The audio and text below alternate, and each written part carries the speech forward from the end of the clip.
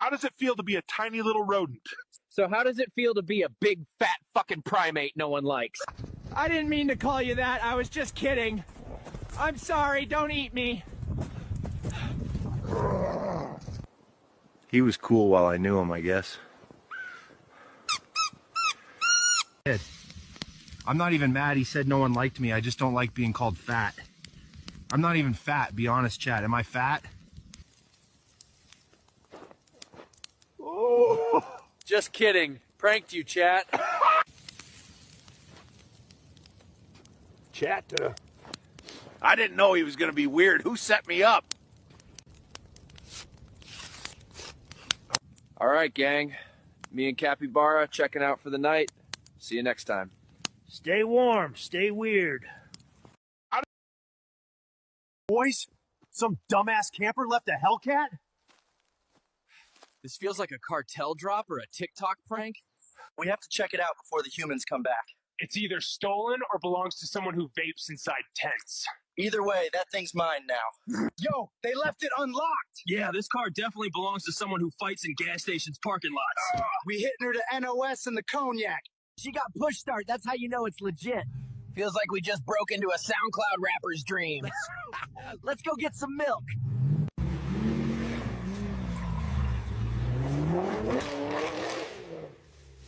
Yeti's driving this motherfucker like he's trying to get in line with Bonnie Blue. Bro! The feds are chasing us! We're so cooked!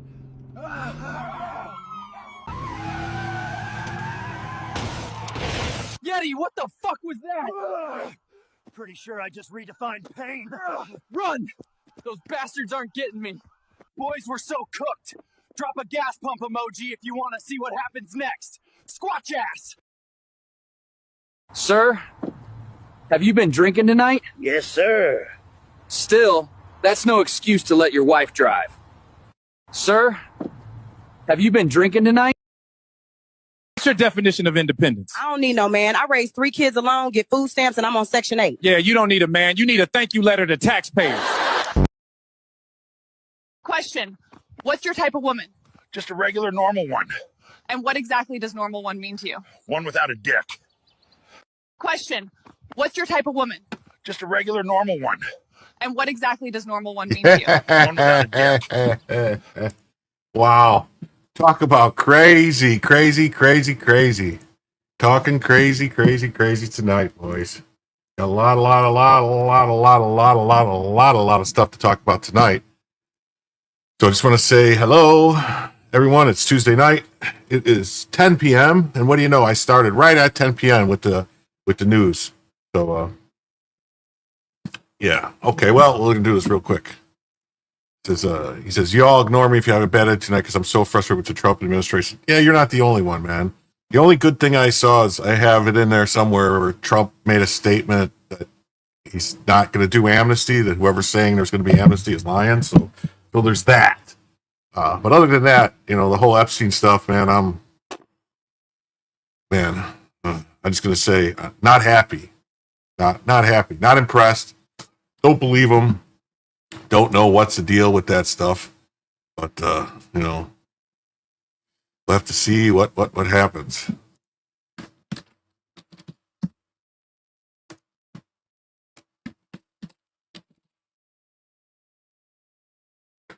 Okay.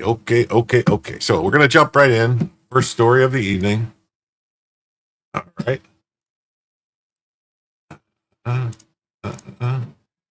Oh, wait. I almost forgot. All right. So I've got 84 tabs open. And I think that'll take around 4.5 to 5 hours to get through all of them. So, as is usual, I usually, try to go 2 hours. So if everyone wants me to go the full 4.5, 5, 6 hours, there's a goal for 20 super chats of any color. So it could be $22 super chats. It doesn't really matter. But at any point, if we get those, I will go until I get to the ultimate, unlimited, all the every single story in. So it's up to you guys if you want them all or not. So here we go.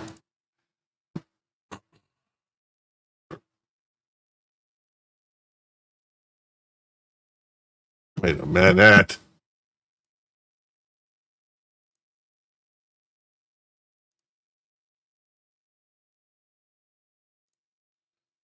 See, now this pisses me off. This is not the story. Okay. Motherfucker. Hold on.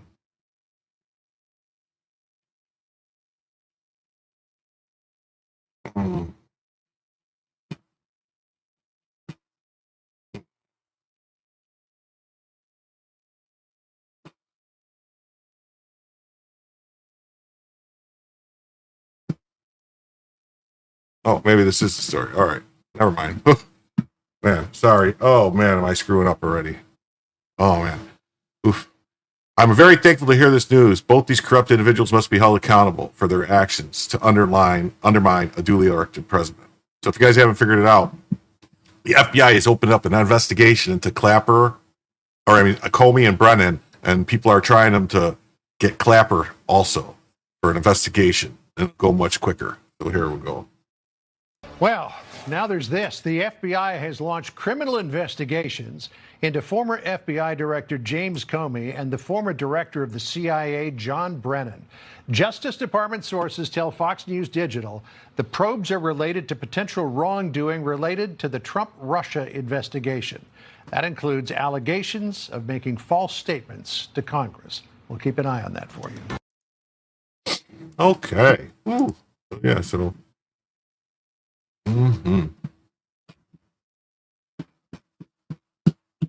Okay.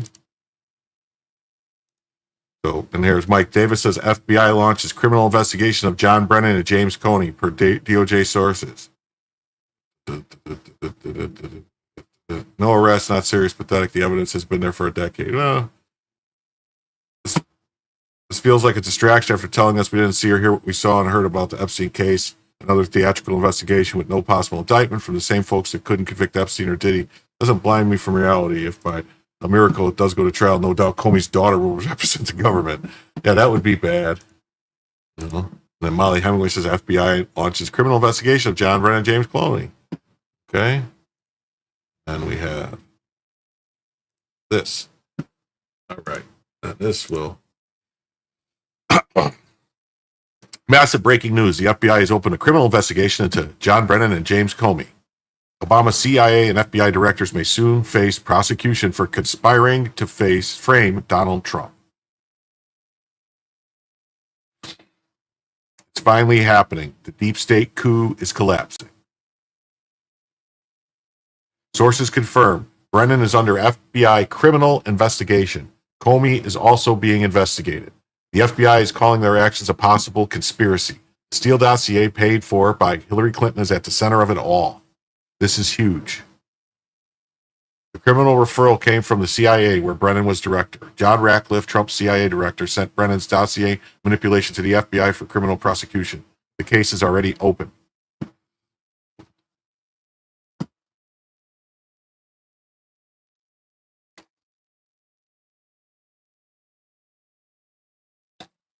You think so, Wrestler Town?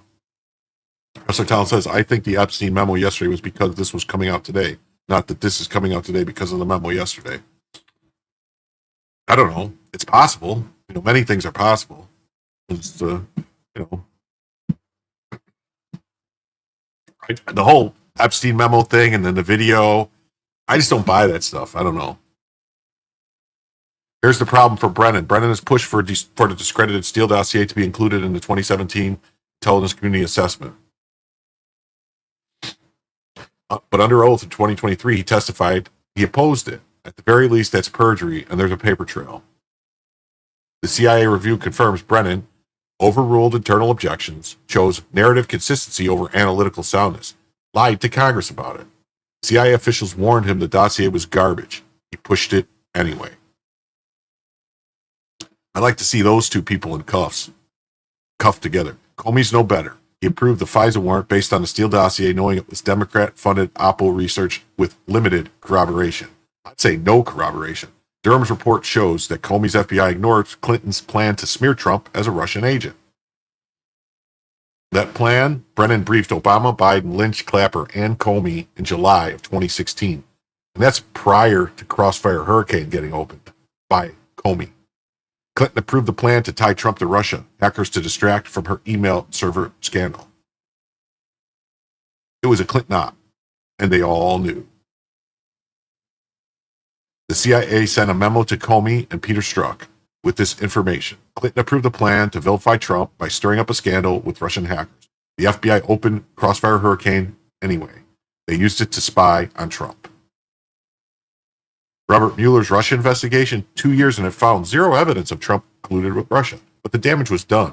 Brennan, Comey, Clinton, and Obama weaponized spy agencies against a presidential candidate and a sitting president. It was all a lie, and now it's coming apart. Ratcliffe made a referral. The FBI opened the case.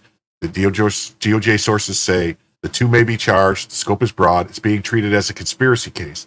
Deep state reckoning is here.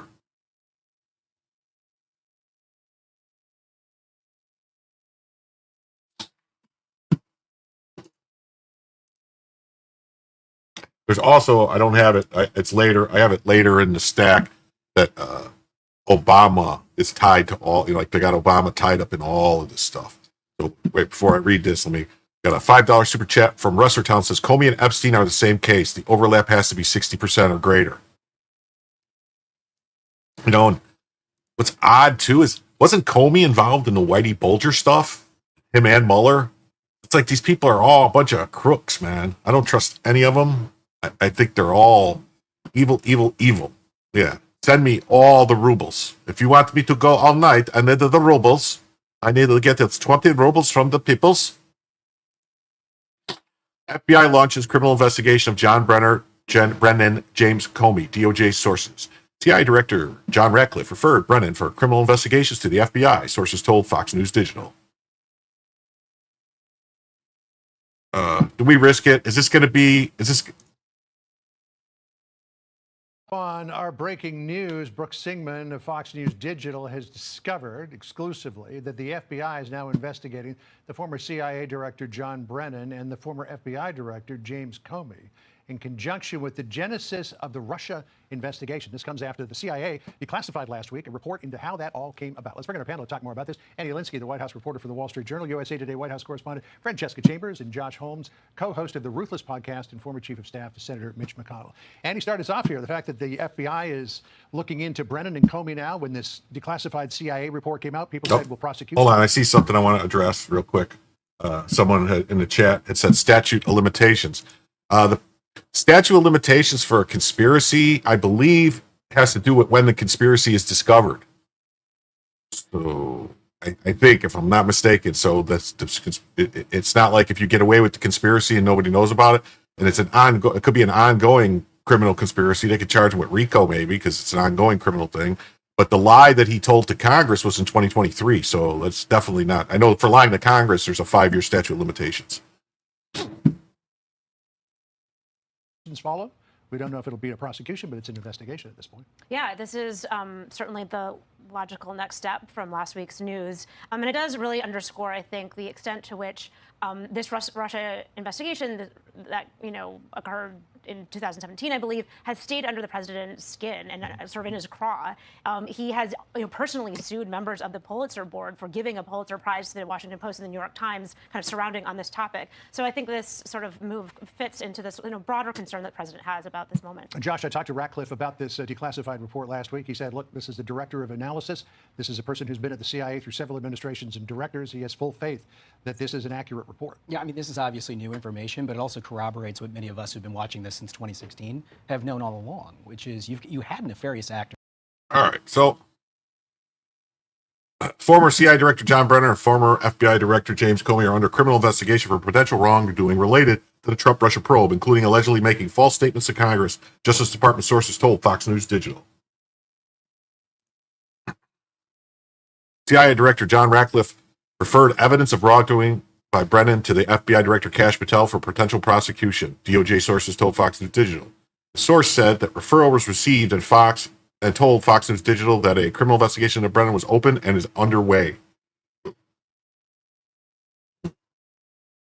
DOJ sources declined to provide further detail. It's unclear at this point if the investigation spans beyond his alleged false statements to Congress. As for Comey, DOJ sources told Fox News Digital the investigation into the former director is underway, but they could not share details of what specifically is being probed.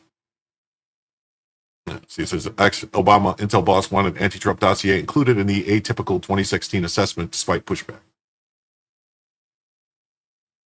I don't believe, as far as we know, I've seen nothing that says that there's nothing that says that Biden pardoned Comey, Clapper, or any of those people. He pardoned Fauci, but he didn't pardon like Mayorkas. He didn't pardon he only pardons people that were on the January 6th committee. It says the Department of Justice opened a criminal investigation into former CIA Director John Brennan and former FBI Director James Comey for potential wrongdoing related to the Trump-Russia probe, Fox News Digital has learned. The full scope of the criminal investigation into Brennan and Comey is unclear. The two sources describe the FBI's view of the duo's interaction as a conspiracy, which could open up a wide range of potential prosecutorial options. The FBI and CIA declined to comment. Neither Brennan nor Comey immediately responded to the Fox News Digital's request for comment. The Brennan investigation comes after Ratcliffe's last week declassified a lessons learned review of the creation of the 2017 Intelligence Community Assessment, ICA. 2017 ICA alleged Russia sought to influence the 2016 presidential election to help then candidate Donald Trump. But the review found that the process of the ICA's creation was rushed with procedural anomalies and that the officials diverted from intelligence standards. White House wants Obama intel officials held accountable for role peddling the 2016 Russia hoax.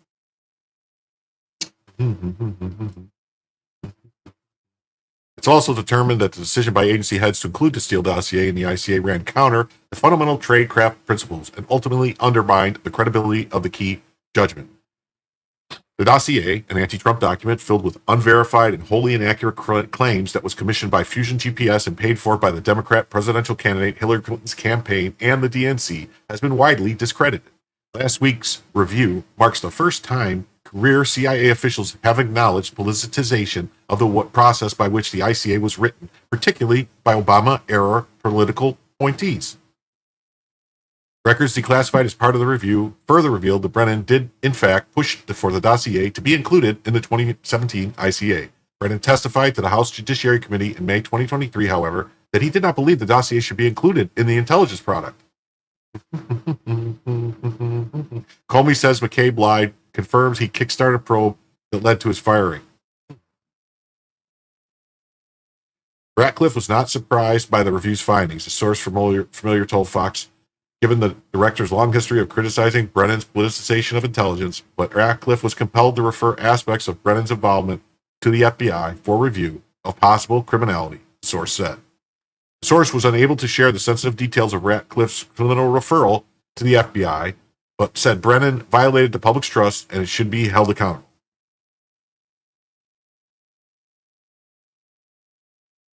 False statement portions of the probe stems from a newly declassified email sent to Brennan by a former deputy CIA director in December 2016. That message said that included the dossier and the ICA in any capacity jeopardized the credibility of the entire paper. The FISA report drops 7 takeaways from the key review. Oh, 1 second. Shit. Sorry. There. I just realized that ads were playing. Sorry. If anyone was getting ads, I shut them off. They shouldn't be doing it now. I don't know why that keeps happening every time. There's Brennan. Despite these objections,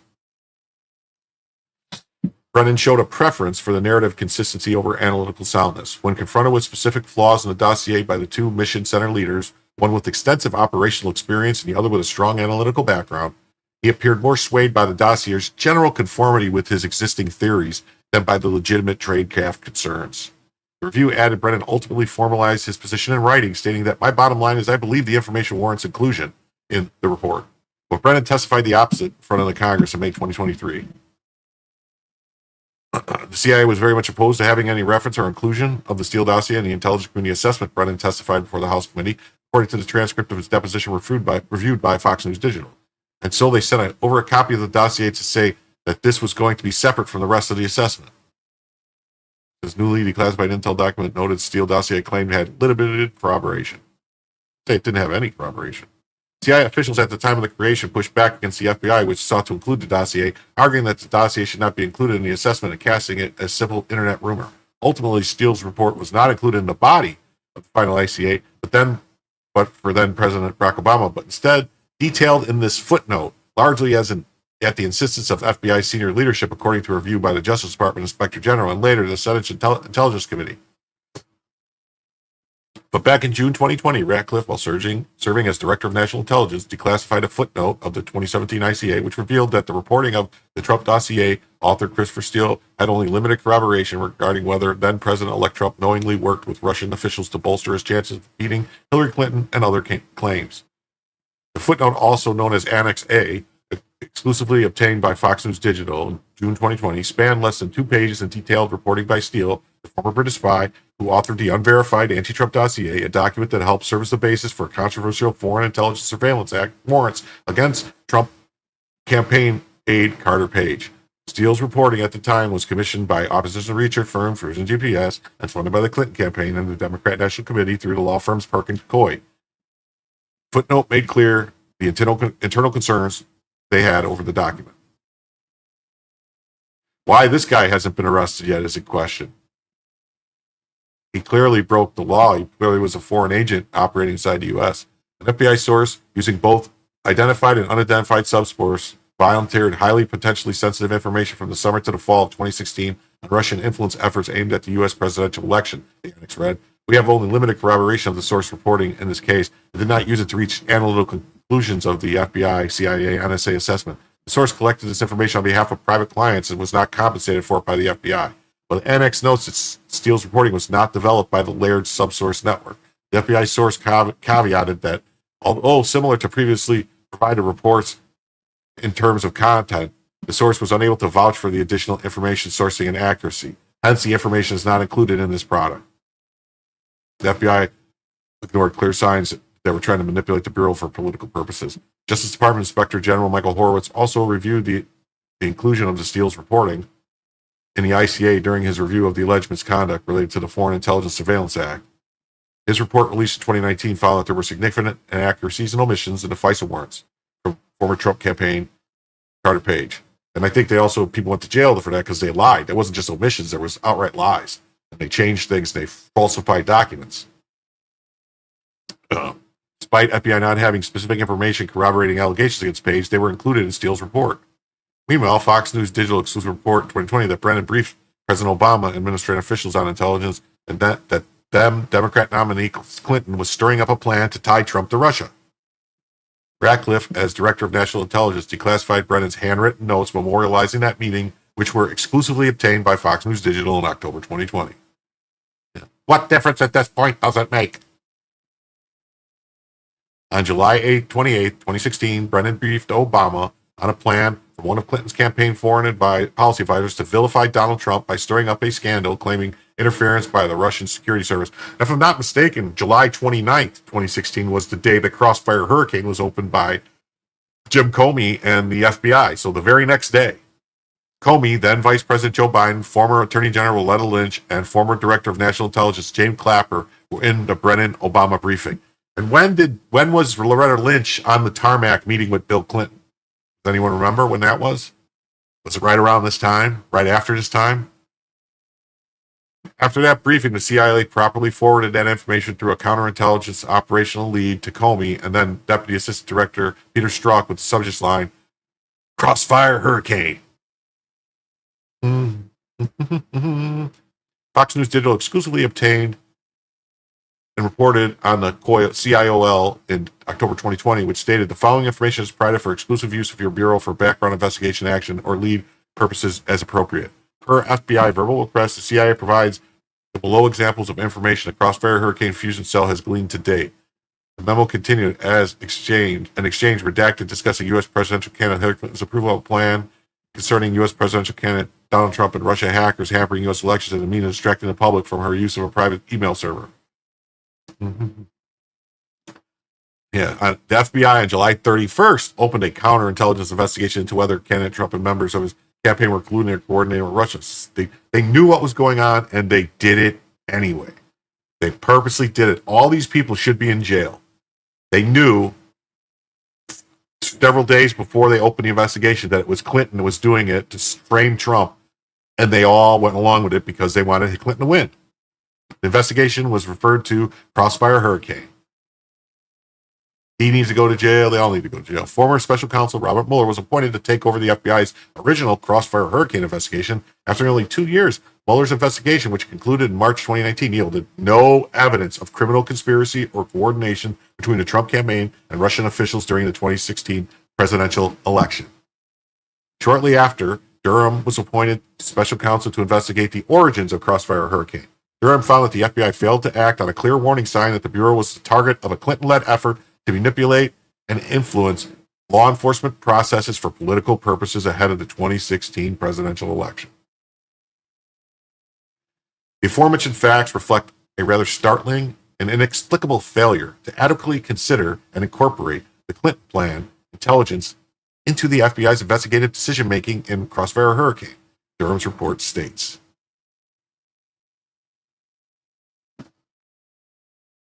Indeed, had the FBI opened the Crossfire Hurricane investigation as an assessment and, in turn, gathered and analyzed data in concert with the information from the Clinton plan intelligence, it is likely that the information received would have been examined at a minimum with a more critical eye. Durham's reports that the FBI failed to act on what should have been, when combined with other incontrovertible facts, a clear warning sign that the FBI might be the target of an effort to manipulate or influence the law enforcement process for political purposes during the 2016 presidential election. That's file that under no shit, Sherlock. Meanwhile, the White House wants the Obama-era intelligence officials to be held accountable. President Trump was right again. White House Press Secretary Carolyn Leavitt said in a statement to Fox News Digital, those who engaged in this political scandal must be held accountable for the fraud they committed against President Trump and the lies they told the American people. Wow. So what do you think? Is anything going to happen? That is the question. Is anything going to happen? Dun, dun, dun, dun, dun, dun, dun, dun.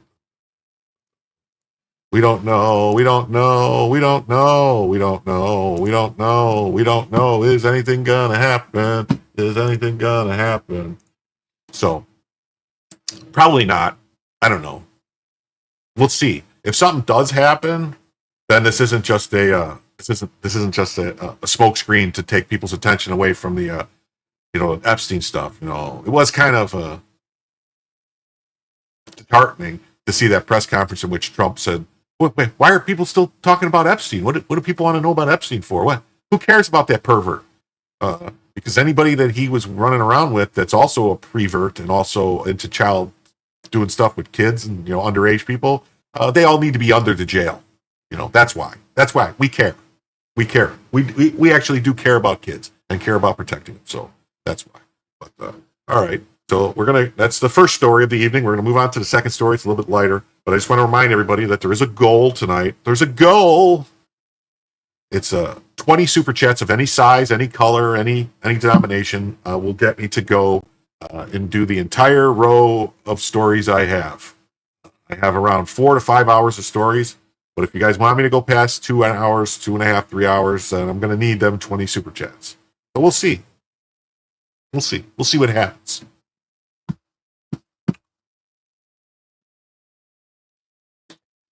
James Gunn says Superman is about an immigrant that came from other places and how we've lost the value of basic human kindness. Yes, it's about politics. So Superman is about immigrant rights. Yeah. Even though Superman was a guy who came to the world and, basically fought for truth, justice, and the American way.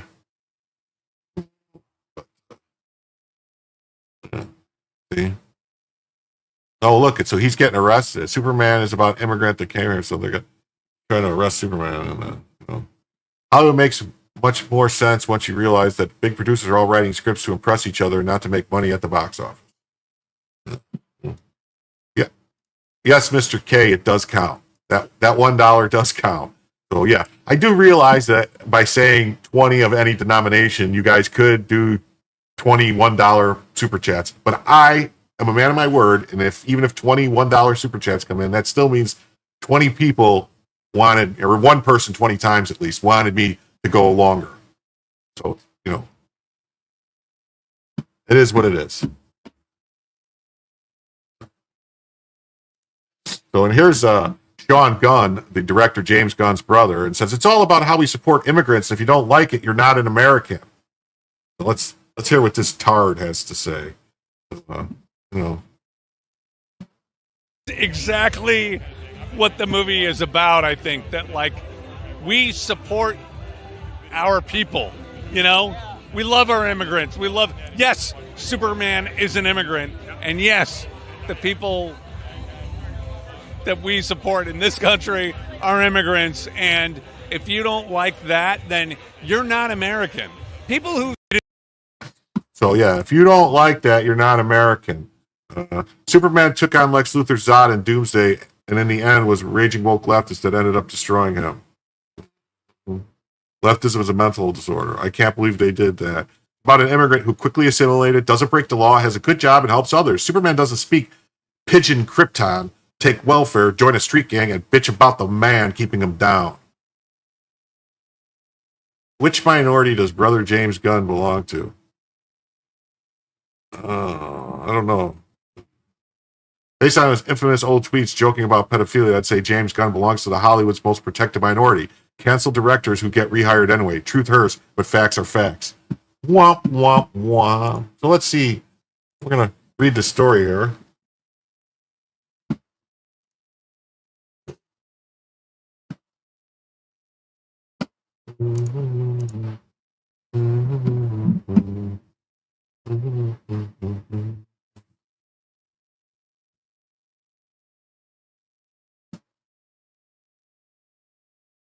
Yeah, actually, he does have a legit asylum claim. It's not like we can send him back to his planet. It doesn't exist anymore.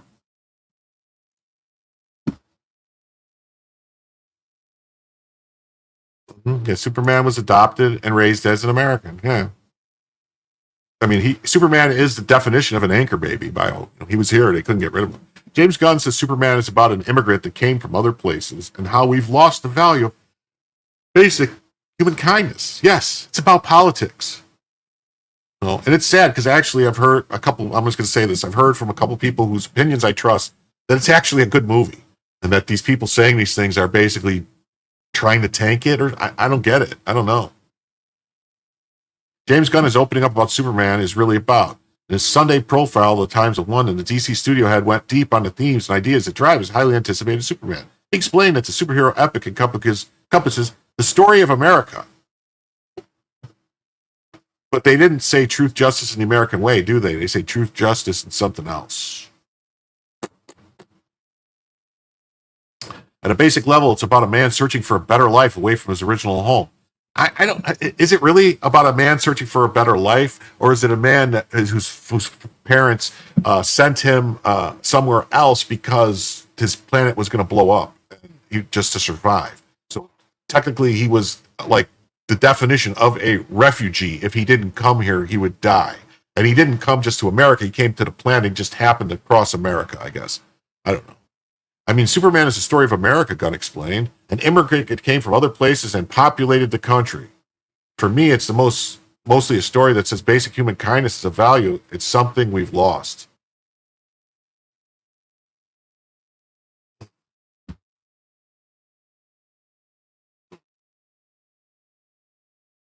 I hate these pop-ups. Gunn acknowledged that the movie's themes may be interpreted differently across political groups. You think? You think? Especially considering the current nationwide unrest around immigration. Well, technically, there's really that much not unrest. It's a small minority of people that are upset about the immigration enforcement, the illegal immigration enforcement. I mean, CNN had a poll, showed it a couple days ago. CNN had a poll that 64% of the American public want all illegal immigrants deported, not just the violent criminals, all. And also 57% of the American public want less legal immigration. They want it all reduced. Too much, they say. So, all these people who scream and champion democracy and everything, it's all about democracy. Well, once 51% of the people say something, that's called democracy. That's the way it goes. Mm-hmm.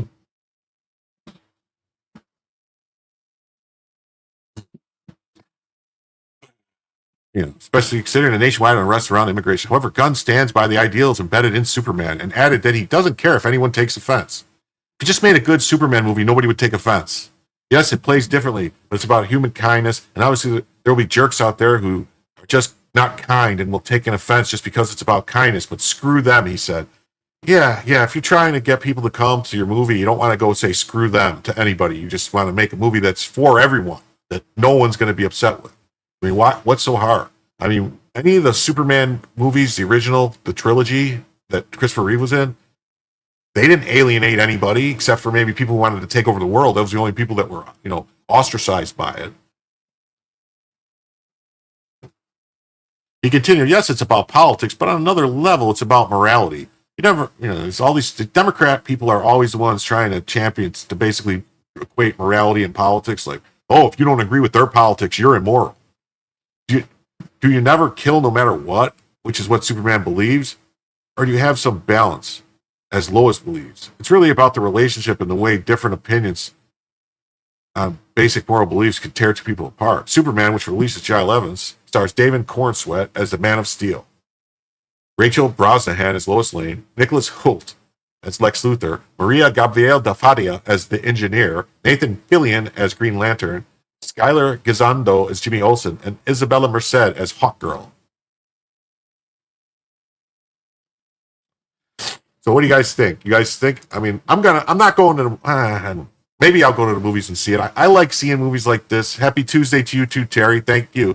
So there we go. We're three down, 17 to go to meet the goal to keep going for 4 or 5 hours.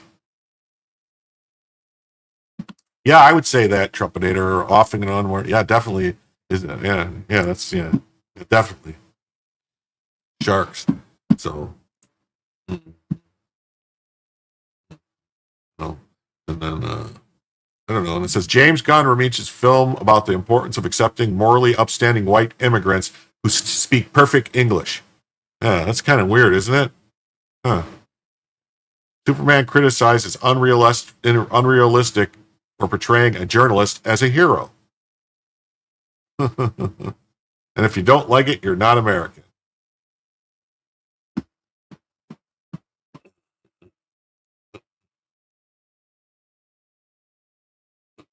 Yep.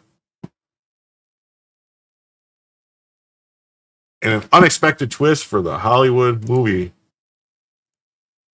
industry, director James Gunn proudly released a film about the importance of accepting morally upstanding white immigrants who speak perfect English. The film, an inspiring tale about a white immigrant who comes to the United States as a young boy and grows up to become a law-abiding citizen who stands up for strong American values in the face of rampant lawlessness, was set to premiere to worldwide audiences this weekend. It's the kind of story the world needs right now, Gunn told journalists.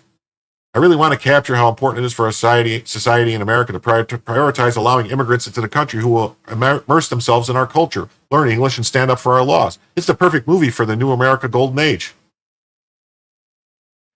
Early reviews for the film raved about its positive depiction of what can happen when immigrants do things the right way. If all immigrants would just follow this path, things would be so much easier in this country, said one critic.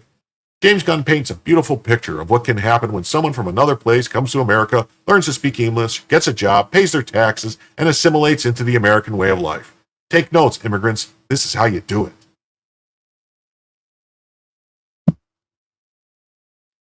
At publishing time, Gunn revealed that he would now turn his attention to his next comic book film about a wealthy white male who lost his parents to a violent crime as a young boy, only to grow up to use his money and influence to usher in a new era of law and order in Gotham City. I always like to throw those in to get a little. That's the Babylon Bee, so that was parody. All you have to do is be Superman. That's right. Right. That's right. Okay, we're jumping into story number 3 now. Story number 3. It says, lawfare. Brazilian Supreme Court Justice Alexandre de Moraes has decided that the people's choice for president, former President Jair Bolsonaro, can't run for office until 2030. This is Trump's shot across Moraes' bow, as he knows a little bit about politically motivated lawfare. Brazil is doing a terrible thing on their treatment of former President Jair Bolsonaro. I've watched, as has the world, as they have done nothing but come after him day after day, night after night, month after month, year after year. He is not guilty of anything except having fought for the people. I've gotten to know Jair. He's a strong leader. He's a great leader. He's the very best. He's the best leader that Brazil's ever had. People truly loved him. He's also a very tough negotiator, very tough on trade, very tough negotiator, but not the best. I'm the best. He's not the best.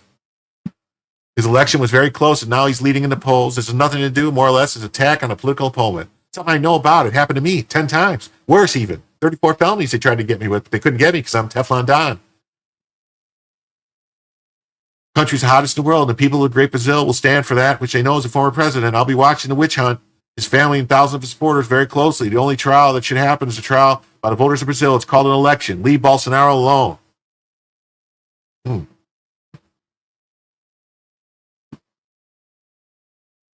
Well, I'm glad you figured out that's what I was doing. Thank you.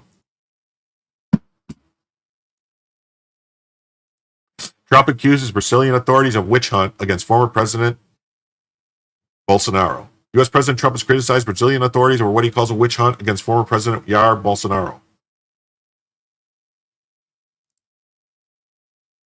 We're working on a lot of things with Israel, and one of the things is... Nope. Okay.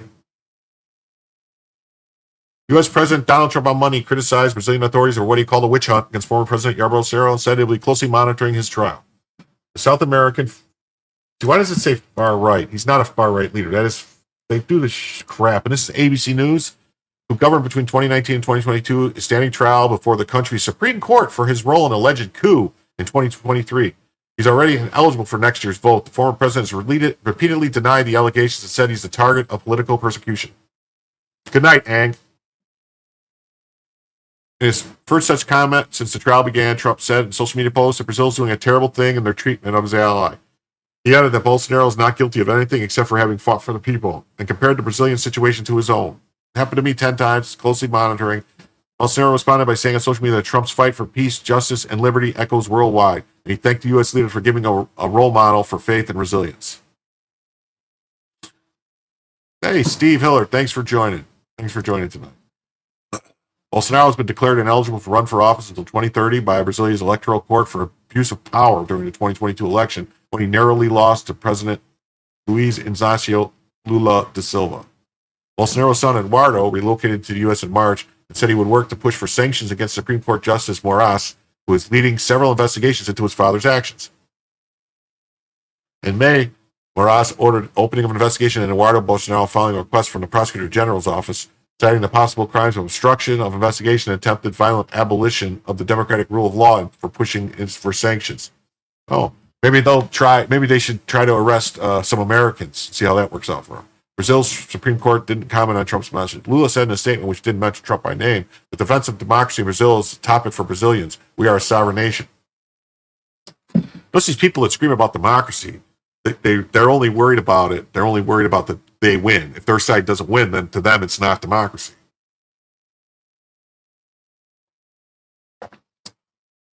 Why doesn't they say Brazil's president, who's a communist, because he's a communist? Lula's a communist. Why don't they say that? They don't call him a far leftist communist. See how crooked some of these papers are. We have solid and independent institutions. No one is above the law. Okay. Even more, it seems like the justice is above the law. The Supreme Court justice guy is. All the stuff he's been doing. Later, speaking on the sidelines of a summit of BRICS, emerging economies in Rio, Brazil's president said that he had more important things to comment on than Trump's post on Bolsonaro. Go take care of your own life, not ours, Lula said. You're not going to like it if we start taking care of your business. Brazil's leader also criticized Trump after the U.S. president said that any country that aligns itself with what he termed the anti-American policies of BRICS will be levied at an additional 10% tariff. On Sunday, members of BRICS bloc condemned the increase of tariffs without citing Trump in their final declaration. I think it's very wrong and very irresponsible for a president to threaten others on digital networks. We don't want an emperor.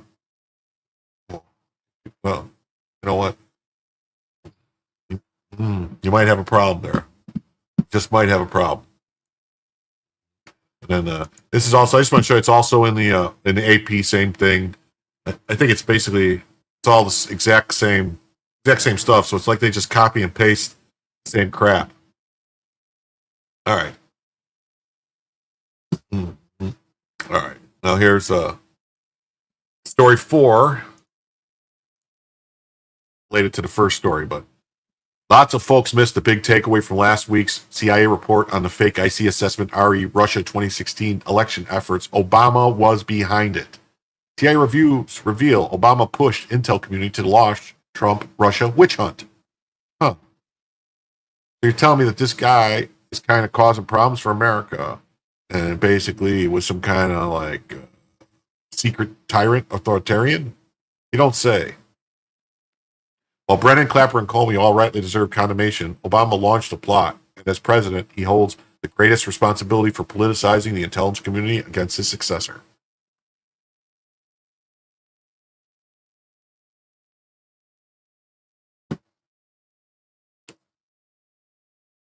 CIA review reveals Obama pushed intel community to launch the probe.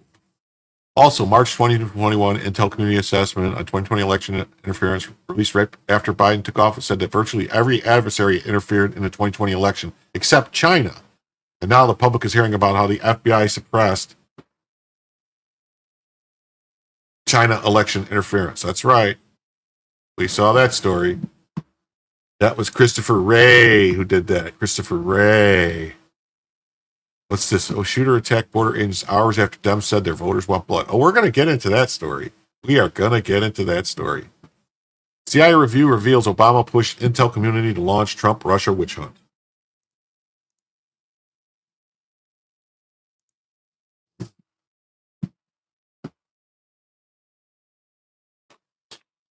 While Brennan, Clapper, all deserve condemnation. Yeah, we saw that already.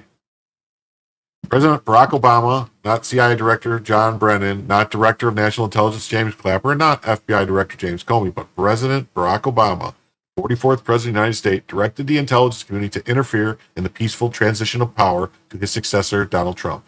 For that, Obama should forevermore be considered a pariah in presidential history. He already is in my book. Last week, CIA Director John Ratcliffe released the agency's review of the intelligence community assessment on Russian influence campaign targeting the 2016 presidential. The CIA review exposed extensive problems with the procedures and analytical tradecraft employed by the intelligence community in crafting the ICA. At the same time, the roles these guys played to corrupt processes. However, the review on Russia targeting some exposed something more scandalous. President Obama was behind the entire plot to portray Putin as seeking to help Trump win the 2016 general election. Yes, the CIA report showed, in the words of CIA Director Ratcliffe, how Brennan and Clapper and Comey manipulated and silenced all career professionals and railroaded the process. But they were merely doing the dirty work for Obama, which is why Director Ratcliffe stressed this was Obama, Comey, Clapper, and Brennan deciding we're going to screw Trump. While last week the CIA's report did not finger President Obama with the same neon light arrow deployed by Ratcliffe, the details included confirm this. Yes, this was Obama. Not merely that Obama knew or condoned the politicization of the intelligence community, but the former president directed the politicization. On December 6, 2016, President Obama then Director of National Intelligence Clapper to conduct a comprehensive review of all available intelligence and provide the IC's best assessment of Russian activities related to the election. The CIA report explained. That ask alone would not necessarily be concerning, but as a sidebar, the CIA report revealed that Obama also put a timeline to that task, requiring both classified and unclassified versions of the report be published before the presidential transition. So not only did Obama order the review, he also directed it be completed essentially within a month and before Trump's inauguration. There is no legitimate reason for Obama to demand the publication of an ICA in such a short time frame, given that the election had already concluded, and thus the analysis would present essentially a post-mortem analysis. Not only was there no legitimate reason to direct it before Trump transition, as the CIA highlighted, but the highly compressed timeline was atypical for a formal assessment, which ordinarily could take months to prepare, especially for assessments of such length, complexity, and political sensitivity. Also unusual was the lack of changes between the draft version and the final version. One of CIA's lead authors expressed surprise when the review's process resulted in so few changes, which was unusual for such a lengthy, complex, and highly profile assessment. President Obama's involvement was also not limited to tasking and timing. Rather, as the CIA reported in his book Undaunted, Brennan reveals that the established crucial elements of the process within the White House. The process included the CIA taking the lead, drafting a report, and limiting coordination to a handful of members of the intelligence community, namely ODNI, CIA, FBI, NSA. And again, there's no legitimate reason for the White House to coordinate the process with Brennan, much less to direct the CIA to lead the drafting of the ICA in contravention of standard procedures. Under standard procedures, the National Intelligence Council held control over drafting assignments, coordination, and the review process. But when it came to the ICA in Russia, the NIC was marginalized. Also marginalized by Brennan, Clapper, and Comey were CIA senior leaders and analysts. According to the report, there was excessive involvement of the heads of the agencies in the analytical process. While agency heads sometimes review controversial and analytical assessments before publication, their direct engagement was highly unusual in both scope and intensity. In fact, one manager involved in the process said other analytical managers would have typically had been part of the review chain. They opted out due to the politically charged environment and the atypical prominence of the leadership in the process. And again, the report noted Brennan revealed in his book that he established crucial elements of the process within the White House. So Obama was not only ordered the completion of the ICA, he also wanted it before Trump's inauguration. He also coordinated with Brennan on the process itself for completing it. The process sidelined the other professionals, and it left Brennan, Comey, and Clapper in charge. Obama knew what he was doing, and he knew who would do his bidding, and they did. And the threesome tainted the ICA. You got to be careful. Threesomes can taint some things, and so you got to be really careful. And it seems like, as usual, this threesome tainted the report.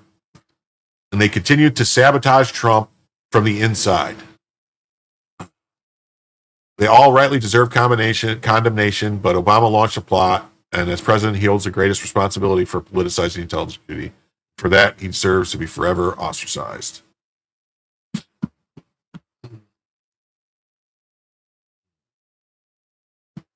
All right. We're going to change gears and go to a story based out of New York about Zoran Mamdani. I have a couple stories about him, not all in a row, but a couple different stories. Oh, no.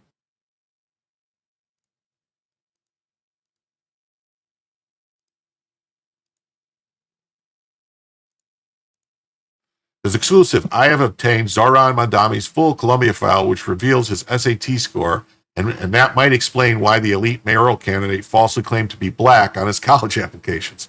So oh wait, let me look. I haven't been in the ghetto. Look and see what's going on there. Oh wait, There is a, hold on, there is a super chat. There's a $2 super chat in the ghetto that I didn't see. They cannot release the files on Epstein if they're going to prosecute. Huh. Well, yeah, I understand. I agree. There should be something they could release.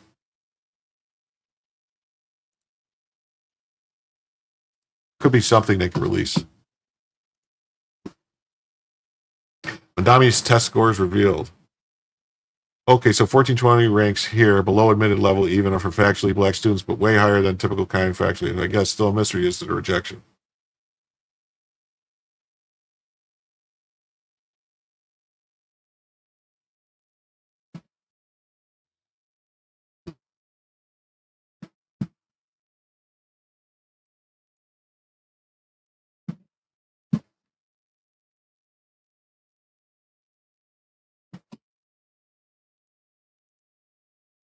Says over the long weekend, the New York Times scooped a story about New York City's mayoral candidate Zohran Mamdani's application to Columbia University, in which he claimed that his ethnicity was Asian and black African American. In his defense, Mamdani claimed that his parents are both Indian, which is why he checked Asian, that he was born in Uganda is why he checked black. If only it were so innocent. As my ambitious youth in America understands, there's a huge payout marking black for college applications. Mamdani's father is a professor at Columbia, and his mother's a famous filmmaker, so the idea that he did not understand the Ivy League's racial calculus is not credible. Time story captured the details of Mamdani's box checking, but gently avoided the underlying question. With such an elite background, why did Mamdani feel the need to falsely portray himself as black? I have obtained his full application, which might help unravel the mystery. According to the materials, Mamdani scored a 2140 out of 2400 on the SAT. At the same time, this was below the median SAT score for admitted students at Columbia. And given the prevailing distribution by race, well below the SAT score for Asian students, but likely above the median SAT scores for black students, hence the advantage in marking black. The wrinkle in the story, however, is that despite having a father on the faculty and marking black on his application, Columbia rejected Mamdani. There are two plausible theories for why this happened. First, in general, Columbia is a highly competitive university with an admission rate of less than 10%, which means that many candidates around the median will not make the cut. Second, there's a possibility that Mamdani's box checking gamut backfired. The full application includes the name and contact information for his father, Mahmoud Mamdani, and his mother, Marinair, both of whom are public figures and neither of whom is black. The application also included a flag noting that Elder Mamdani appeared to be affiliated with Columbia, and another line noting the family address as an exclusive Manhattan neighborhood. With each cursory research, an admission officer should have seen that Mamdani was neither black nor underprivileged. So that's that story.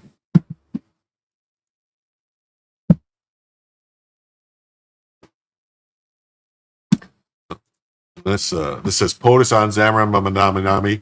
He's not a socialist. He's a communist, and he said some really bad things about Jewish people. It's a philosophy that in this country is not ready for, and it never will be. All right, let's hear what the president has to say. This is a communist. He's not a socialist. He's a communist. And he said some really bad things about Jewish people, and he said some really bad things about a lot of people. And I think he's going through a little bit of a honeymoon right now, but he might make it. But, you know, it all comes through the White House. He needs the money through the White House. He needs a lot. He's going to behave. He'll behave. He better behave. Otherwise, he's going to have big problems. But it's a philosophy that this country is not ready for, and it never will be. This is a communist. He's not a socialist. He's a communist. He's a communist. He's not a socialist. That's right.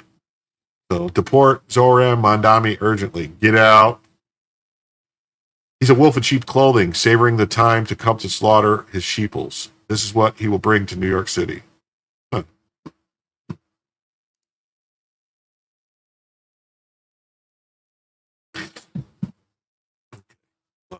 All right, now we're going to switch to story number 5 or 6. I think I lost count.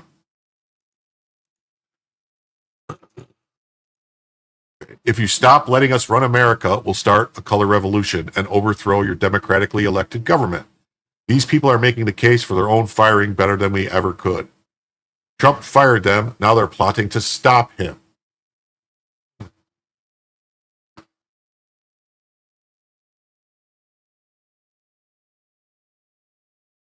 FYI, here's a thread I did on Notice. Notice is the Journalism Training Institute brainchild of Robert Albright, who was implicated by the Senate for foreign money laundering but never got prosecuted.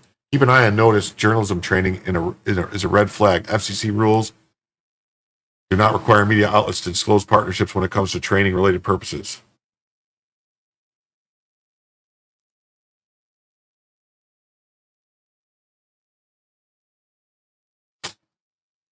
The deep state, Democrat Party, and NGO networks are attempting a color revolution aimed at regime change right here in the U.S. They're not even trying to hide it. Stay frosty.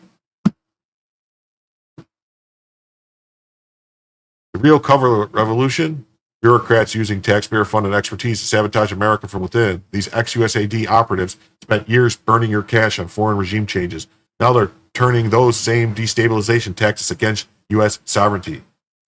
The only regime needed change is in D.C. swamp that incubated this rot. Firing them was step one. Step two, permanently dismantle the bloated agencies that turned activists into unelected power brokers. Democracy dies when career bureaucrats think they're above the voters.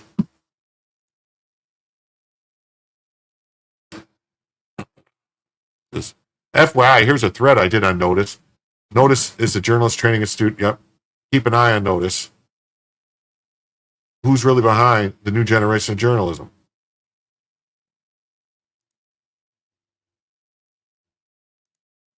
Thread 1. Far left U.S. government employees conspired to subvert President Trump. Come up.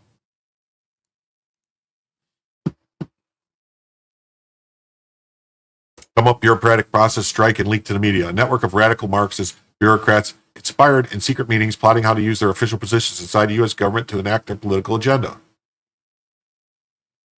See? That's what they're working on right there. They're trying to figure out ways to blunt what Trump's doing. Days before the 2020 election, a secret Zoom meeting titled Feds for Democracy took place between a group of subversive Marxists inside the U.S. federal government with far-left protest organizations. Hosted by Democracy Kitchen and Feds for Democracy, and in participation with leftist affinity groups like Shut Down DC. See them all there? Look at them all. Round them all up. Round them all up. At its peak, about 150 participants were on the call. The hosts and the speakers.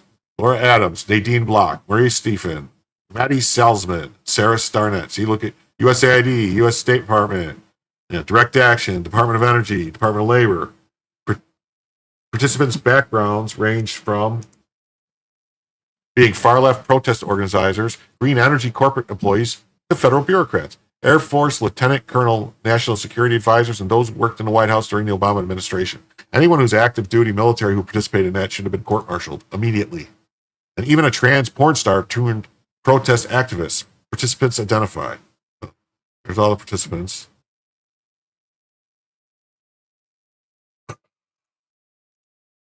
Well, what's learned in the room can leave with you, but what's said in the room stays in the room. Oh, so it's like Vegas. Participants are advised to take those discussions offline if they want to talk about high-risk actions they want to take. So it seems like a conspiracy. Oh, let's see. Let's see what it says. It's like a conspiracy, a seditious conspiracy. A couple of notes on your own safety and the safety of the others that you are working with tonight. Please disclose only as much information about yourself as you're comfortable with. As I mentioned earlier, feel free to keep your camera muted. Feel free to change your name when you're introducing yourself in breakout. Use your name if you want, your agency or department if you want, or talk about what your favorite meal is. Hold on a second. I just saw something in the chat I want to address. Is Rumble not working? Is that what you're saying, Gundam Zig? I mean, look, is it not working? Rumble? Rumble, not working? Looks like it's working to me. It's working fine where I'm at.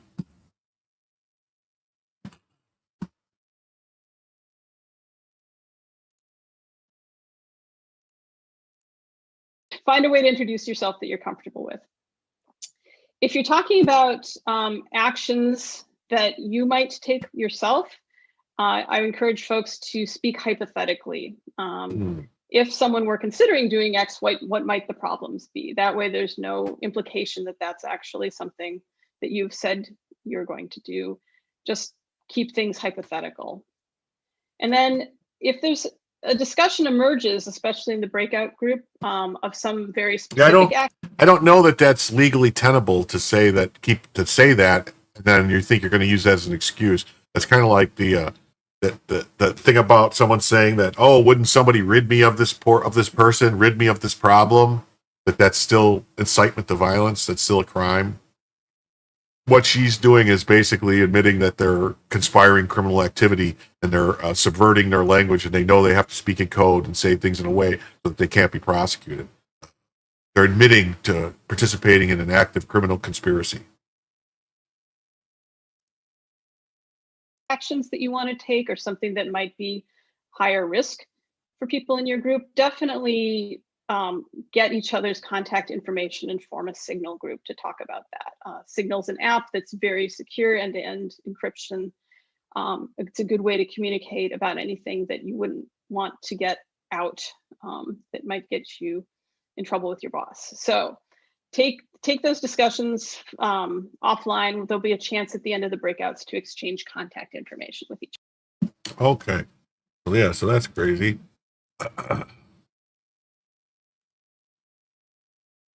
Icebreaker chat storm. A lot of folks looking for solidarity, camaraderie, hope, protection, like-minded people. Laura Adams. The election is at risk. There will likely be disagreements about which ballots should be thrown away and for what reason. Trump is not committed to a peaceful transfer of power, fear-mongering. Yeah, see, so they're plotting all types of stuff. I don't know necessarily if I want to... Risks associated with mail-in ballots, which has been rampant. The election results are unlikely to be finalized on November 3rd, which is perhaps different than what we're used to in previous years. There will likely be disagreements about which ballots should be thrown away and for what reason. We've seen lots of court cases happening in this in many. Okay. So yeah, so see, they knew what they were going to do. Thwarting a coup isn't a coup. It's not a coup to act against a government or officials who are trying to prevent a legitimate transfer of power. We believe that every vote must count. We must count every vote. So see, they're admitting that they're doing a coup. It is not a coup to act against a government or officials who are trying to prevent a legitimate transfer of power. We believe that every vote must count. We must count every vote, and we must take action to protect democracy. Yeah, they were pulling a coup. Anyone who doesn't realize it was a coup that happened, I don't know what to tell you. You know, saying it's not a coup doesn't mean it's not a coup. If the person who was in charge, you were subverting. We have power and responsibility. We have power and responsibility as federal workers. Rules have meaning because we decide they do, and we decide to enforce them. Taxes depend on your role. One important aspect to think about is that there are taxes you should take depending on your role. There's different types of roles in a federal government. That means that there's different roles that could be appropriate for you to take. Ideas for federal organizing. We should continue the conversation on direct action, how we can stand in solidarity with others, especially protesters and communities. It's really great to be with you in solidarity during this crucial junction. I have worked in the U.S. government. I worked in the State Department for over 5 years. Yeah.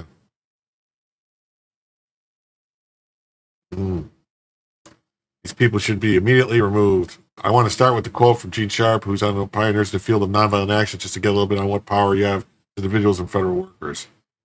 It's always what they look like, right? This technique of combat is a substitute for war and other violence. How to start a revolution. Oh,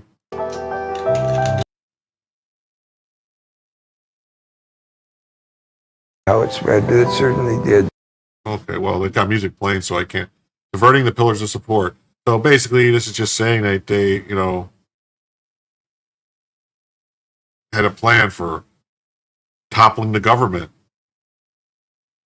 Acts of commission, omission, another act of commission, albeit highly risky, and there's a number of great downsides, is leaking. Yeah, so, all right, so we get the point.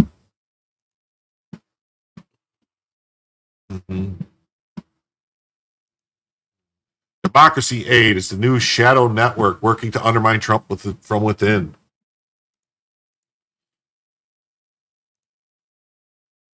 What happened? No.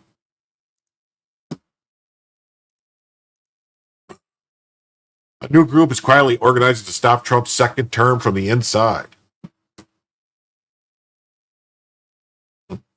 Oh, everyone who's late, who's just joining now, we're about an hour, 10 minutes in. So I just want to say thank you for joining. Please remember to hit the like, subscribe button if you ain't subscribed. Leave a comment, in the chat. Post a comment on the video. It helps with the algorithm. And also, if you're interested and you enjoy the show and you'd like it to go longer than around 2 or 3 hours, if you'd like it to extend 4 or 5 hours to get through all the topics tonight, there is a goal of 20 super chats of any denomination, any color, any size, any shapes. And I will go 4 to 5 hours to finish all the topics I have lined up. And I will count Rumble Rants too, because I did get a Rumble Rant. So right now we're at 3 on the goal, but I will count it as 4 because there was a Rumble Rant. So we only need 16 more super chats or Rumble Rants, and we will go for 4 to 5 hours tonight. But it's up to you guys if you want or not. Check this one. Yeah. 1A new group is quietly organized to stop Trump's second term from the inside. It's called Democracy Aid, and it's not a nonprofit, a think tank, or a PAC. It's a covert network of ex-USAID and State Department operatives who are using the color revolution tactics they deployed in Belarus, Venezuela, and other places like Ukraine. Apparently, all roads lead to USAID. The Daily Caller did an expose on them. The article is linked below after my deep dive. At the center is Rosary Rowe Tucci, former Deputy Director of USAID Democracy, Rights, and Governments Bureau.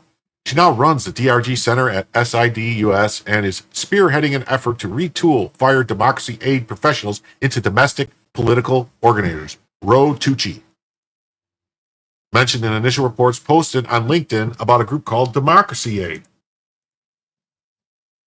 All lowercase but context aligned. She wrote, Democracy Aid is working to do something similar. It's all hands on deck, protecting and reimagining our democracy. The movement appears to be involving ex-USAID and State Department personnel who lost roles when Trump halted 90% of democracy funding in January 2025.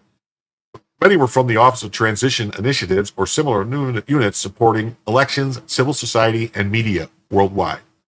Democracy Aid isn't just a name, it's a blueprint. Here's what they're doing. They're teaching non-cooperation tactics, training fired federal staff to flood media with resistant op-eds, creating pressure campaigns, targeting local officials, all under the radar.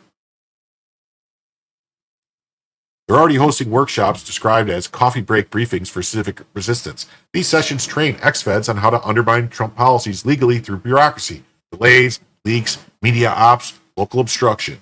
But they're not doing it alone. They're coordinating with former USAID contractors and liberal-aligned think tanks in D.C. Key suspected allies, former staff from NDI, IRI, and Freedom House, ex-consultants from Chemonics, DAI, and Dexis, donors from the Open Society-style networks. Soros people. Democracy Aid exists in shadow form only. Oh, okay. Trumpinator for $5 says, I don't want you to stream for 4 or 5 hours. That's insane. Well, if the people, if the people want it and they give me, let's see, that's 4, so we only need, that's plus the one in Rumble makes 5, so 15 more, and I will be going 4 or 5 hours, maybe 6 hours, as long as it takes to get through everything. So I appreciate the $5. So either way, insiders described it as Slack-style network of over 100 former USAID state staffers mobilized post-firing. Institutional reach and ideological roots. Democracy Aid's personnel come from the established Democracy Aid ecosystem, i.e. USAID, State Departments, DRL Bureau, NED, NDI, IRI, and implementing partners like Chemonics, DI, etc. Their collective ideological bent is towards defending democracy, often overlapping with globalist or liberal foreign policy circles. No figure. Whenever they say defending democracy, what they mean is Democrats. They don't mean actual democracy, they mean Democrats. Although former funding sources have been publicly named, likely ties include foreign policy NGOs and think tanks such as Democracy International or Democracy Corps, given Tucci's professional links, alumni and informal networks across dissolved USAID, State Department, strong coordination potential, progressive donors or foundations, though none are currently publicly pledged or traced to the group. According to a new report, Democracy Aid is already hosting non-cooperation workshops. What does that mean?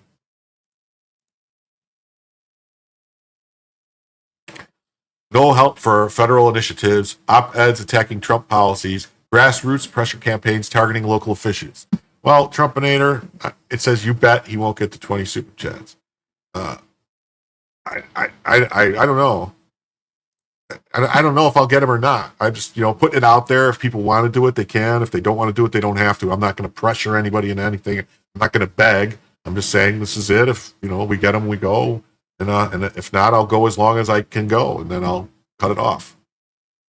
But like anything else, I'm driven by,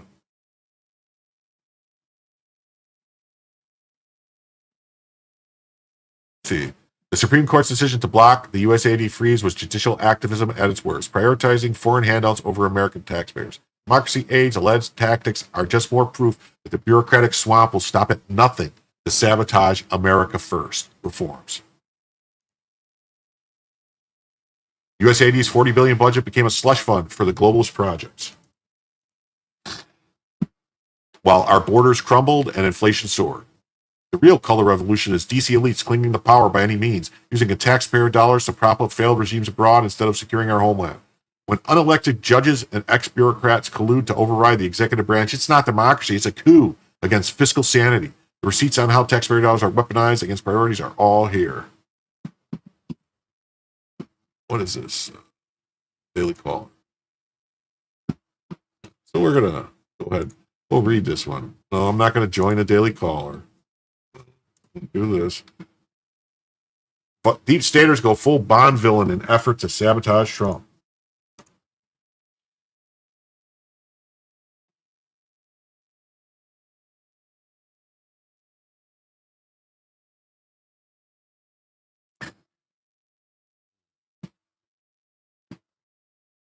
Fired officials of the shuttered U.S. Agency for International Development and State Department are teaming up in an effort to combat Trump as they worry about the future of democracy under his leadership.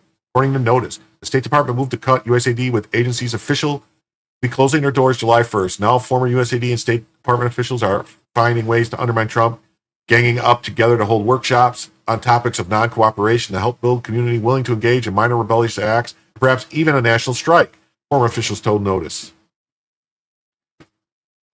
What?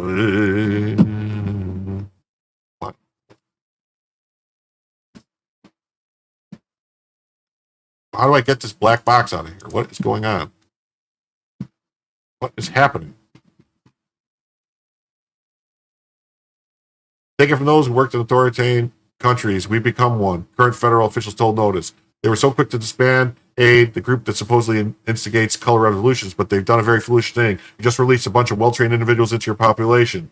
If you kept their offices going, you had us play solitaire in the office. It might have been safer to keep your regime.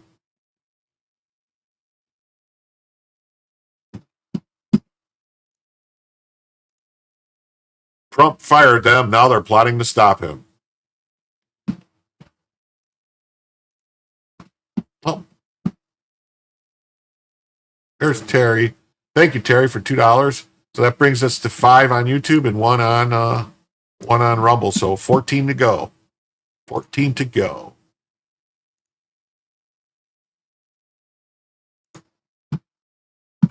Former USAID and State Department officials worried about the future of democracy in America say they're actively organizing to resist Trump. I mean, don't they think that that's kind of the opposite of democracy? If you're, it says, oh, look at this. So you guys want to do this? It said, if Jim gets 20 super chats, he'll send me a $20 super chat. Just saying. Maybe you want to make him spend money. Maybe you make him spend money.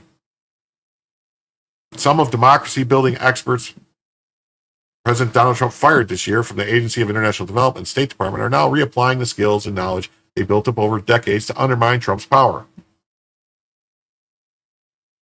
For years, these officials were stationed across the globe actively supporting opposition movements in autocratic nations. Now they've got time, a network of former colleagues, and growing sense of moral indignation. Take it from those who worked in authoritarian countries, we become one, said one currently employed federal official who spoke to Notice on the condition of anonymity. They're so quick to spend aid. Yeah, so we read all that. So wait, I got to sign up to keep going for free. You know what I'm going to do, though? This is what I'm going to do. I'm going to cheat. Copy.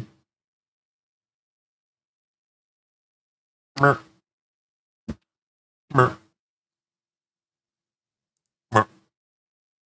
Mer.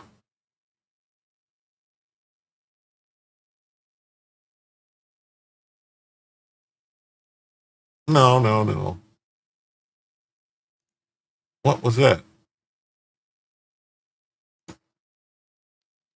Why was it a Telegram code?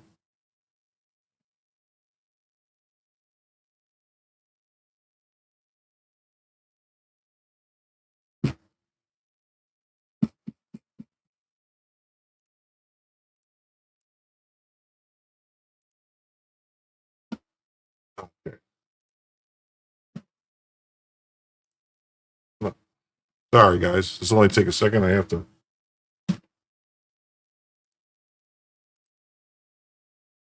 Oh, here we go. Ha ha. You guys thought you would trick me, but you couldn't get me. How do you like them apples? That's what you call.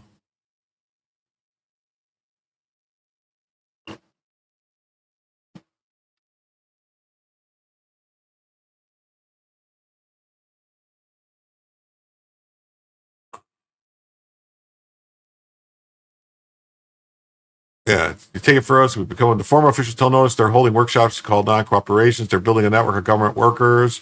Some of the information network, a former network of Trump opponents sharing an old CIA pamphlet with allies who still work in government called Simple Sabotage.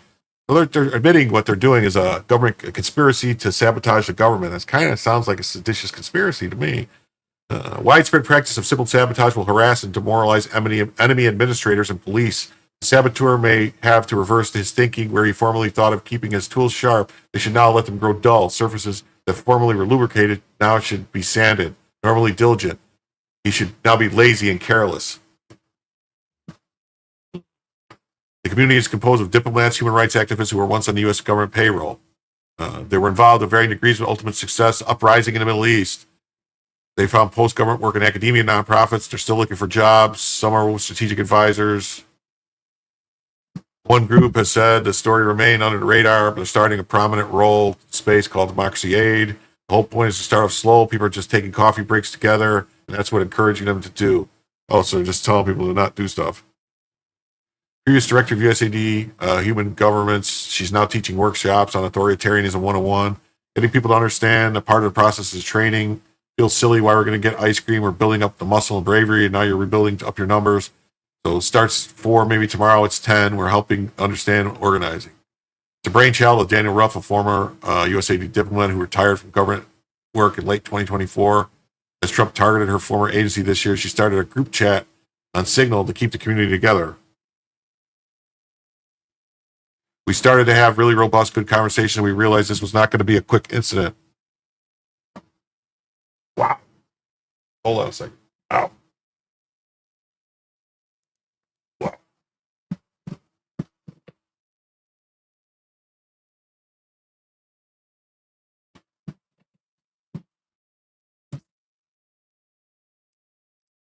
Sorry, I had a leg cramp. That was weird.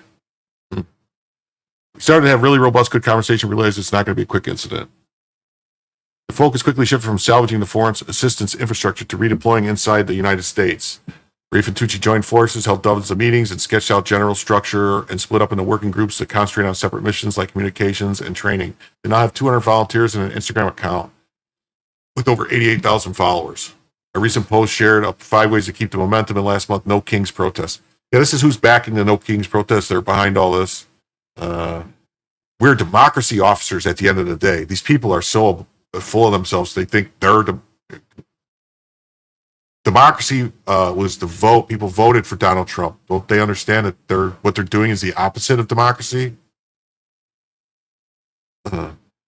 Deputy White House Secretary Ann Kelly attacked the effort in a statement. It's inherently undemocratic for unelected bureaucrats to undermine the duly elected president of the United States. Yeah, and his agenda. And he was given a mandate to implement it.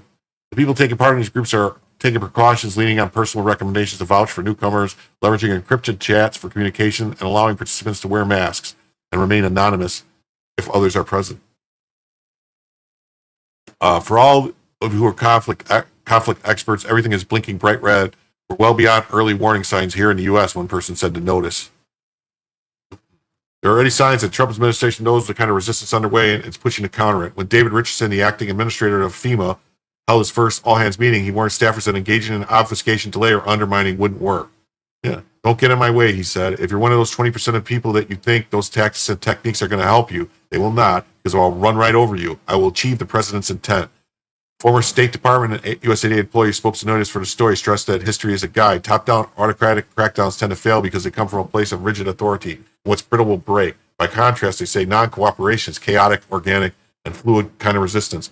So they're saying they're going to be working in the government, and their whole goal is to muck things up, to throw sand in the gears, to keep them from being able to accomplish anything. Without skipping a beat, several pointed to Star Wars and said the show Andor is nothing short of a manual. Fashion is not creative, said one former government expert. There's only so many ways to do it. That's why it's almost cliche to the point where we ask, what are we, Darth Vader, the Empire, the Nazis? The comparisons draw ridicule because people don't know enough about it to be realized there aren't many ways to do it. So the tactics to counter them will still work, and there's ways to be more creative. Veterans of foreign conflicts report that they're already running into apprehension at home from established grassroots activists. Some are wary of infiltration by ex-government employees who they now assume are tied to the CIA misadventures abroad. Others wonder why people are only showing up now. There's a sense from the Dem promotion folks that where the hell you guys been? We've been fighting this fight since 2016. If they come in and say, y'all might be making some mistakes we can see coming from a mile away based on how it happened in Hungary and Belarus, they'll say, fuck off. Several sources stress it's harder. Trump asserts his power against dissidents, jailing students for writing op-eds or having federal agents detain Democratic politicians. This is bullshit. Those politicians are getting detained because they're breaking the law. Those people that are jailing the students, they're on visas, they're being detained, and their visas were revoked. The more his political opponents feel banded together. Several conflict experts who spoke to notice said that anti-Trump organizers are keeping an eye on what comes out of the United Automobile Workers President Sean Fain's call for a nationwide general strike in 2028. One expert who has taken on an advisory role, why would they want to strike in 2028? The general strike is not something you flip on and off as a switch. The idea here is not to impose a maximum disruption for the sake of it. The opposition has to escalate to the sense of aspiring autocrat escalates. As Trump deployed the National Guard and Marines to Los Angeles to support his immigration crackdown, one such expert still employed by the federal government told Notice that the show of force actually threatens to reveal the weakness in government intimidation. 2,000 soldiers literally disappear into one of the largest cities in America. It shows them that just as strong as our state appears to be, there's just not much to it. The entire U.S. military deployed in Los Angeles could not control Los Angeles, just as we could not control Baghdad. What the fuck is this guy talking about? We can... Oh, these people are retarded. We control Baghdad just fine. And here's Politico, same story. Trump tried to fire them, but these Democratic appointees are still on the job. A few federal agencies officials have managed to maintain their positions in defiance of Trump's effort to remove them. President Donald Trump has fired a host of Democrat appointees.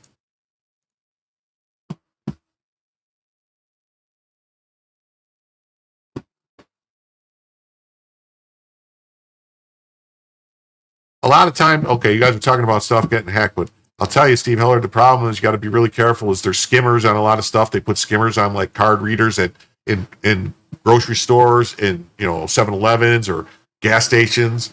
They put them on the machines, the gas pumps themselves, and they skim your information and they get all your stuff, and then that's how they get you. So you got to be really careful. The best thing to do in actuality is to use the touchless card reader for your credit card. You just go boop, that reads it that way, not because if you put the card in, it can get the magnet and read the strip, but the one that actually is the signal that you put it against the reader, there's no way to hack that at this point. More than a dozen leaders of independent federal agencies received terse emails from the White House purporting to fire them or demote them shortly after Trump's inauguration. Well, no, they didn't purport to fire them. They were fired. The president controls the executive branch, despite the fact that the roles are governed by laws that bar termination without cause. Congress cannot put limitations on the president's hiring or firing. That's not how it works. Many of them decried the summary termination notice as illegal and made various attempts to retain their posts, including suing. Their efforts have been proved largely futile against the administration's brute force strategy.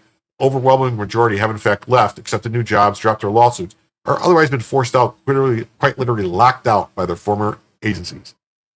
The Supreme Court, meanwhile, has signaled that it will continue to expand the president's power to fire board members who run regulatory agencies. Now, the power has always been there. Yet a handful of officials have successfully resisted, either because they were reinstated, at least temporarily, by a lower court judge, or because they had simply managed to maneuver around the White House orders or directives. So, if they're maneuvering around the White House orders or directives, wouldn't that mean they're engaged in sedition? Because the president runs the executive branch. If they work in the executive branch, they work for the president.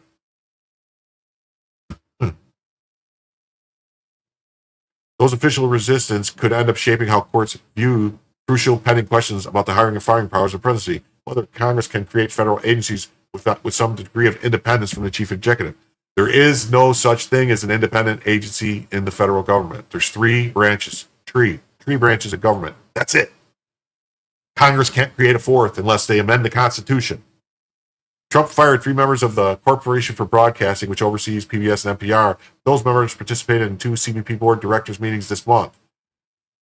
They made motions to vote on issues. Former President Joe Biden appointed Rothman and Kaplan. Trump appointed Ross during his first term, and Biden reappointed her in 2021. White House spokesman Harrison Field said Trump exercises lawful authority to remove the members because CPB is creating media to support a particular political party on the taxpayer's dime. Similarly, Rochelle Garza, the Biden-appointed chair of the U.S. Commission on Civil Rights, whom Trump reportedly demoted in March, has maintained her role without interruption. The Civil Rights Board investigates discrimination. It says she presided over several business meetings this month, including a meeting where she voted on several motions. Members of Garza have hung on to their roles by simply resisting the White House directives and with the support of some colleagues. Well, then those colleagues should be fired too. That's what should happen. Adding provision that bars moving directors without 2/3 approval of their colleagues.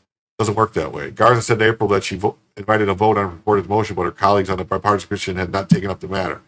Other officials have scored temporary wins. 3 members of the Consumer Product Safety Commission who were fired in May are back in their roles after a federal judge reinstated them.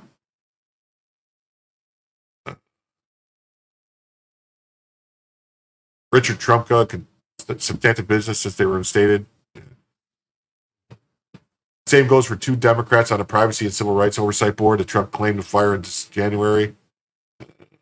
Reggie Walton held the board's mission to monitor whether government surveillance efforts and freedom of civil liberties are incompatible with at-will removal by the president, because that would be beholden to the very authority it's supposed to oversee. It's not for that judge to decide. The White House didn't respond. So basically this is an article saying like that they're fighting the good fight. You know, I've seen a lot of stuff. There's been a lot of Democrat politicians cheering on this crazy judge who decided that she has more power than Congress and the president because Congress passed the law and the president signed it. But this judge decided, yeah, no, that law doesn't matter. You can't stop paying money. You have to still pay the money even though you cut the funding in this bill. You know, that judge should be arrested. She should be impeached. She should be removed from power post haste. Okay. We're going to jump to this story here. It's called Khalil filed a motion to reconsider with the immigration judge, saying because a federal district judge in habeas enjoined the DOJ from relying on Rubel's conclusion, Khalil's presence harms foreign policy. The immigration judge must reverse its decision, and that he's removable. This is absolutely nuts. Whether Khalil's removal is a question for the immigration judge and the Board of Immigration Appeals, and then the Fifth Circuit. District Court has jurisdiction to decide these issues. How does a judge overrule an immigration judge? Khalil argues in district court injunction binds the immigration judge as part of the DOJ, and injunction barred the DOJ from relying on Rubio's finding. District court's injunction hasn't been stayed. Now it would be chef's kiss for the immigration judge to ignore the injunction. Watch a district court try to hold the immigration judge in contempt. Yeah, here's the ruling.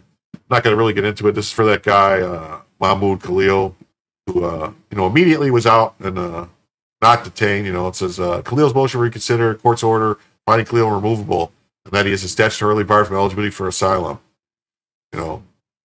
So basically saying, I want to, it says he's motion to reconsider. District Court, New Jersey said that you can't rely on this in the habeas case, and then but that's not going to work. And said, this judge enjoined the government from seeking the removal on determination, but that judge doesn't have that authority because this is an immigration court. It says the court further held that Khalil is statutorily barred from asylum because United States Secretary of State's determination compromise foreign policy is sufficient for a reasonable person to deem him a non-trivial danger to the security of the United States. Yeah, so that guy, I don't like him. He's got to go. Don't like that guy. Okay, so that was just a brief little run-do thingy. We're going to jump to another story because that was just Khalil stuff I wanted to talk about. That's still going on, the Mahmoud Khalil guy. But here's this. It says, Trump. That's when I knew he was an idiot. Trump just revealed a heated clash with General Mark Milley over leaving billions in U.S. military equipment to the Taliban. Spoiler, Milley said it was cheaper to abandon it for the Taliban. Here's what really happened. Yeah, that's the Milley, the guy who, man, look at that chest of medals, and he never fought in a war. That's weird, right? At a cabinet meeting, Trump dropped this bombshell. When Milley said it was cheaper to leave it behind, that's when I knew he was an idiot.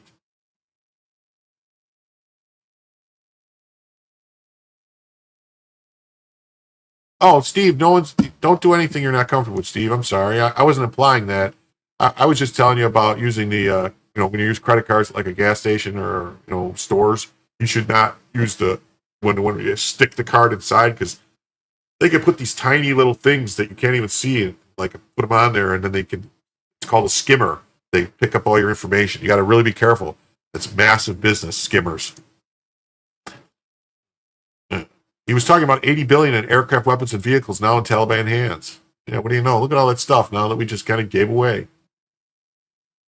This wasn't some minor loss, according to the Pentagon. Billions in gear left behind. 78 aircraft, 70-plus MRAPs, 26,000 weapons, all now controlled by the Taliban or black market buyers. Milley's excuse, too expensive to bring home. Trump, we should have never been there, but we should have never left that way. And he's right. 13 U.S. troops dead at the Abbey Gate. Civilians got trampled. It was a global humiliation. The Taliban is parading in our uniforms using our guns.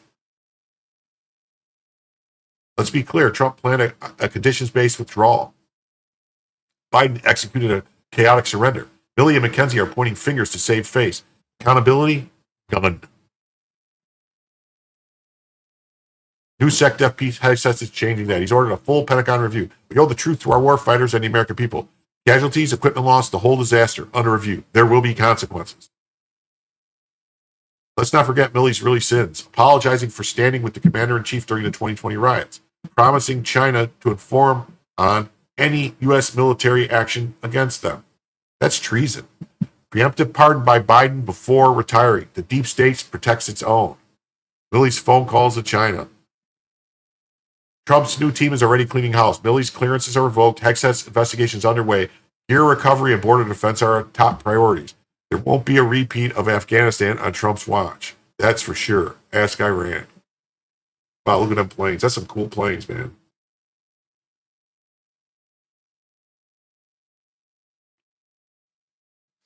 Does anybody else find it just odd, slightly odd or strange that the B-2 stealth bomber, arguably the most advanced aircraft in the world at this point, maybe the F-22 Raptor's more advanced, I don't know what, pretty advanced, the B-2 stealth bomber, is basically the same shape as a 1930s plane in Germany? Just saying. Odd, right?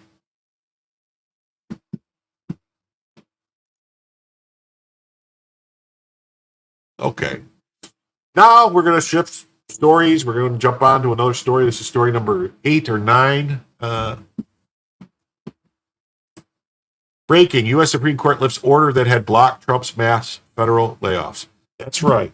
Supreme Court just ruled that the president does in fact have the authority. You must respect his authority to fire people. The real concern now, will this move lead to administrative reform or turn institutions into political weapons? Well, they're already political weapons. I hate to break it to you. Yes. An 8-1 decision. Ketanji Brown Jackson once again gets absolutely embarrassed. This time, Sotomayor, a fellow liberal, explains to her that Trump's specific plans are not before the court and that her decision is supposed to be based on legality, not her personal approval. Justice Sotomayor occurring and granting the stay. I agree with Justice Jackson that the president cannot restructure federal agencies in a manner inconsistent with congressional mandates. Here, however, the relevant executive order directs agencies to plan reorganizations and reductions in force consistent with applicable law. And resulting joint memorandum from the Office of Management and Budget reiterates as much. The plans themselves are not before the court at this stage, We thus have no occasion to consider whether they can and will be carried out consistent with the constraints of law. I join the court's stay because it leaves the district court free to consider those questions in the first instance. Yep, that's right. Here's the order for today in favor of the Trump administration to resume the layoffs of federal personnel.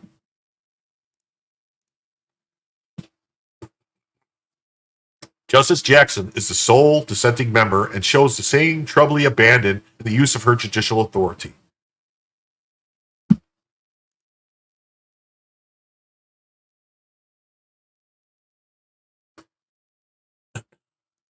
Even Justice Sotomayor agrees that the order merely directs agencies to plan reorganizations and reductions in force consistent with applicable law. Yet Justice Jackson still would enjoin the federal government from such planning.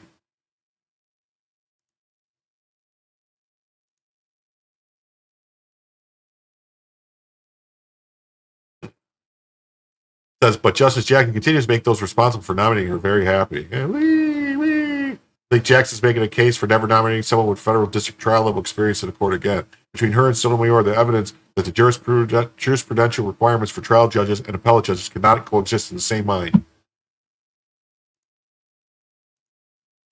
Justice Jackson earns jabs from liberal justices as colleagues increasingly rebuke her opinions. I repeat myself, DEI and CRT hires should all be fired. We need to return to outcome-based hiring. We want the very best for our courts anywhere. Not someone hired based on their skin color, not their political ideology. Our constitutional republic is on the line.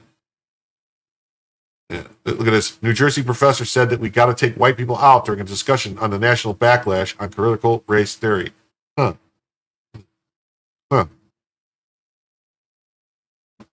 Why is she on the bench? She's incompetent. Thank you, Romney, Collins, and Murkowski, who voted for her. That's right. If it wasn't for Romney, Murkowski, and Collins, Jackson would not be on the bench.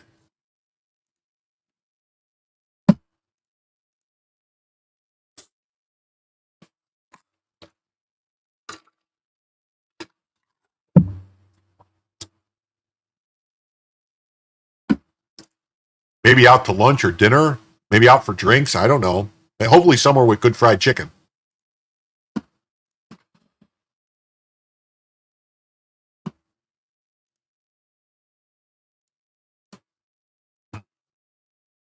Jackson earns jabs from liberal justices as colleagues increasingly rebuke her opinions.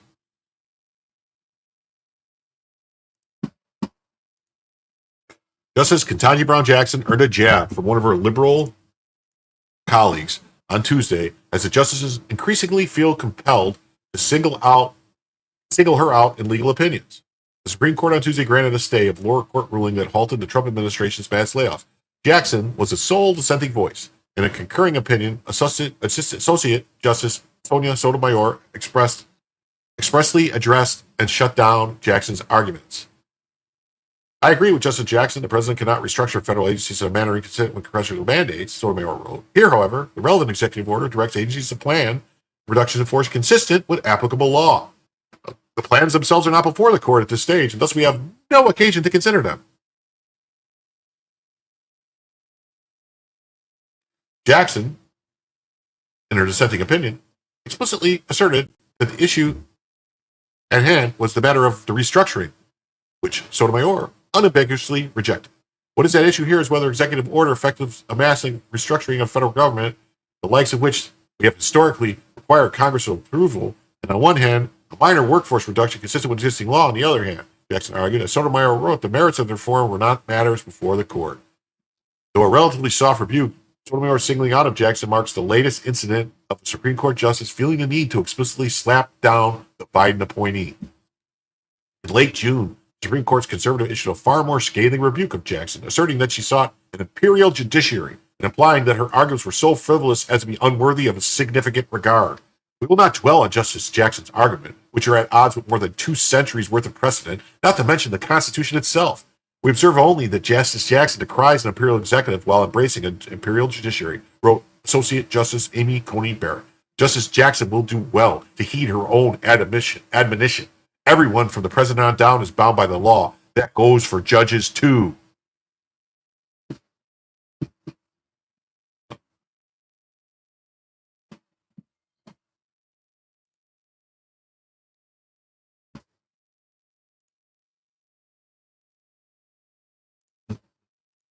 Oh my God, now a liberal Supreme Court justice is trying to teach Justice Ketanji Brown Jackson how this whole judicial thing works. Jackson is the only dissent. Sotomayor has to remind Jackson, for some reason, that the case before them is not about what Jackson thought it was about. My gosh, the plans themselves are not before the court in this stage. We have no occasion to consider them. And then we have no occasion to consider whether they can be carried out consistent with the constraints of law. The relevant executive order directs agencies to plan organizations consistent with applicable law. Victory! The U.S. Supreme Court greenlights President Trump's major federal workforce cuts in 19 departments, 8-1. Look at that smile. He's happy. He's happy. He's happy. He's happy. He's happy. It's just a reminder that 3 Republicans voted to confirm Jackson. That's right, Mitt Romney. The embarrassment. Let's see. There we go. That one. Gus Jackson. Sotomayor's response to dissent has no clue. Jackson has no clue what's going on.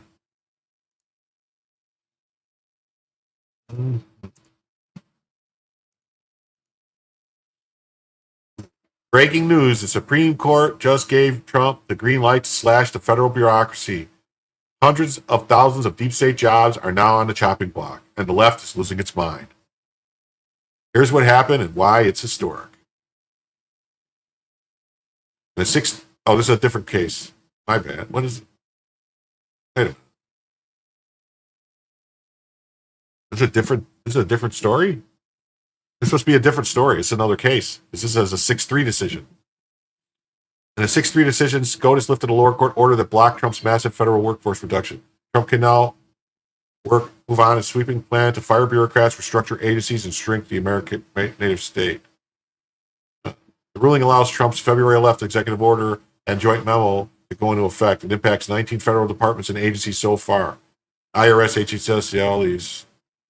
The case is Trump v. American Federation of Government Employees, the showdown between the elected president and the unelected deep state.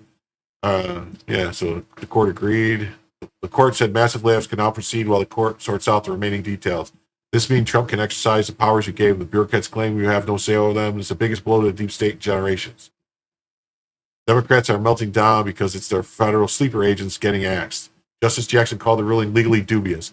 Activists screamed about mass purges, bureaucrats panicking, but here's the truth. No one elected these bureaucrats, and yet for decades they've ruled over us. Blocking presidents, writing their own laws, and enforcing their own agenda.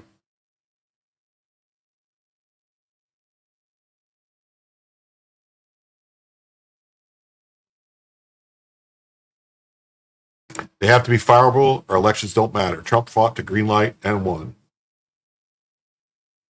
If you enjoyed this content, don't know. So, yeah. Supreme Court just delivered a major victory for the administration in lifting an injunction on layoffs as part of the downsizing of government. I was previously critical of Judge Ilsen's order.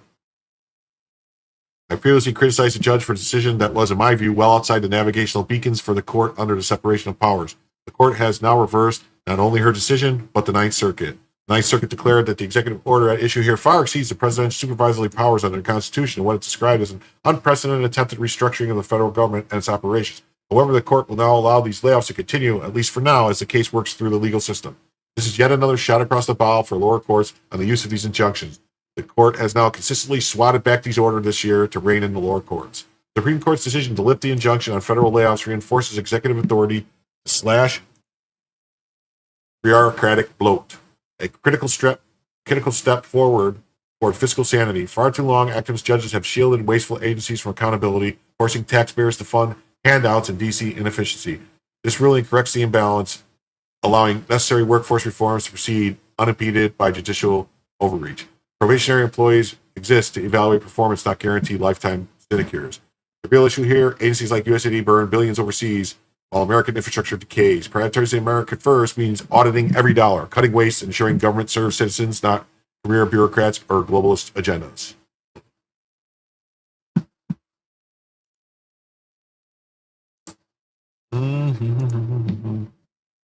Riff. Trump administration asks court enjoins San Francisco judge. As we continue the Supreme Court's ruling on injunctions, the administration filed another request to block the district court order that prevents it from implementing a reduction in force policy. It could have a major implications. On February 11th, Trump issued executive order seeking to reduce the size of the federal government through RIFs. Trump directed federal agencies to promptly undertake preparations or initiate large-scale reductions in force.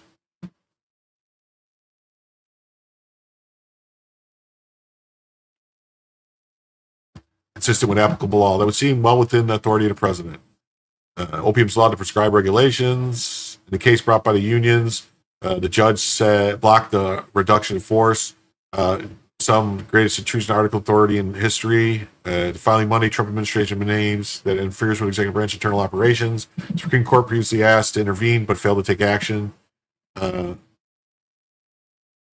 administration then withdrew that request after they issued a preliminary injunction. It then appealed to the Ninth Circuit, and then the divided decision refused to lift the injunction. The original order runs against the grain of the Constitution. Yes, everything counts. The entire executive power belongs to the president alone. He must have the power of overseeing and controlling those who execute the laws. So basically, Supreme Court now gave Trump resumed Trump's authority to actually run the federal government, to actually run the executive branch.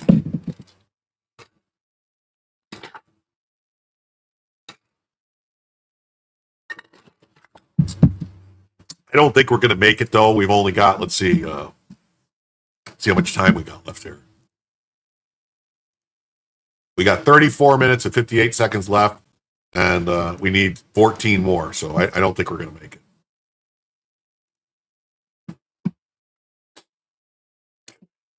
That's good. Go on. Supreme Court reverses a lower court order and allows Trump to proceed with slashing the federal workforce through mass firings as part of his continued effort to transform the executive branch.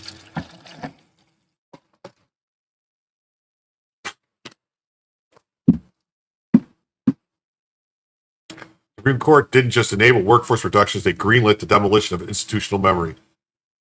16,000 career professionals purged isn't streamlining, it's surgical removal of checks on the executive overreach. Trump's administration replaces expertise with loyalty oaths, turning agencies into partisan tools. Yeah, get them! The same court that protected probationary firings now helps dismantle independent boards, completing the transformation of civil service into a political spoil system. When every dissenting voice becomes burdensome bureaucracy, what remains of government's behind raw power consolidation? That's right. Cry harder. That guy's smart. Cry harder. See?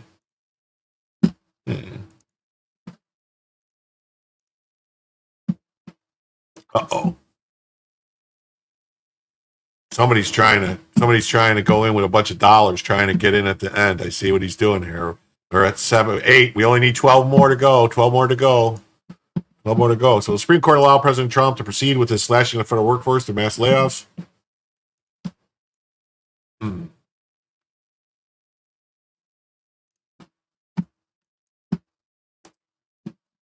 Yes. Even though this is a paper that I don't agree with, Democracy Docket, there's Mr. K for another $1. He's just keep going to go. It's 8, so that's 9, so we need 11 more. The Supreme Court Tuesday allowed President Donald Trump to proceed with slashing the federal workforce through mass layoffs as part of an effort to transform the executive branch in his image. It's another major win for Trump from SCOTUS. Yeah. He called mass layoffs riffs. In a lawsuit, the coalition of labor unions, this guy's going to keep going with $1, isn't he? He's going to do this to me. Federal Judge Ilsen, who appointed the President Bill Clinton, sided with the plaintiffs, but she was overruled by the Supreme Court. We expressed no view on the legality of agency reductions. The court said, scathing dissent, Jackson wrote, not only informed, but hubris and senseless. The bottom line is whether we can do this. Yeah, gonna get it, see? In a statement after SCOTUS' ruling, the coalition of plaintiffs said SCOTUS has dealt a serious blow to our democracy and it puts services that the American people can gravely jeopardy. Trumpinator, it looks like Trumpinator is going to have to pay up a $20 super chat because somebody's just going to keep going until I get all 20.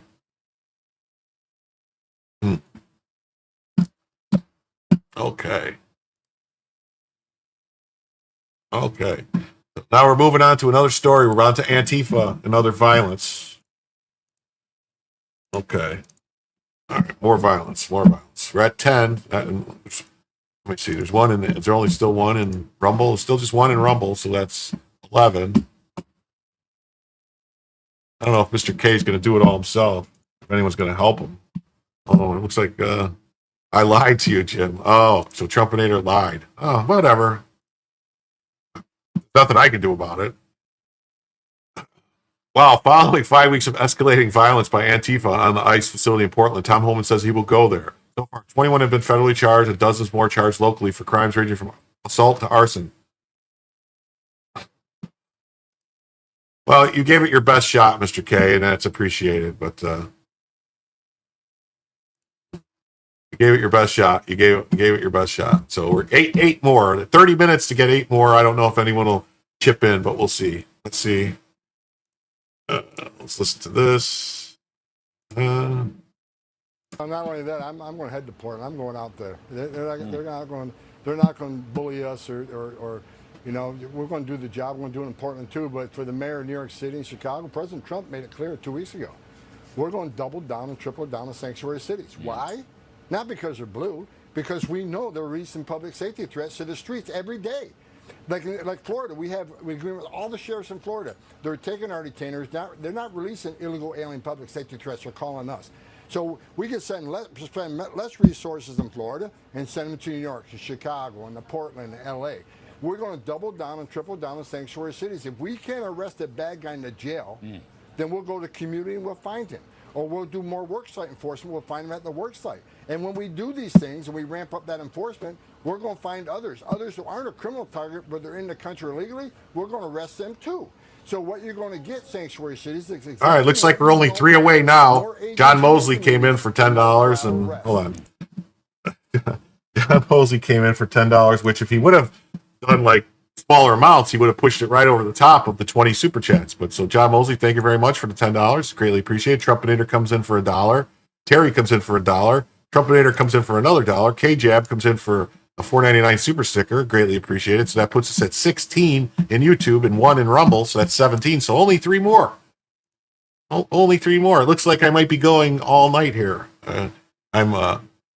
So everyone knows, I am about a quarter of the way through the tabs that I have open. So if 3 more come in the next, let's see how much time we got here. If 3 more comes in the next, 3 more come in the next 29 minutes. Actually, now it looks like it will be actually only 2 more because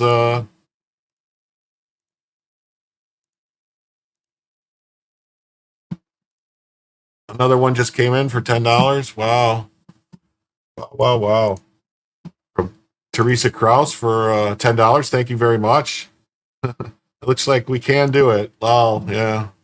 Thank you, and thank you, and thank you, and thank you, and thank you, thank you. Okay. Yeah, so yeah, he's gonna go for it. The federal response in Portland is a textbook example of restoring order against anarchic violence. When Antifa rioters,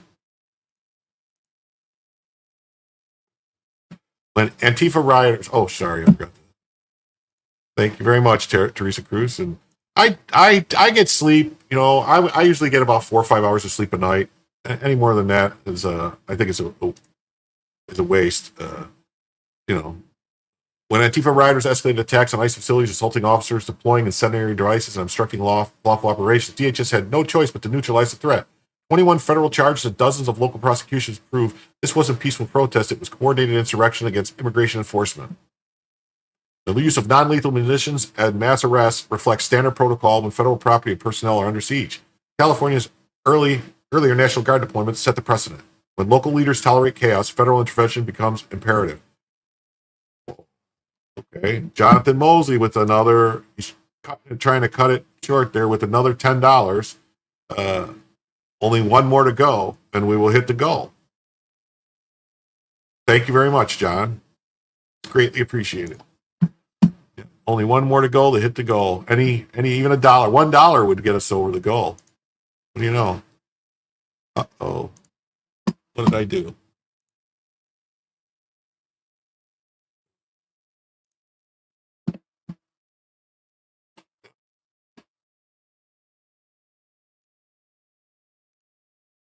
Wait, why does it say 18 out of 20? That says 19. What happened?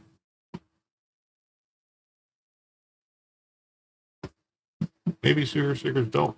Maybe I was wrong.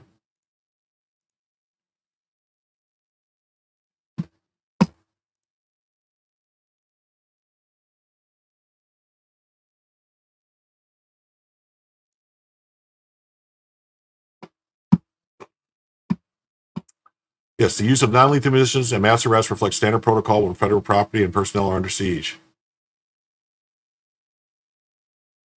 California's earlier National Guard deployment set the precedent. When local leaders tolerate chaos, federal intervention becomes imperative. Every dollar spent quelling these riots is a dollar diverted from border security. Yeah, we hit it. Yes.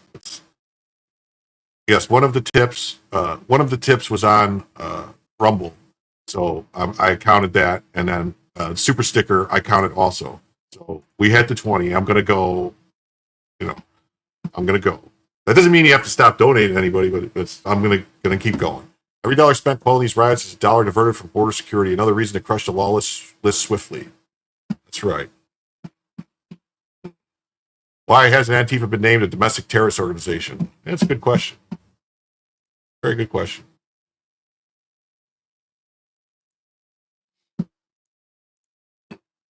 For the first time in nearly a decade, tracking the far left, we are witnessing coordinated, complex ambush by far left direct action cell.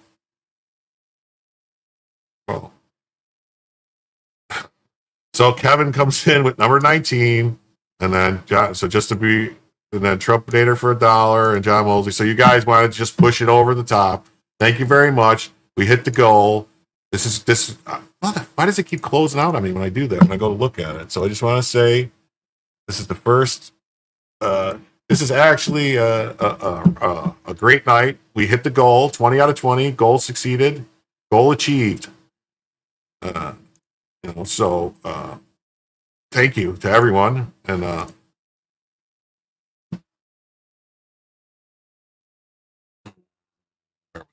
here we go. Okay, back to this. All right. Thank you, Kevin. Thank you, John. Thank you, Trumpinator. Woohoo! All right. For the first time in nearly a decade, trafficking the far left, we just witnessed a coordinated, complex ambush by a far left direct action cell, and the media is silent on its implications. Here's what you need to know. Uh-oh. Trumpinator with 20. I guess you're going to pay the price now. Yes, I'm going to stay. More than likely, it's going to be at least 4 hours, probably 5 hours. So I hope everyone sticks around that long with me.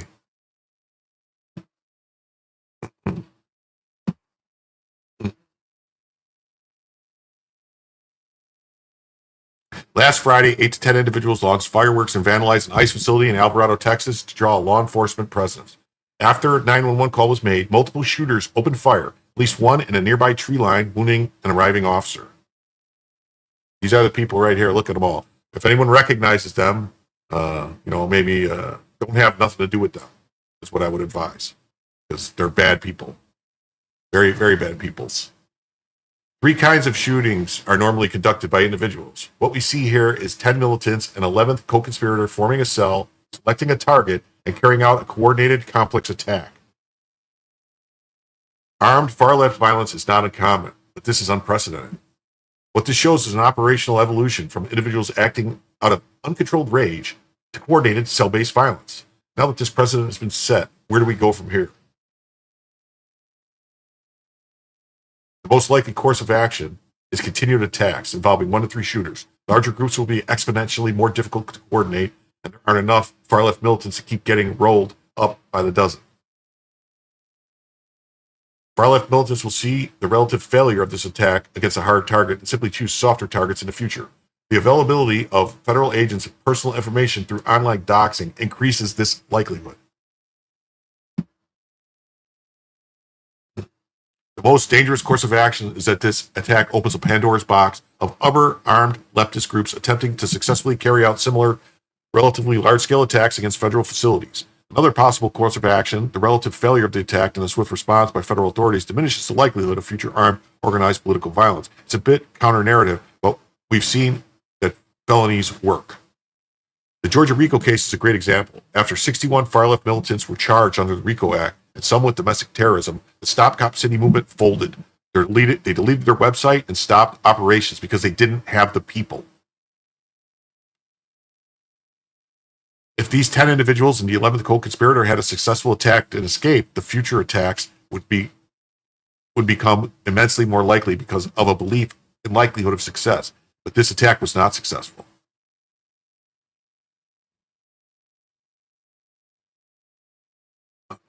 These 10 individuals are all being charged with 3 counts of attempted murder of a federal agent, which carries a mandatory 10-year prison sentence.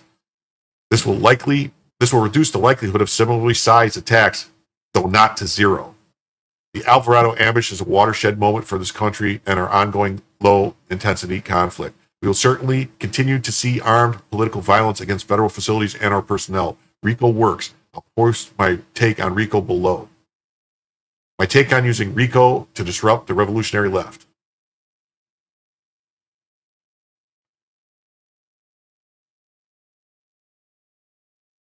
Governments, first we'll do this. We'll read this one here. I like this guy's stuff. How should the Trump administration, we'll go back to do the other one in a minute. Why not? Ooh, Algon News comes in with 2 of the 11 were transgender, Trantifa is real. Yeah.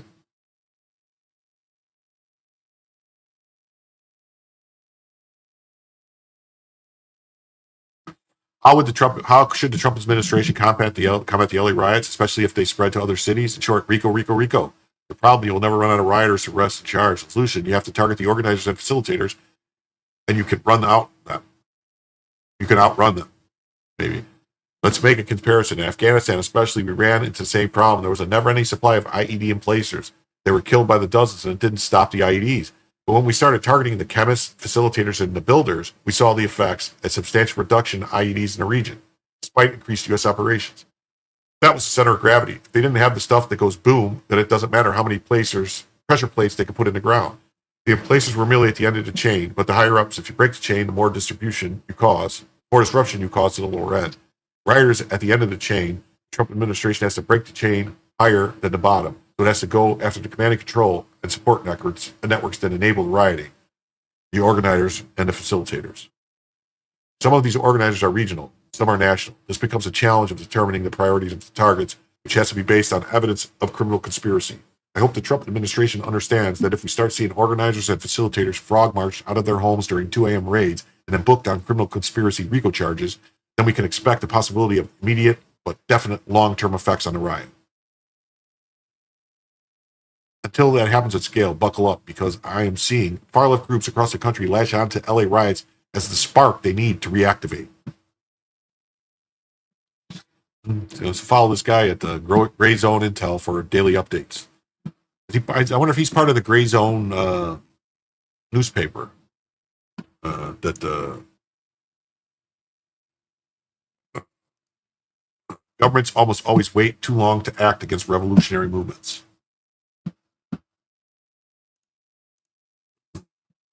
The result is that they struggle in the beginning of these conflicts, which is typically disastrous in these situations. By the time violence breaks out, it's too late to easily combat it without significant escalation, which typically leads to unintended consequences.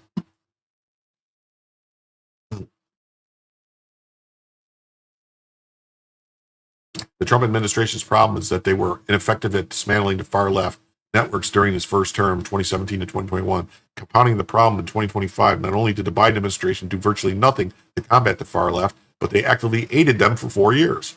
You can't defeat a revolutionary movement when you trade strategies with them, targeting and or to aiding and abetting every 4 years. The Trump administration is reportedly planning to expand federal law enforcement operations in Chicago, New York, Philadelphia, Seattle, and Northern Virginia. Is this 4-dimensional chess or a cluster F waiting to happen? I don't know. I can only hope that this deliberate provocation to draw out the facilitators of organized violence so they can be investigated and criminally indicted. If there's no broader strategy here, the next 3 years of Trump administration are going to be extremely turbulent. Yeah, we need a larger government to always solve the issue. Okay. This is part of the problem right here, is that Democrat leaders are privately expressing alarm that their followers are demanding violence and rejecting moderate language. Yet many are fueling that rage, and few of their colleagues are speaking out against them. The party is attempting to ride this wave of rage to victory. However, history shows that the enablers of the mob today often find themselves the enemies of the mob tomorrow. The escalating rhetoric from Democratic leaders and their base is a dangerous game. While they feign concern over violent demands, their own actions like Rep. Padilla's disruption of the DHS operations and the assassination of Rep. Portman show how performative political fuels real-world chaos. FBI and Attorney General Bondi's pursuit of justice in Hortman's case proved that lawful accountability, not political theater, restores order. When leaders stoke rage, then act shocked by the flames, they're complicit. Rule of law isn't optional. It's the bedrock of democracy. Defund the chaos, not the enforcement. That's right. Let's read this article by Jonathan Turley. Have you tried gasoline? Democrats admit followers are embracing violent rhetoric. What we really need to do is be willing to get shot. Those words to a Democrat member are part of a chilling Axios story on the rising violent rhetoric on the American left. Then look at you got this is Hakeem Jeffries, the House Minority Leader, with a baseball bat, basically intimidating, trying to imply that he's going to beat somebody with that bat. Yeah, this is my Greenpeace's 60 million judgment for organizing pipeline blocks should be Trump's model for funding and organizing. Definitely.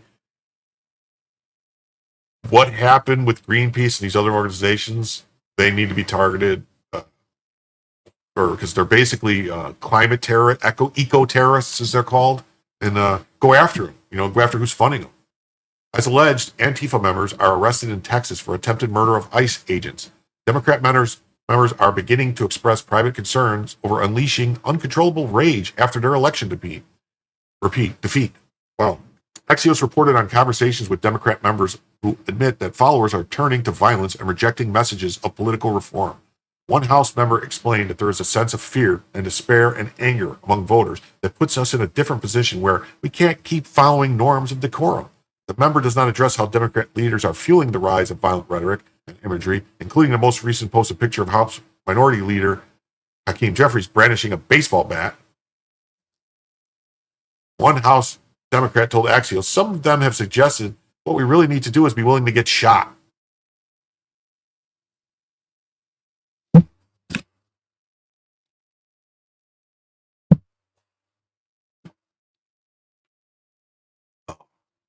No. If people are getting shot, that means we're at a civil war. If politicians are getting... No. Civil war ain't going to be good for anybody.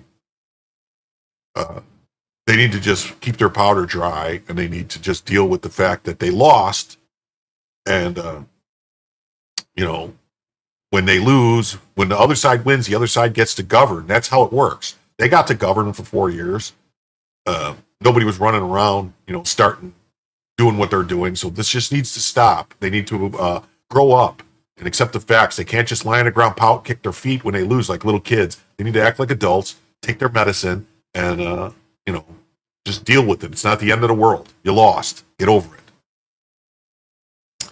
Yet another admitted that constituents have told them to prepare for violence to fight to protect our democracy.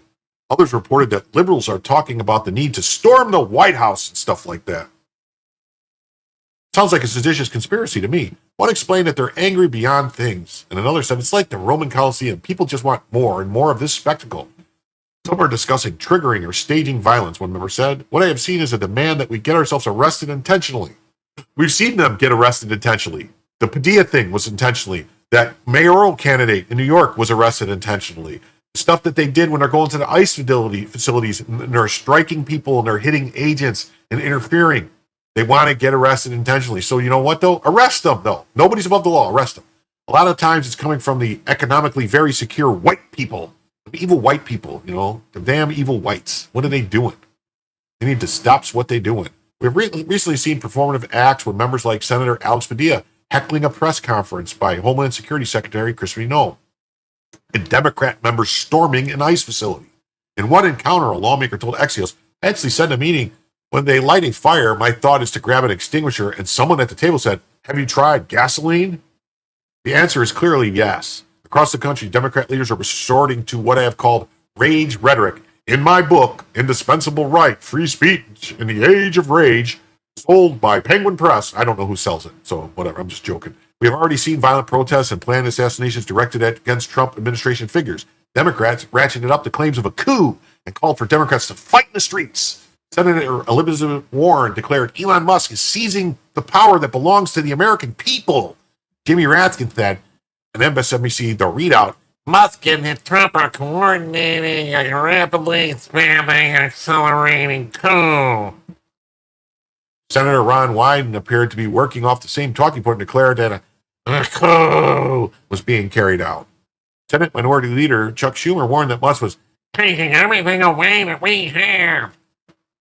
Maxine Waters said, we adhere to fight, and Senator Cory Booker called on citizens to fight and declared, we will rise up.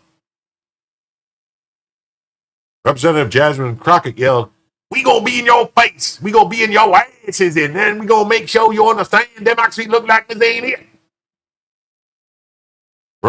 Monica McIver added, God did shut down the Senate. We at war. We at war. House Minority Leader Hakeem Jeffries called for Democrats to fight the streets. Get to take to the streets. I already have my gun out when I take to the streets. Such rhetoric can inspire unhinged citizens who actually believe that this is a war against a coup. It is the type of rhetoric that can prompt anti-Republican Nicholas John Roski to try and assassinate Justice Brett Kavanaugh, or Sanders supporter James T. Hodgkinson to try and massacre Republican members playing softball. This week, the Department of Justice announced the arrest of 10 alleged Antifa members who are being charged in the ambush of ICE agents in Alvarado, Texas on the 4th of July.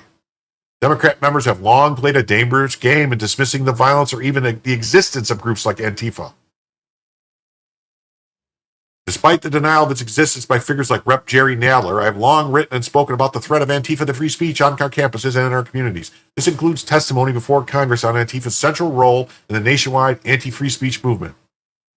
We have continued to follow the attacks and arrests of Antifa followers across the country, including attacks on journalists. Nevertheless, former Democrat National Committee Chair Keith Ellison, who is a crazy Antifa member himself, once said that Antifa would strike fear in the heart of Trump. Ellison's son, Minneapolis City Council member Jeremiah Ellison, declared his allegiance to Antifa in the heat of the protests this summer. Liberal sites have sold Antifa items, including baby outfits, to celebrate the violent group.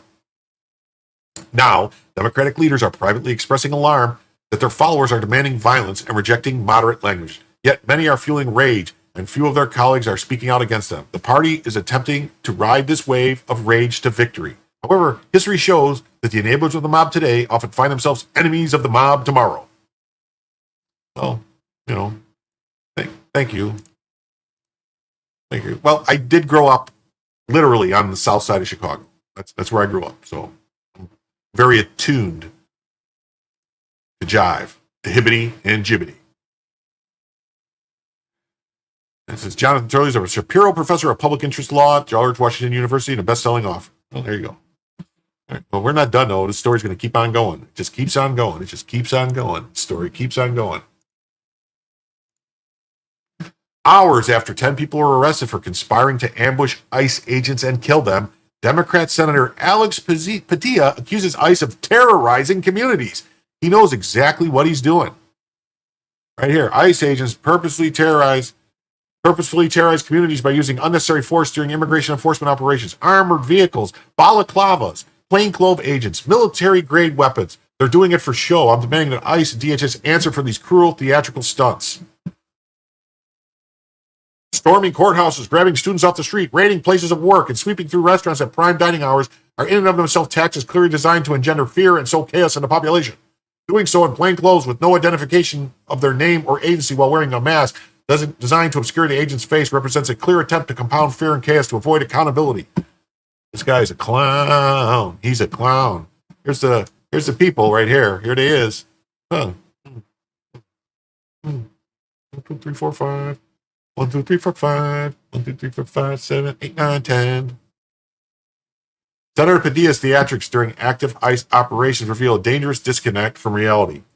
While federal agents face a 413% surge in violent assaults, including attempted murders in Texas and coordinated ambush, Padilla prioritizes political stunts over officer safety. His visible act, demanding ICE agents expose identities amid lethal threats, isn't oversight, it's sabotage. Listen, all y'all, it's a sabotage. Listen, all y'all, it's a sabotage. Can't stand it.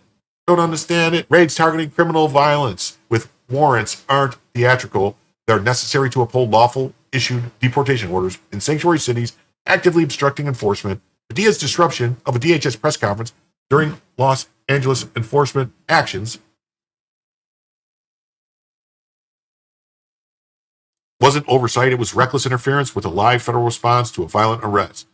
When agents execute warrants in high-risk environments, concealed identities and protective gear are operational necessities, not performative cruelty. Accountability matters, but so does recognizing that ICE mission collapses if agents become sitting ducks for ambushes orchestrated by those Padilla's rhetoric empowers. That's right. Ooh. Ooh. Ooh. And then we got this clown who likes to sleep with Chinese spies. It says, terrorizing immigrants is cruel and makes zero economic sense.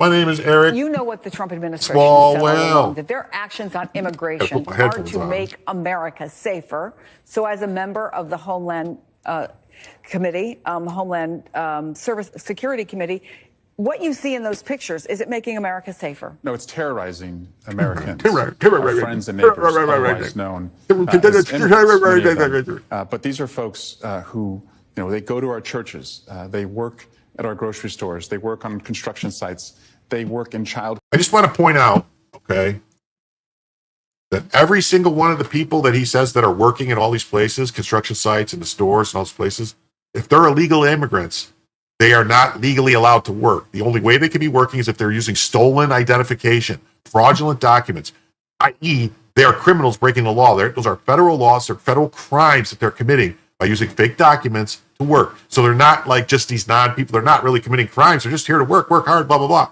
There is no way to work legally in the country if you're here illegally. It's not possible. It's against the law. It's a crime to employ them. It's a crime to be employed. They're all criminals if they're working. Sorry. That's the fact, Jack. They work in many jobs that would not be filled had they not done it. Bullshit. Sit back and ask, who asked for this? Americans were told that the most violent individuals would be deported.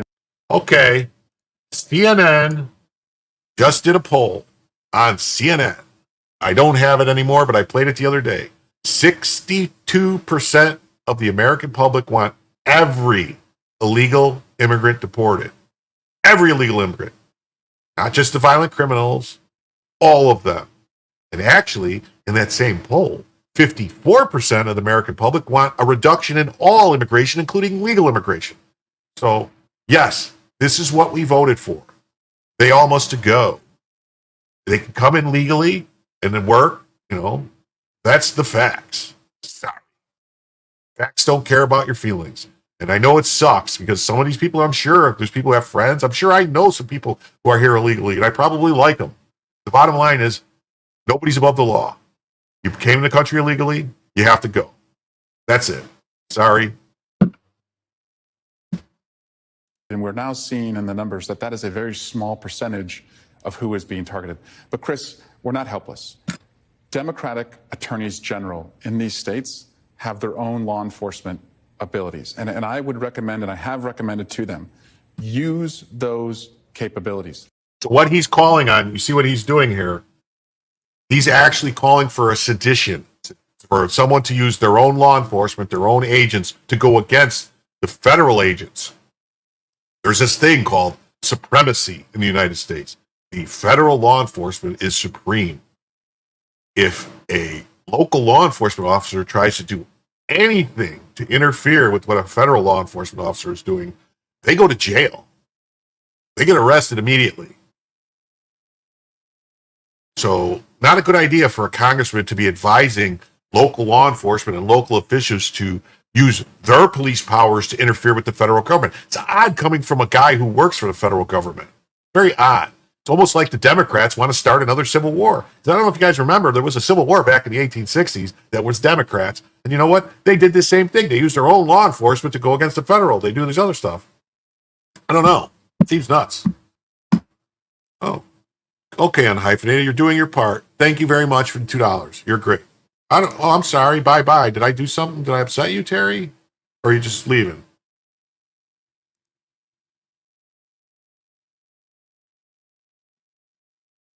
I hope I didn't offend anybody. I just, sorry. Give us an example of how. Well, if these agents are committing assault or battery, you can charge them with assault and battery. So we're not helpless. You should meet their case.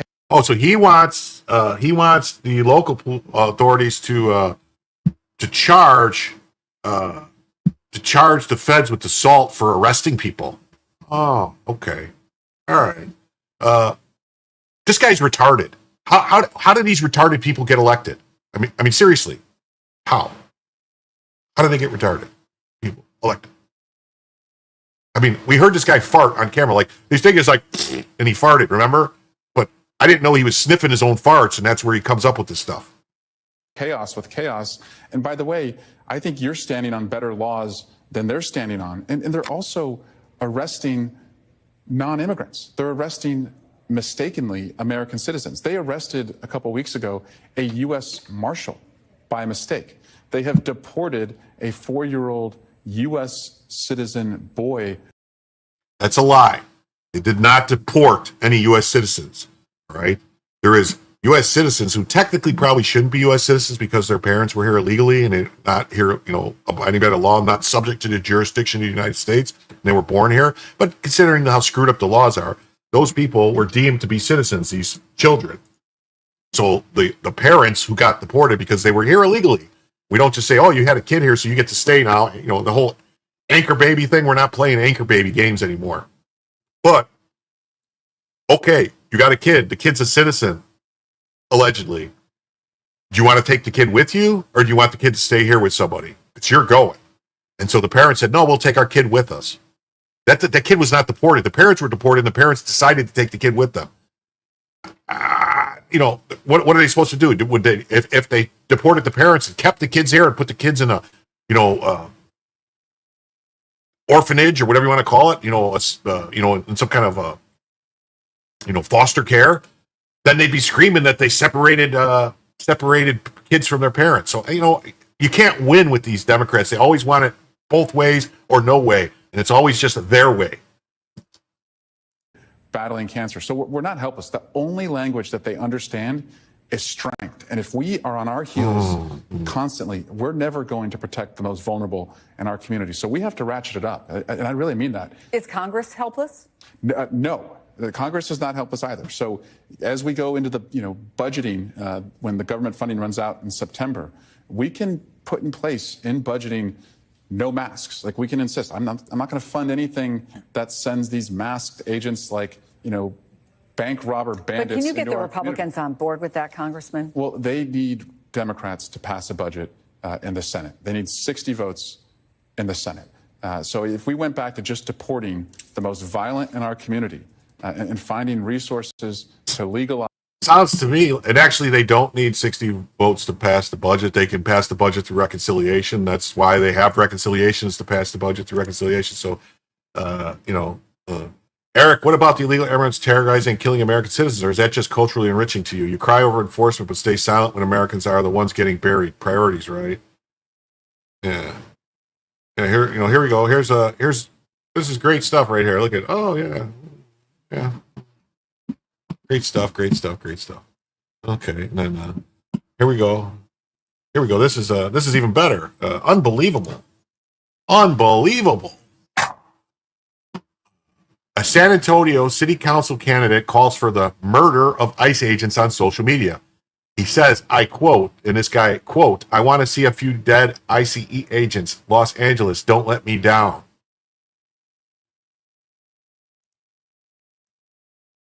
I hope this guy was arrested. And I want to show you this. This was in San Antonio, Texas, where a challenger for a District 1 council called for the killing of ICE agents in Los Angeles. You won't even believe this. This is Matthew Guana, and he posted the comment here on X in response to DHS. You guys think it's funny or a little humorous that the guy's name is Guana? Guana is called bat shit. Is Guana? I don't know. DHS agents arresting illegals in LA. He says, and they will get shot by the Los Angeles public. I want to see a few dead ICE agents, Los Angeles.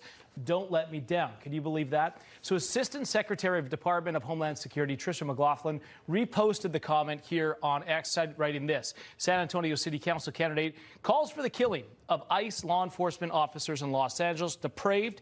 We'll see you soon. There he is right there. Meantime, Axios is reporting that town halls and one-on-one meetings, constituents, they want lawmakers to break the law. They want them to get tough. They want them to fight dirty and not be afraid to get hurt. In fact, they want them to get shot for the anti-Trump resistance. They want blood, is what they're saying. I don't know. Sounds to me like maybe there's a problem. Absolutely sickening, has no business representing Americans. Democrats support violence and domestic terrorism.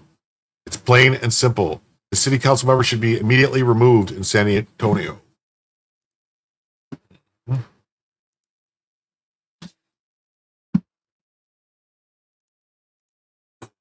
ICE Buffalo investigation leads to the arrest of Jamestown man charged with threatening to kill Homeland Security agent. Dun, dun, dun, dun, dun, dun, dun, dun, dun, dun, dun, dun, dun, dun, dun. Oh, he looks like a nice guy. An investigation by ICE Homeland Security Investigations Buffalo has resulted in the July 1st arrest of a 43-year-old Matthew White of Jamestown. See, it's these white people. They're always doing this stuff. All these white people. They're always doing this stuff, man. Look at them. Look, damn whites.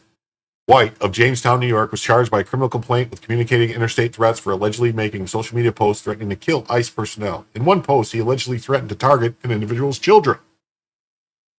Yeah, but see, you got Padilla and you got Swalwell and these people demanding that they expose who they are and give out their names and show their faces and everything so that people like this crazy person can go kill their family.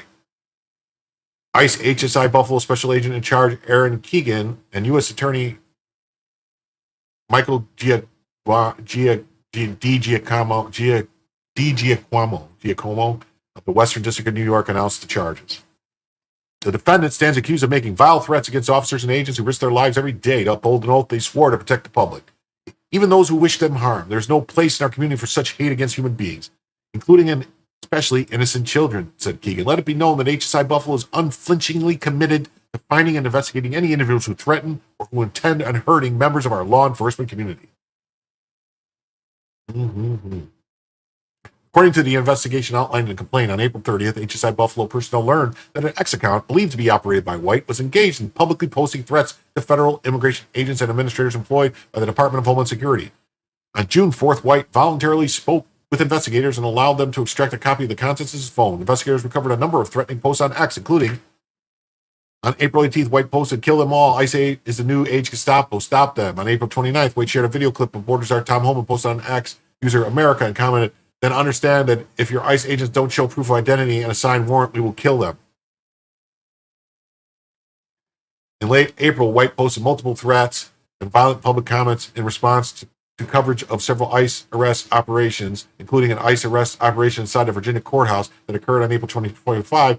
White posted, "I can't wait to put a bullet in the guy's brain, but first his children."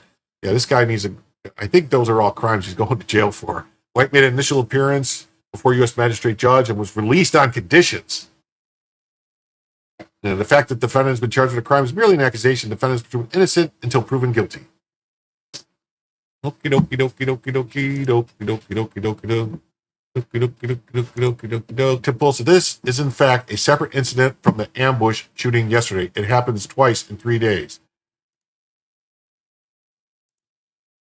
The left just tried to ambush and kill ICE officers in Amarillo, Texas.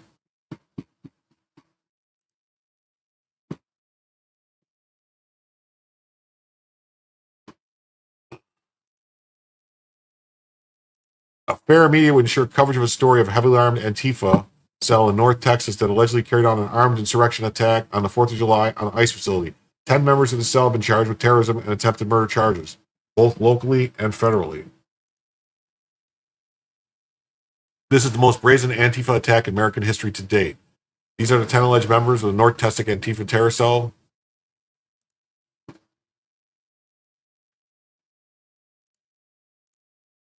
Attempted murder on the facility on the 4th of July in Alvarado. One local police officer was shot in the neck and survived. The group was armed with multiple rifles, pistols, body armor, escape vehicles, radios, and other devices indicating a planned conspiracy. Multiple members of the cell are confirmed trans. They've been charged federally with attempted murder, and they also face local charges of terrorism in Johnson County, Texas. Top row from left to right is Elizabeth Soto of Fort Worth, Marcelo Rudo of Fort Worth, Inez Soto of Fort Worth, Savannah Batten of Fort Worth, Seth Sykes of Kennedale. Bottom row from left to right, Bradford Morris, trans name Megan Morris of Dallas, Cameron Arnold, trans name Autumn Hill of Dallas, Joy Gibson of Dallas, Zachary Everett of Waxahachie, Nathan Bauman of College Station, and Daniel Rolando Sanchez, not pictured.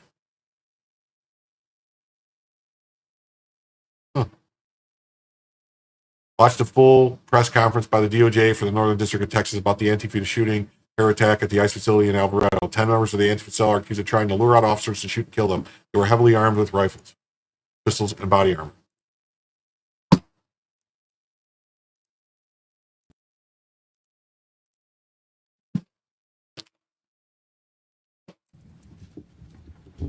Good evening, everyone. My name is Nancy Larson. I'm the acting United States Attorney for the Northern District of Texas. Thank you all for being here. We're here to tell you that late at night on July 4th, Friday night at approximately 10:37 p.m.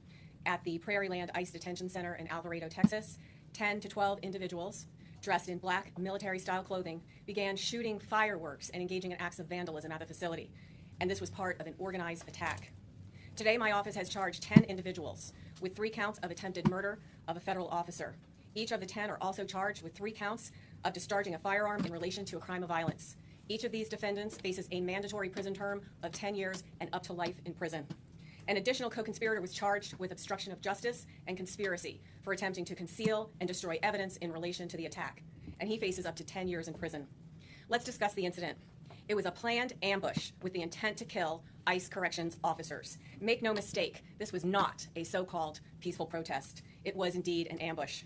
The attackers used the vandalism that I described, which seemed to be designed to draw ICE personnel outside the facility, and it worked.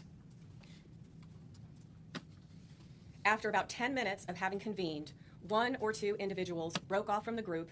They engaged in the graffiti, they damaged vehicles, and a guard structure. The graffiti had such words as traitor, ICE pig, other profanity. Then there was a 911 call from the facility. 2 unarmed corrections officers went outside to speak with the vandals.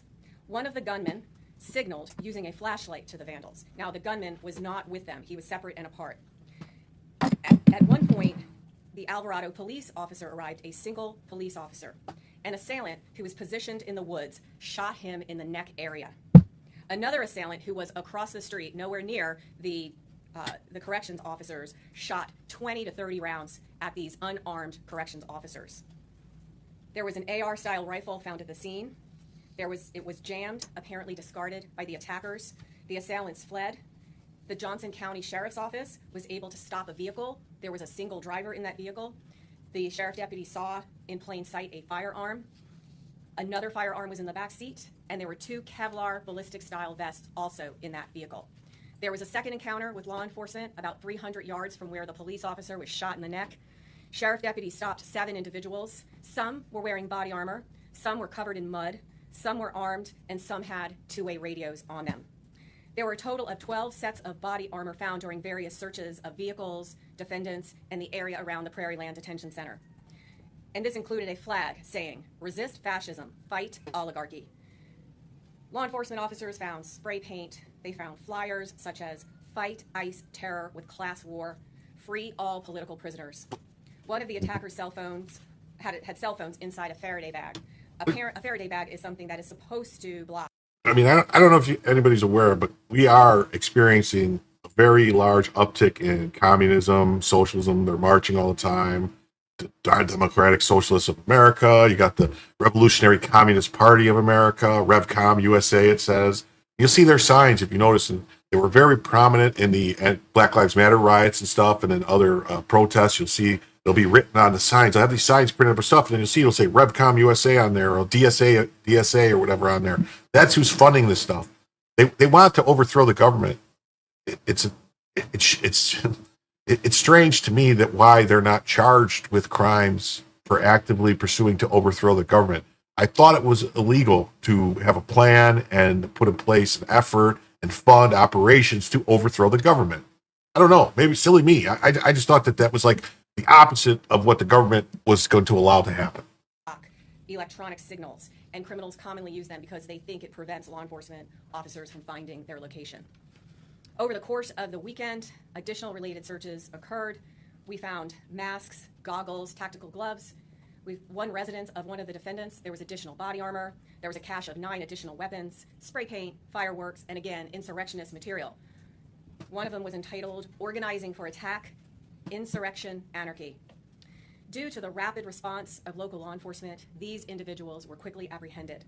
This was an egregious attack on federal and local law enforcement officers, and it is part of an increasing trend of violence against them. Let me tell you just a little bit about assaults on law enforcement officers over the last few years in our district, the Northern District of Texas. In 2021 and 2022, we had 7 assaults each year against officers. In 2023, it was 11. In 2024, it was 18. And thus. Okay, let's see. What's this guy? Field office. This incident highlights the dangers that local law enforcement face on a daily basis, and the charges just announced reflect the seriousness of the crimes. On Friday night, an officer from Alvarado Police Department responded to a call for suspicious activity at the Prairie Land Detention Center. Let me be clear, this appears to be a coordinated and targeted attack against law enforcement. Upon responding, that officer from Alvarado Police Department was shot in the neck. Approximately. Yes, I agree also that there needs to be federal force in it, but why the heck is Trump allowed the federal building in Portland to be under attack for a month straight? I don't know what he's thinking in Portland, why he hasn't done anything yet. I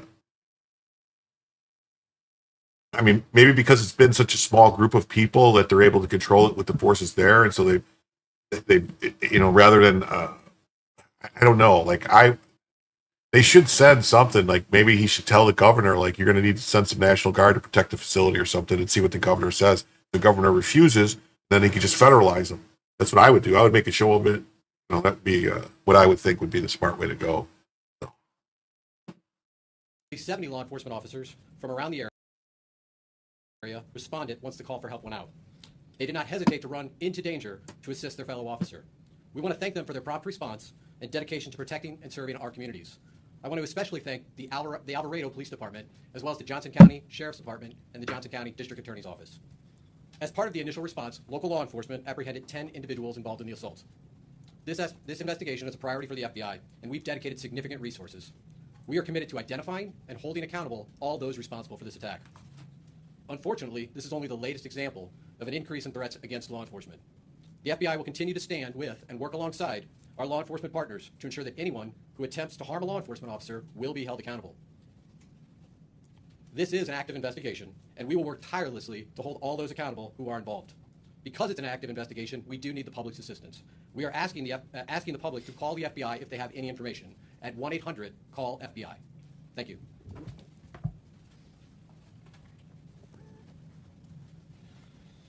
Good afternoon. I'm Josh Johnson. I'm the acting field office director for ERO Dallas. First, I want to express my gratitude to the officers of the Alvarado Police Department who responded to investigate the suspicious individuals and vandalism at the Prairie Land Detention Center. Your dedication does not go unnoticed. I'm relieved to hear that the officer who was shot is expected to recover from his injuries. Fortunately, no employees at the Prairie Land Detention Center were harmed during the shooting incident on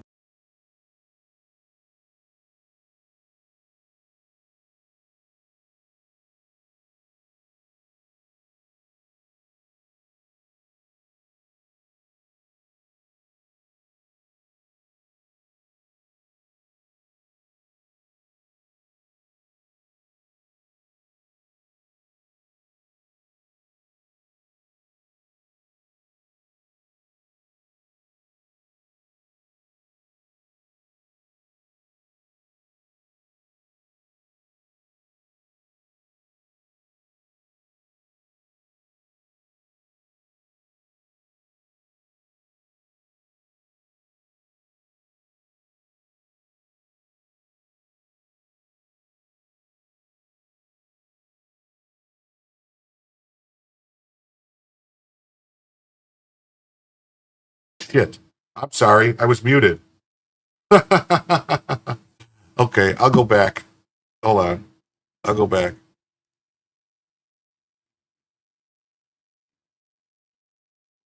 All right. Here we go. Sorry. 10 members of the Antifa cell in North Texas are charged with terrorism and attempted murder for allegedly luring law enforcement at an ICE facility and shooting them up. One officer was shot in the neck. The FBI recovered at least 14 rifles and pistols. Antifa pulled up like it was Fallujah, not Texas, and the media is still calling them protesters. If this were the other side, CNN would be live streaming the manhunt. That's my bad. I muted something because my dog was barking. My bad. I feel like a dummy. Practice your lip reading. Thank you. You know what? I'm sorry. My bad. My bad. My bad. My bad. My bad. Ha ha ha. Members of North Texas Antifa cell charged with terrorism, attempted murder following shooting attack in Alvarado. There they are. 10 heavily armed alleged members of the Antifa cell in North Texas have been federally and locally charged for attempted murder of officers in a terror shooting attack at the ICE facility on the 4th of July in Alvarado, Texas.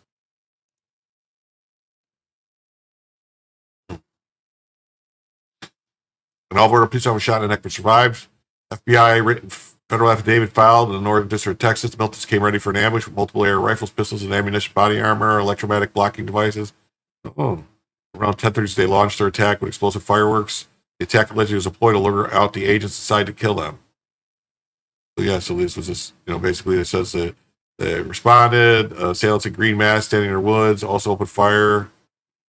Here's the complaint, shows the stuff.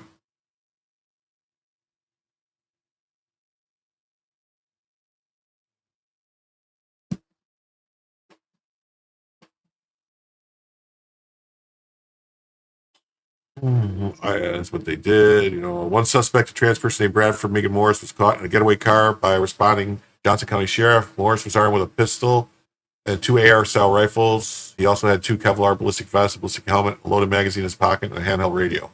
Several militants were dressed in black, fled the scene on foot, were apprehended nearby. Investigators recovered a discarded and lost jammed AR-15 rifle near the shooting site, in addition to a second AR rifle and a wooden arrow. Spent casings, 2 body armor plate carriers loaded with AR magazines and a pistol magazine. One of the suspects' backpacks contained Antifa political propaganda and far-left extremist anarchist zines that are popular with Antifa members.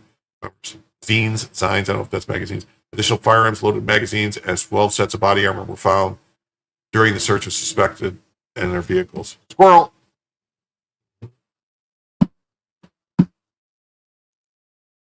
Why does Musk allow clear threats to stay on Twitter? Bigger question, why isn't Bonnie arresting more of these who are clearly threatening? It's possible he's leaving the threats up on Twitter for that purpose so that until the federal government makes arrests and then they can get them. I'm going to have to take my dog out here in a minute. I'm going to get through a couple pages and then I'll put a short video on for everyone to watch while I take the dog out. Don't worry, I'm not quitting. I'm about halfway done. We're about halfway through the stories. So looks like it's going to be at least probably 5 hours. Look at that.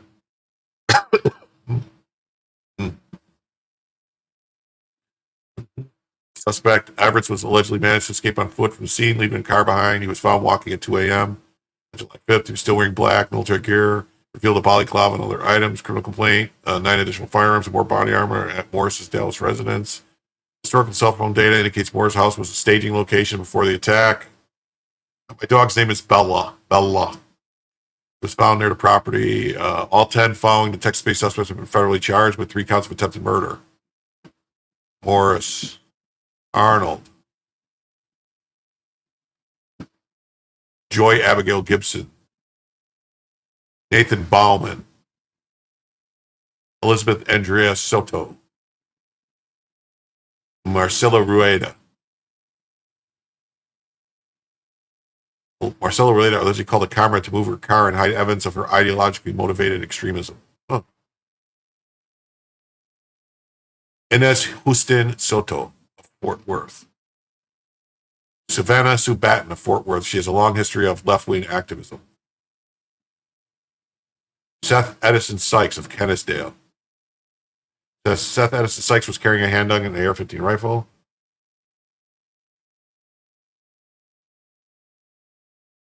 Zachary Jared Evans of Waxahachie or something like that.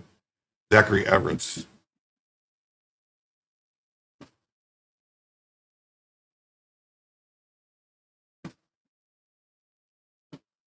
Zachary Everett, successfully fled on foot shooting, was apprehended several months later. He's married to a woman of Mexican background nicknamed Andy Evans.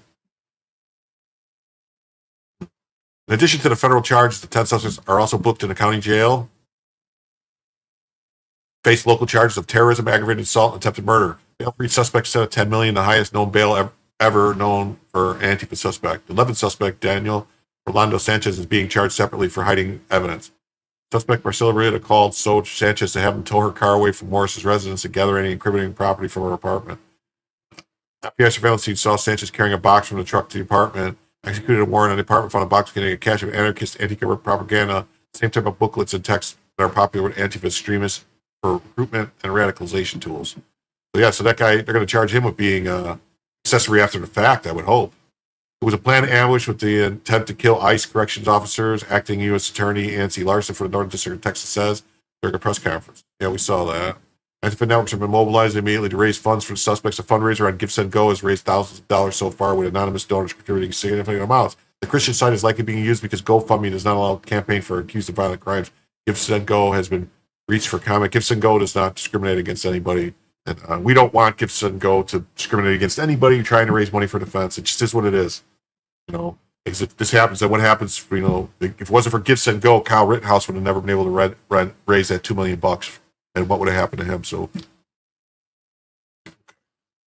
4th of July terror shooting incident occurred just days before the gunman Ryan Mosqueda fired dozens of rounds at federal agents at the U.S. border facility in McAllen, Texas. Right, he was shot dead when agents fired back. Little is known about Mosqueda from a social media post from several weeks ago. Shows he's critical of Trump for deploying the military to protect federal property during the Los Angeles riots. The shooting occurred in the context of Antifa leftists and Democrats demonizing and inciting violence against U.S. immigration officials.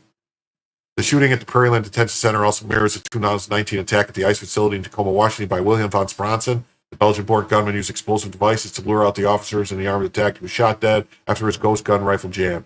I reported at Spronson's extensively in my book on masks, and I've seen him face-to-face at direct action. North Texas become the Texas hub for violent far-left organizing by Antifa and allied affinity groups. In 2023, Antifa members, part of the Elm Fork John Brown Gun Club, were arrested following violent attacks of police and Christian protesters outside a family-friendly drag show in Fort Worth. One Antifa member was convicted, one was acquitted, and one trial is upcoming. Oh, nice blue hair.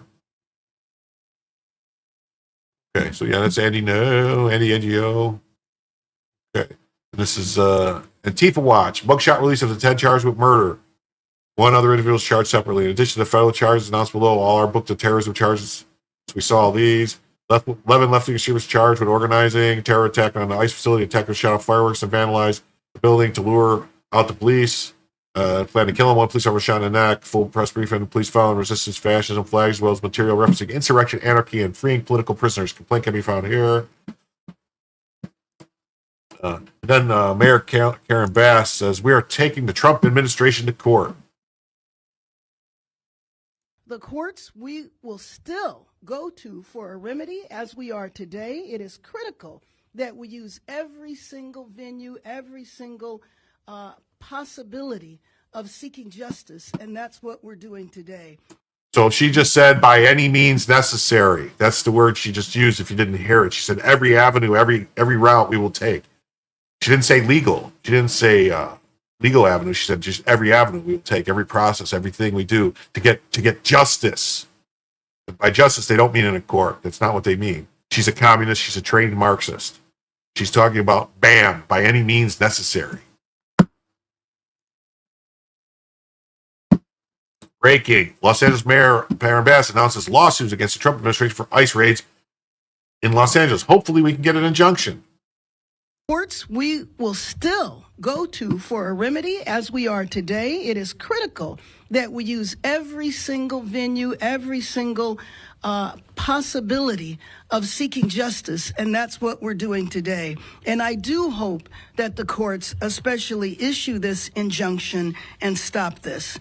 But one thing about our city, and I say this every time because I think it's so important, our city is definitely united. You don't see dissension here. You see a city that is united because this is who we are. We are a city of immigrants, and we will stand with Angelenos regardless of what country they came from, when they got here, or why they're here. And so with that, I am proud to stand in unity as we file this lawsuit and seek justice, and hopefully that will come in the form of an injunction. Thank you.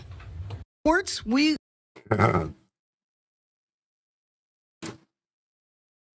In 1983, the Capitol was bombed. She was a ringleader. You know what else is interesting? This bombing was carried out by a left-wing group called the M19. The M19 was radicalized by South Los Angeles Venceremos Brigade. The South Los Angeles Venceremos Brigade was founded by a communist Democrat Los Angeles mayor, Karen Bass. There she is. See, to the right? That's who she is. This is Karen Bass. That's who she is. She wants the criminals. HSI Los Angeles and partners arrested Santa Maria Patino, alleged illegal alien and DACA applicant, on July 3rd in Pomona, California. She's charged with felony fraud and embezzlement involving millions. Her DACA request was denied due to her criminal activity. That's the person right there. That's who. This is who Bass was protecting. She said she doesn't care when they got her. She doesn't care what they did. You know, she doesn't care. You know, a Home Depot one day, a car wash service the next day. You know, as we repeatedly said,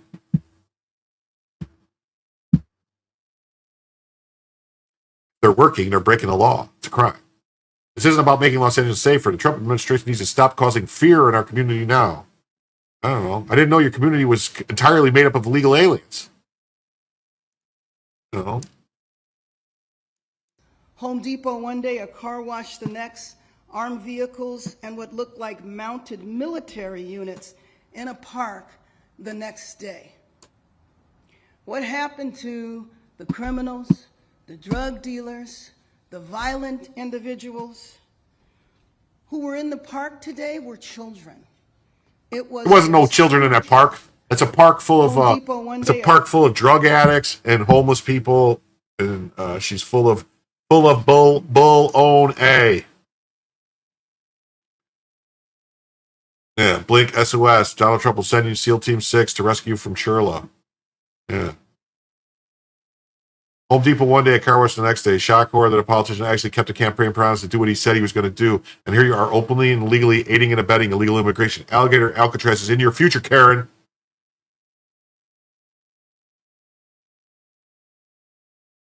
Phony tough talk, bags on phone. They have completed their mission here, so then it's time frame before they leave.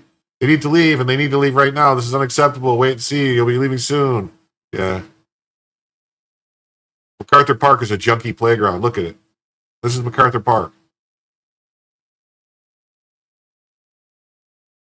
See kids? I don't see kids. You see kids? I see no kids. I see no kids. Huh. Yeah. Yeah, look at the kids. Look at the kids taking their naps. It's nap time. It's nap time. They're so tired they're napping standing up. Oh. This watch as San Francisco far-left mob attacks ICE agents right in front of immigration court. Democrats want you to believe that their protests are peaceful.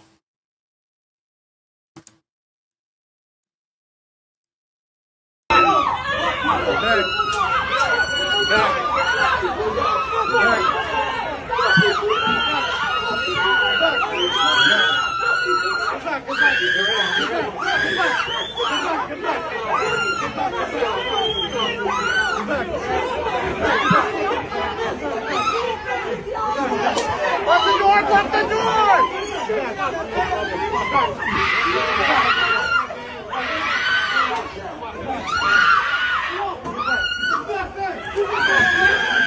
Stay away from my gun! Stay away from my gun!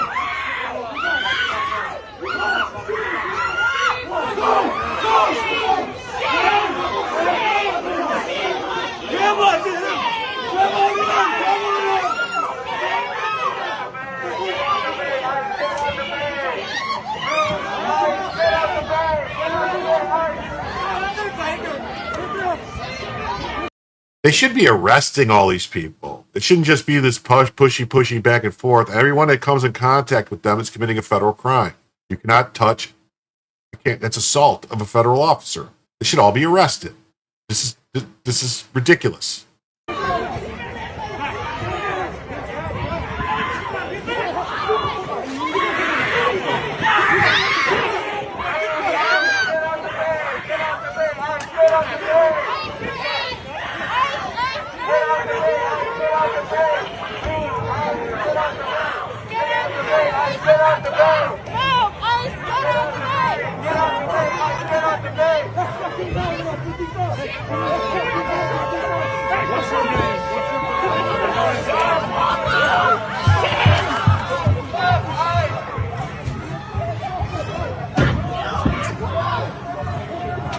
Arrest them all.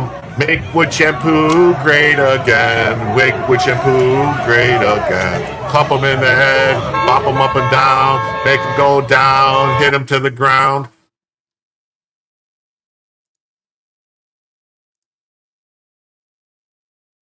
The Democrat Party is not a political party. They are a domestic terrorist organization masquerading as a political party to bring down America. Can we arrest and charge these people with felony interfering with federal law enforcement? A permanent mark on their record would help law enforcement identify these losers more quickly. 6 months ago, this has been continuing until people start getting jailed. It's not enough to just arrest them. I haven't heard of any Antifa thugs being thrown in the slammer, have you?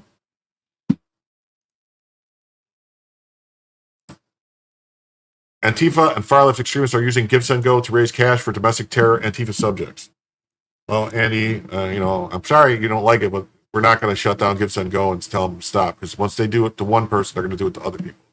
Raise cash for domestic terror Antifa subjects allegedly involved in the ambush shooting attack on an ICE facility. All donors have been anonymous so far, with some contributing substantial amounts.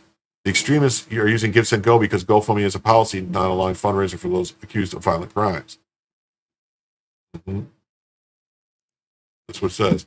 Support DFW, anti-ICE protesters to Give, Send, Go. They have set bail, $10 million per person. So they're calling them protesters, even though they were shooting people. Support the anti-ICE protesters. I think they could possibly, maybe they could shut this down because it's fraudulent the way it's presented. Because they're presenting it as for protesters. They're not actually saying that it's for these people's legal...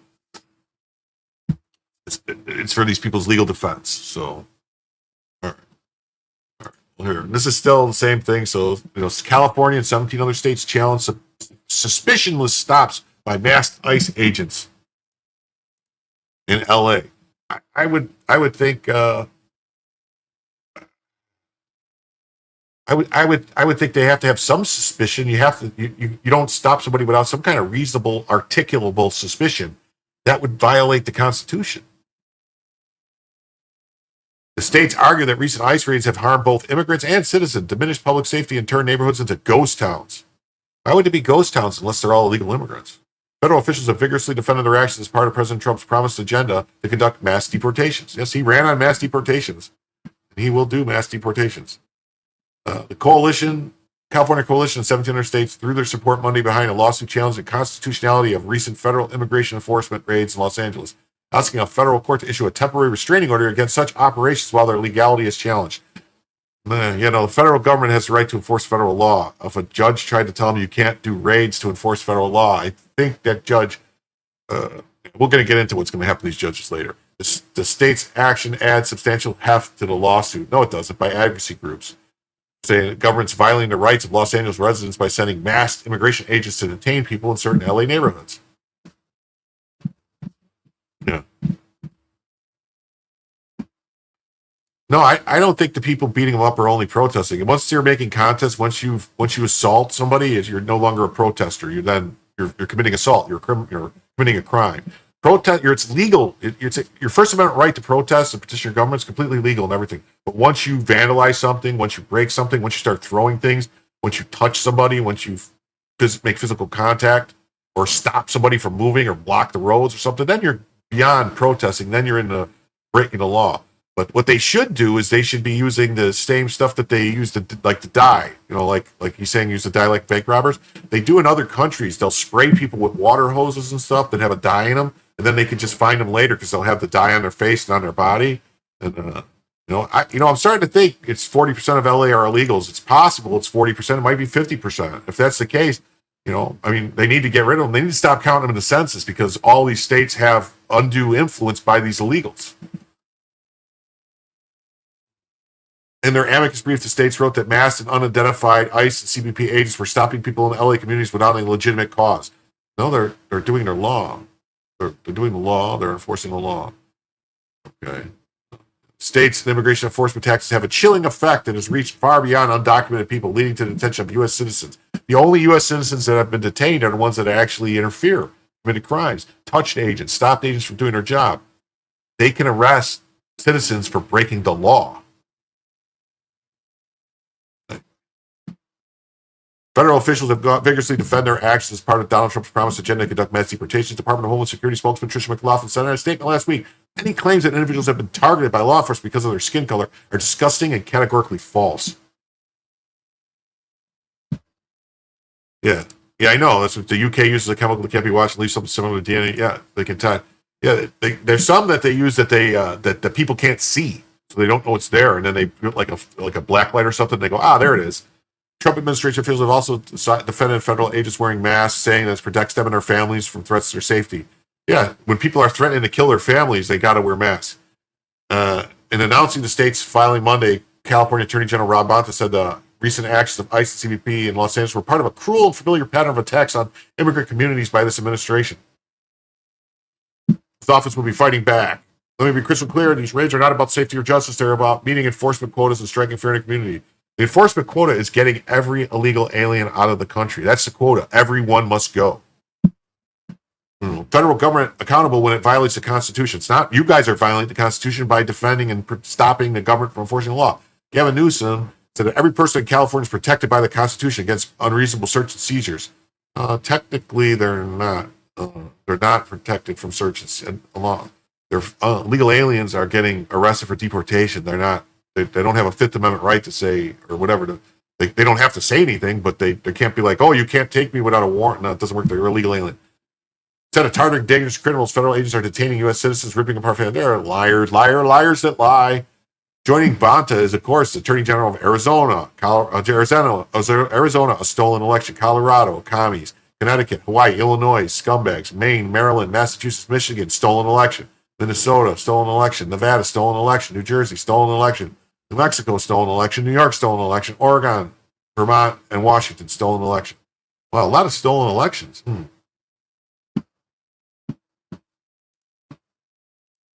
Then we got this. They're crying about this. ICE leaves cars abandoned, lawnmowers running when it arrests workers. A new push to secure property.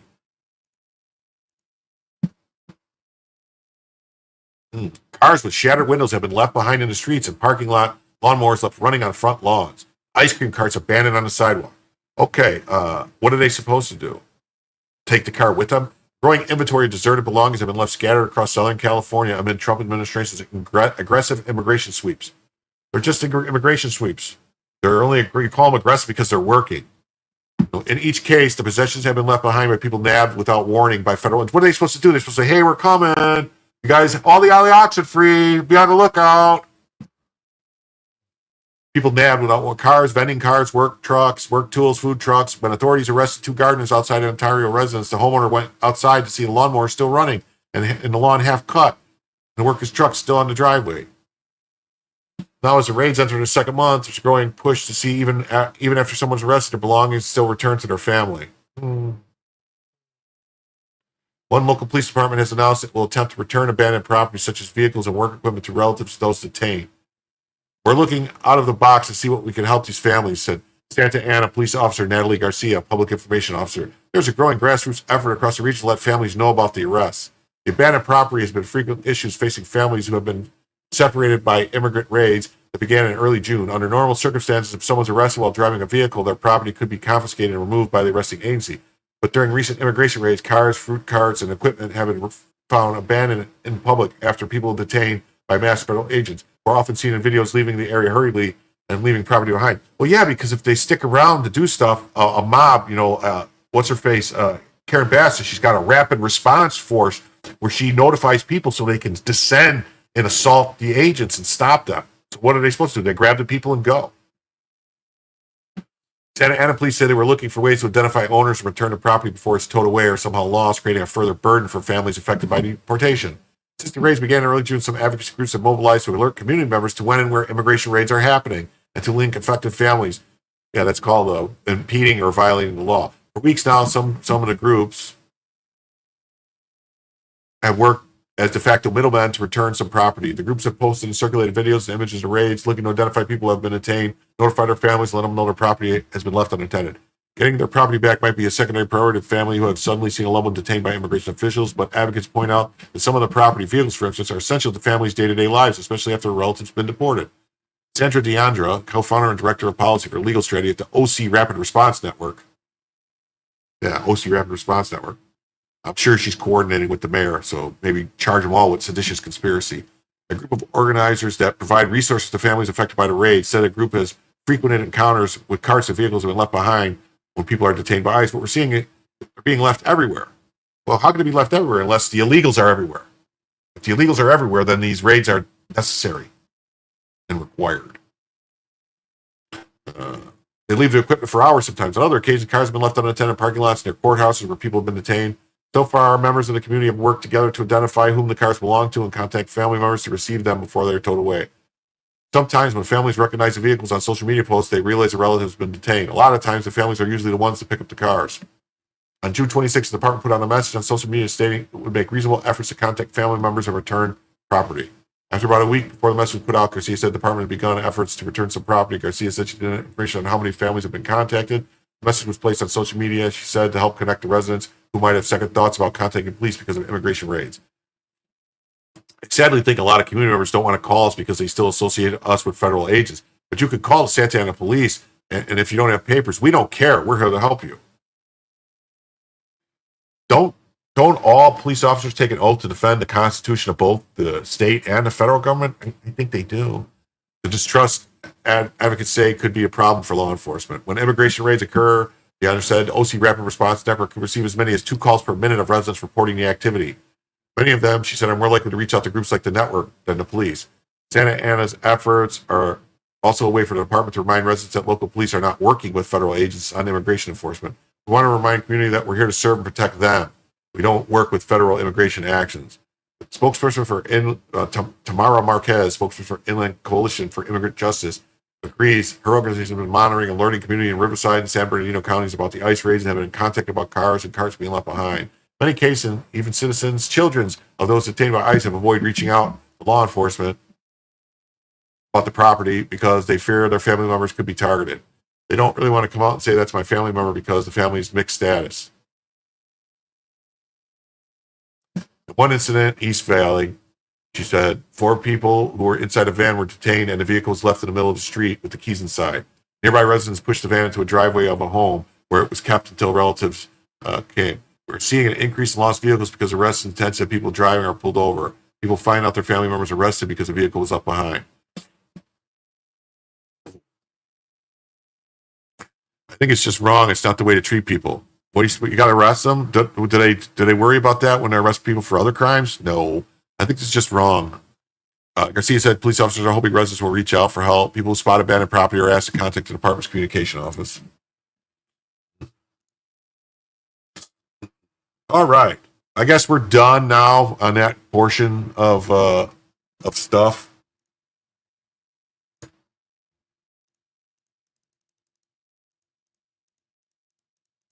Let me close some tabs. Make it easier on myself.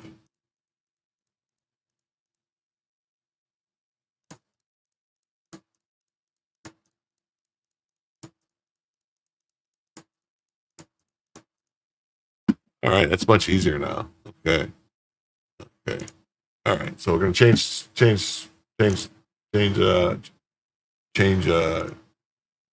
some people who aren't as crazy. Okay. Oh, hey, look at that. Looks like we got like 72 live viewers right now, something like that. So I'd just like to remind everybody to please hit the like button if you like the video. If you aren't already subscribed, please subscribe to the channel. I'm trying to do shows every night at 10 p.m., even Sundays, at 10 p.m. I might move them up to 9 p.m. if that seems like it's more Eastern time, if people would prefer that more. It's just I have to wait until my grandchildren go to sleep for me to stream, because otherwise they come running in the room and that's a problem. But please hit the like button. Please subscribe to the channel if you're not already subscribed. And, thank you very much. And, leave a comment. Let me know what you think. What you like, what you don't like. Just here to try to make everybody have a good, enjoyable thing, to provide you with some news topics and have a good time and talk to people and get to know people, start a conversation, and move forward, working together as a team. I hope many would agree the Chinese government and other U.S. adversaries should own zero agricultural land in our great country. This is a real national security issue, plus also a real food security issue.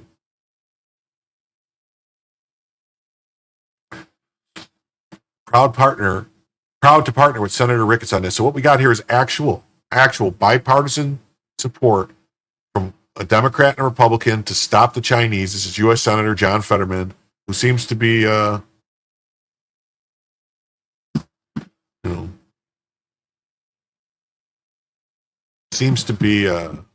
Terry, thank you for being, new to YouTube.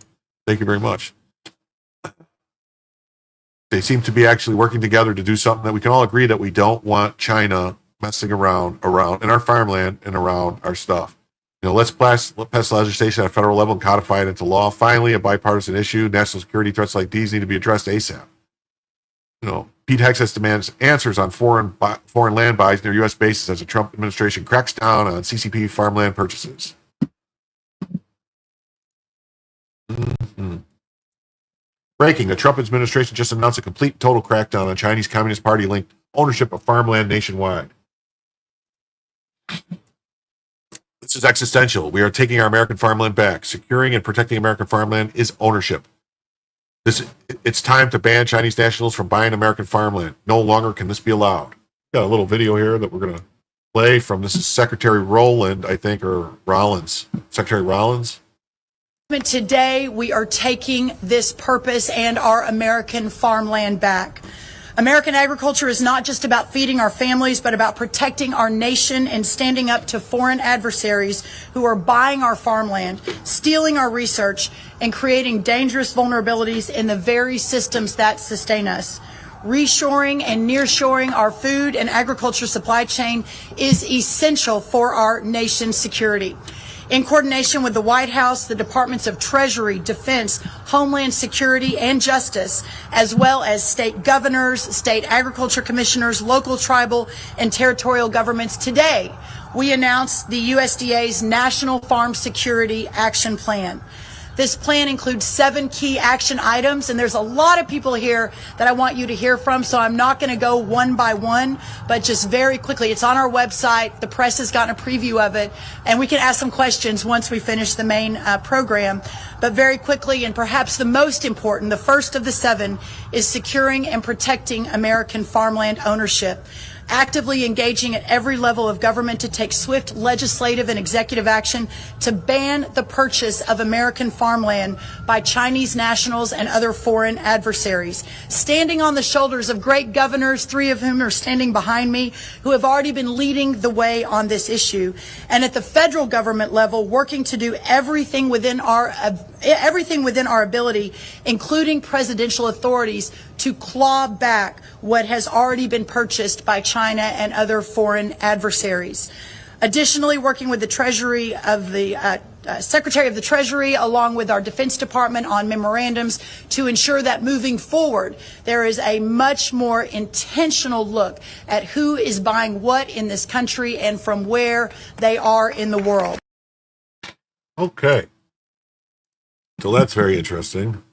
Yes, letting them buy any of our land was one of the dumbest national security lapses ever. This is great news. This is the kind of thing that could cripple our country. Kick them all out. And here's the story. Senator Ricketts Fetterman unite against China's quiet invasion of U.S. farmland. Communist China is our greatest geopolitical threat. GOP Senator Pete Ricketts tells Fox News Digital.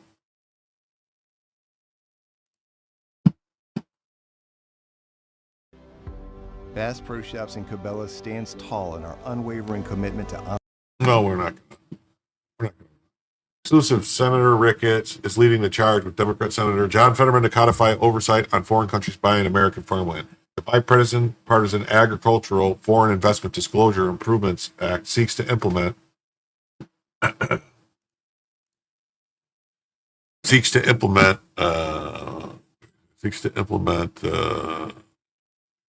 recommendations published by the Government Accountability Office in January 2024, in which the AFTA was ill-equipped to combat foreign ownership of American agricultural land. Communist China is our greatest geopolitical threat. This is a way for us to improve the disclosure of what's going on with regard to purchase of the agricultural land so we can take other necessary action, make sure we're not giving Communist China an opportunity to buy agricultural land. The bill's proposal comes as two Chinese nationals, a University of Michigan postdoctorate researcher fellow Yang Jingjian and Huizhong University of Science and Technology student Jing Quan were held in federal custody after they were accused of smuggling biological materials into the United States. Federal and Ricketts team up for crackdown on China's attempt to purchase U.S. farmland. The suspects have been charged with smuggling a fungus that has been described as potential agro-terrorism weapon into the heartland of America, where they apparently intended to use a University of Michigan lab to further their scheme. Interim U.S. Attorney for the Eastern District of Michigan, Jerome Gargan, said in a statement. The fungus caused head blight, described as a disease of wheat, maize, rice, and barley, and is responsible for billions of dollars of economic losses throughout the world each year, according to the Department of Justice. If ingested by humans, the substance can cause vomiting, liver damage, and reproductive defects in humans and livestock.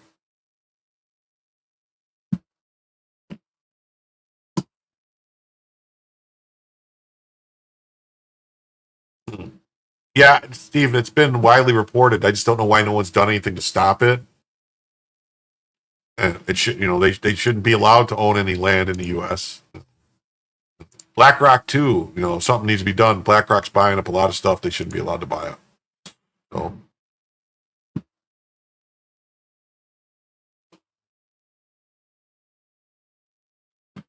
Department of Homeland Security Assistant Secretary Tricia McLaughlin told Fox News the Trump administration is focused on keeping our homeland secure through enhanced border screenings. Protecting America's food supply and national security means a top priority. Last week, the smuggling attempt by Chinese nationals of Fusarium graminearium, a dangerous pro-crop destroying fungus, posed a significant bioterrorism threat, only highlights the imperative to combat this threat. That can potentially be very damaging to agriculture, Ricketts told Fox News Digital. We also know that the Chinese nationals have been trying to steal our biotechnology with regard to agriculture. There's also been crashing the gates of bases. Supposed Chinese terrorists have been flying drones around bases. Of course, the Chinese flew a surveillance balloon over our country, and Biden administration just let that happen. Wow. Dilne no chicha, honda, buanta, so far.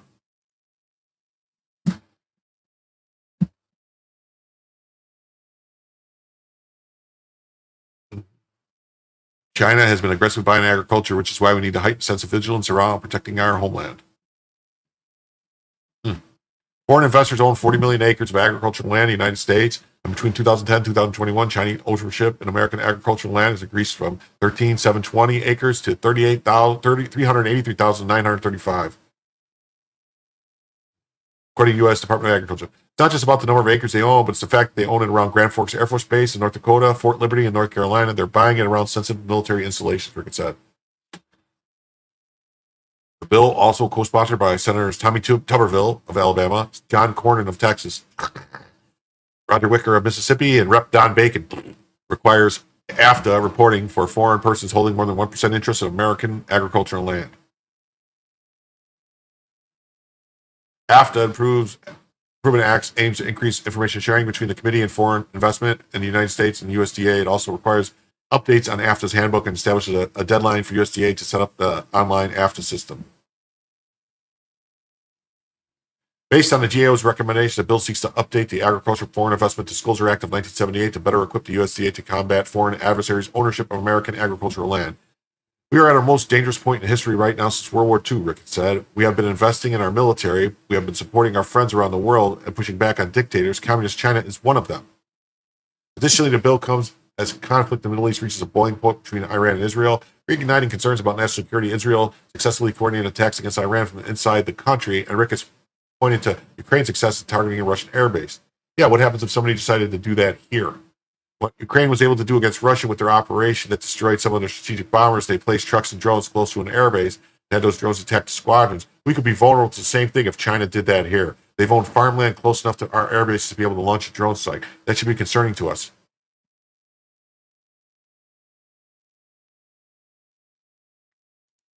Yeah, surprisingly, Japanese own very large portions of Hawaii. Just saying. Rick has added the American farmland should not be a tool that our adversaries like Communist China can use to attack us from inside our own country. There's been little movement on the bill since it was recently introduced. This is largely because Senate Republicans are narrowly focused on advancing Trump's big, beautiful bill ahead of the self-imposed July 4th headline. Okay.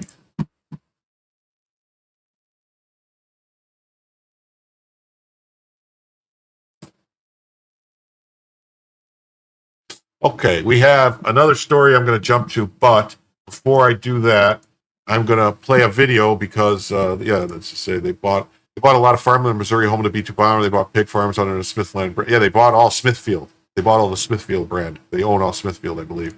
I'm going to play a video because I'm going to take my dog out. It's about a 10-minute video, but I should be gone 10 minutes, so I'll be back before it's over. It's about the Secret Service cat fight. I don't think I played this video before. It's about the Secret Service cat fight at Obama's residence. Is this the video I played before? Yeah, Bella's got to pee. I don't know, but.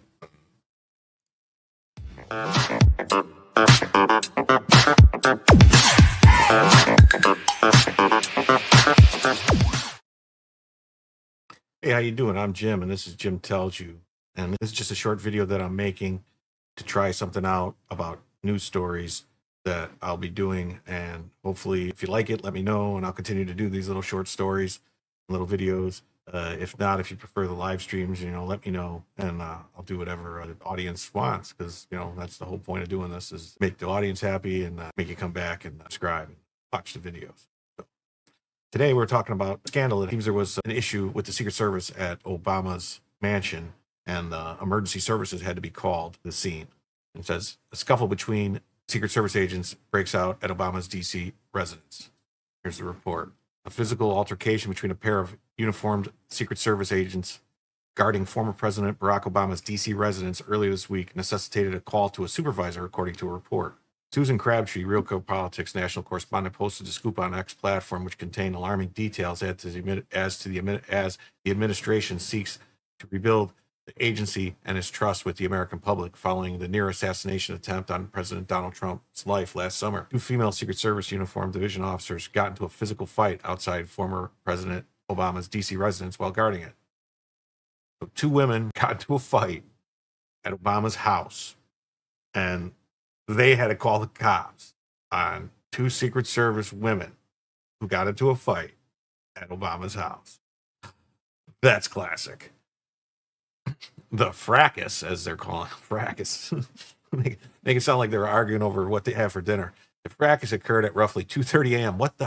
What was going on at 2:30 a.m. at Obama's house? The two uniformed female Secret Service agents got into a fight. I mean, what could possibly be going on that would cause this to happen? It's alarming, isn't it? Disturbing. I don't know. Wednesday morning, according to two sources in the Secret Service community. The lack of professionalism was on display during the fight, and in a call one of the women made on a recorded Secret Service line. Oh, God, I would hope that we could get that recording. That will be gold. That would be awesome to be able to hear what they sound like. Could this have been a fight over a broken nail? Someone used someone's brush? Someone ate someone's lunch, maybe? No, there had to be something else going on here. Oh, here we go. That's what they say on the recorded line to the supervisor to immediately come to the scene before I whoop this girl's ASS. Oh, my goodness. Oh, my goodness. That sure sounds like something straight out of, World Star Hip Hop, maybe? She continued in the post that contained alleged audio recording of the call. The woman officer who made the call was upset that her shift replacement was late and assailed her verbally and physically when she finally did arrive to relieve her. Audio of the early AM call is now circulating among the agents and officers and is attached to an X post. Well, we're going to have to find that X post, aren't we? We're just going to have to listen to what it says. We have to. Okay, I got the recording of the call. Let's listen to it and hear what it sounds like.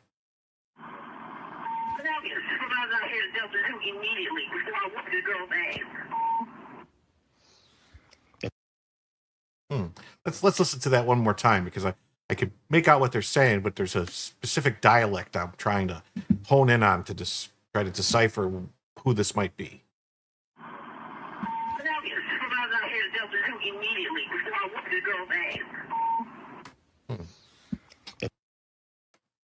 Very interesting. Very, very interesting. I must say, I would expect more from Secret Service agents protecting presidents, wouldn't you? Seems like maybe we should be screening people better. I don't know if this is DEI, if this is just lack of standards, but generally speaking, people who protect the president are supposed to be the most top qualified, the best at the job, and it'd be weeding out any person that might have a penchant to get violent at the drop of a hat or something like that. It seems like maybe this should have been worked on a little bit better and workshopped, and maybe some changes need to be made in who we hire at the Secret Service and who's actually protecting presidents of the United States. Here's a story about this incident from Headline News. Let's hear what they have to say. Secret Service agents get into cat fight outside Obama's home. So they're calling it a cat fight. It's unclear whether either woman was injured or whether they will be disciplined over the altercation. 2 female Secret Service agents reportedly came to blows at Barack Obama's D.C. crib while they were supposed to protect the former president's residence early Wednesday. Okay, so maybe Obama wasn't there. So maybe they get less qualified people when the president's not actually there. Doesn't add a lot of confidence in the Secret Service and who's protecting presidents and stuff, does it?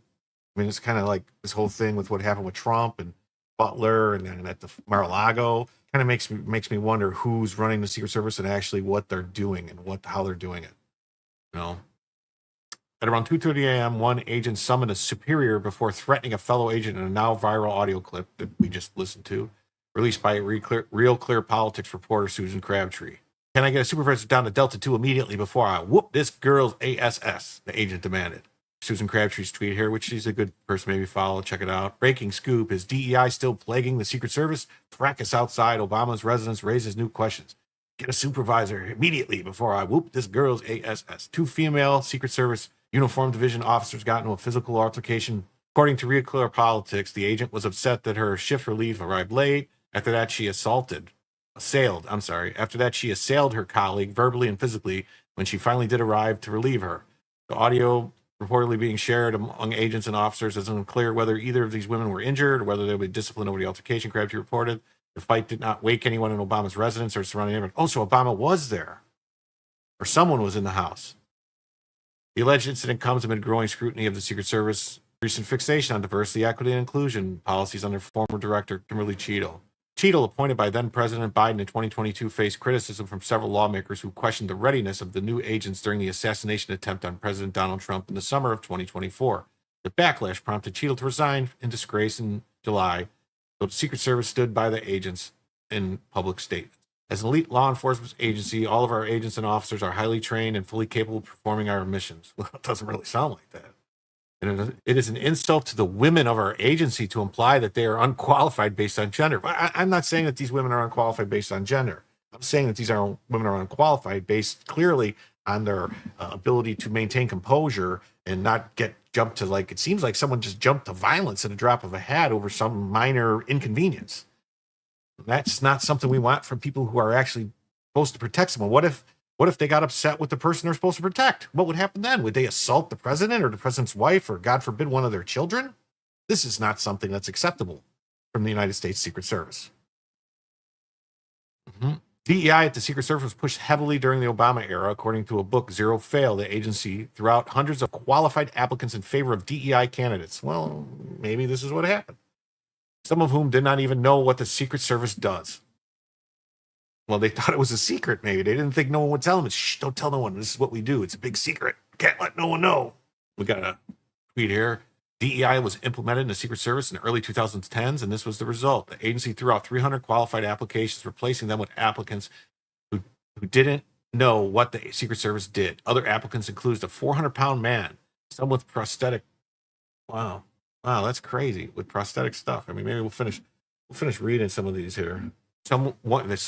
Other applicants including a 400-pound man, someone with a prosthetic arm, and others who said their roommates don't like cops. There's an excerpt from the book Zero Fail, which is crazy. I'm going to have to look more into this book. Here's more of the tweet from Susan Crabtree. We'll just read a little bit more of this. I had to go find it. It says, breaking scoop, DEI still plaguing the Secret Service, fracas outside the residence. We went through all that. 2 Secret Service agents got into a physical fight outside of the president's home. Went into that. 2:30 in the morning. Lack of professionalism. Yeah. Fight did not wake anyone in Obama's residence, or so.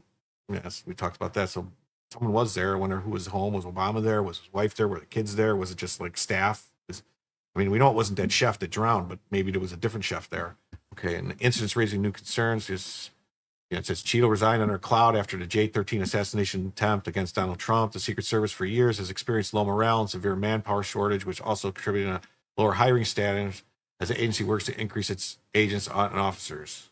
And then we got a special agent, Rashid Ellis, earlier this year publicly stated that he believed Secret Service DEI policies and agendas are currently responsible for the Secret Service failures at Butler that led to the near assassination.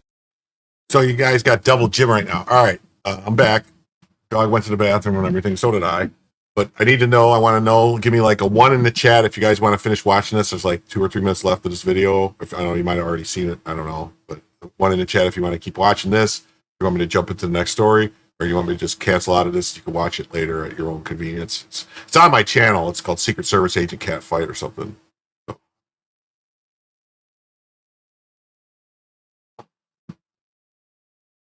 What do you think? Are we keep playing this? Someone let me know. 1 for yes, 2 for no. I guess if nobody answers, that means you don't want to continue. Finish it. All right. Someone said finish it. That's all I need. Yeah. Numerous sources have questioned Sean Curran that Trump tapped to lead the agency. So basically, what we have here is we had 2 women, at least one of which seems to have been possibly unqualified for the job. Maybe both were unqualified, or one showed up late, which is standard operating procedure for this new generation of people. It seems like that just can't show up on time for anything. And the other one didn't like it because she had stuff to do or somewhere to go. And instead of handling it the right way by just, clocking for overtime or calling her boss and just saying, hey, someone didn't show up, what's going on? They decided to get into a physical altercation in a physical fight outside of President Obama's house. Pretty ridiculous, isn't it? Well, thanks for stopping by to watch this video. As I said, my name is Jim. My channel is Jim Tells You. I'm going to try to make more of these little videos, just short hits on news pieces and articles that I find interesting. That was the end. Next, please. Okay. Here we go. Uh-oh. What happened? Here we go. Next story. Breaking. The president of the Austin Fire Association says the Austin fire chief denied pre-deployment to Kerrville before the flood. No confidence vote planned. Let's see. This is about the floods. Now they're saying that maybe... I just don't even have words. Our firefighters are trained for that area. Our firefighters have the equipment. They have the desire. They have the will. They have the power to go up and actually, I know some of those girls could have been survived if we had had the best boat crew the day before on scene. I know it. I know it in my heart. I know it as a battalion chief. I know it as a former Swiftwater tech myself. And the fact that we didn't do it and we let them down is just, it's unconscionable. I just don't even have words. Yeah. Basically, here's Jack. Austin Fire Association says fire chief screwed up. Brings the Austin firefighters no pleasure to report to the community that the Austin fire chief denied the deployment of the Austin firefighters to Kerrville until very late into the event, with the exception of only 3 AFT rescue swimmers who helped staff helo teams, which still were not deployed until the afternoon of the 4th. The Austin firefighter special operations teams are specially trained for Hill County Swift Water Rescue, and they're some of the best.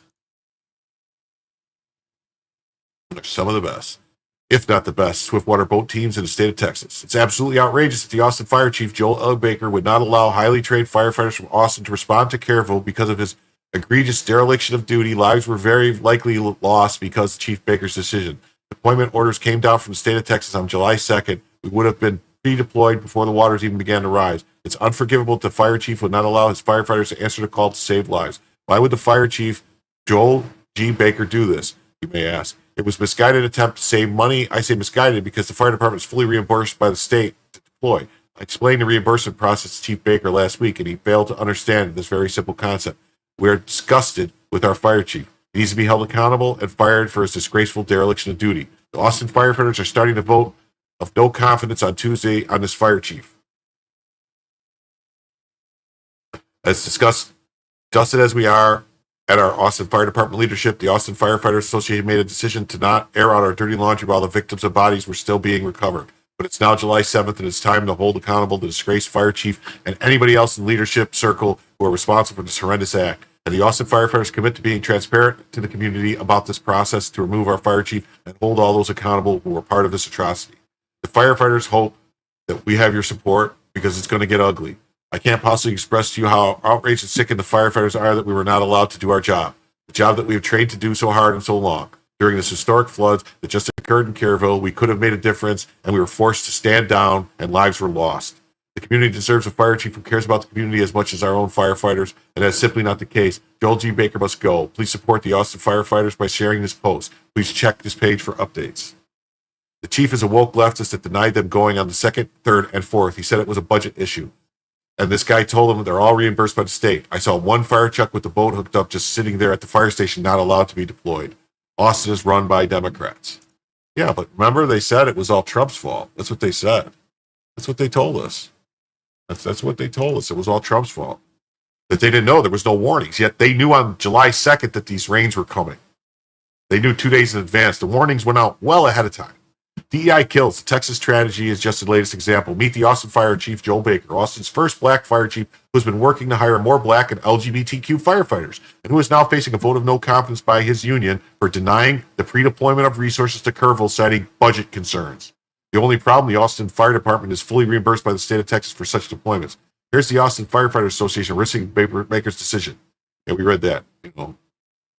DEI killed those little girls. Yeah. Here he is. This says, Austin firefighters, special operators are specially trained. Lives were likely lost because of Chief Baker's decision. I explained the reimbursement, and he failed to understand the concept. And here's this. One of his goals is to increase diversity at the Austin Fire Department. These reflect more of the community we serve, because I believe the youth of Austin and our youth in general, you with those young African Americans, young Latinos, people of the Asian community, and LGBT community, if they don't see firefighters who look like them, they'll want to choose the Austin Fire Department's career. Oh, the hell. There you go.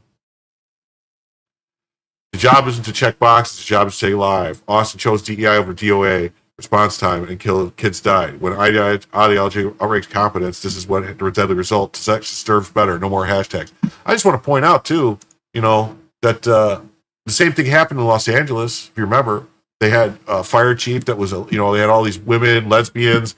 And then they had the one woman who said, if your husband or someone gets put in a place where they need me to carry him out of a fire, then they did something wrong.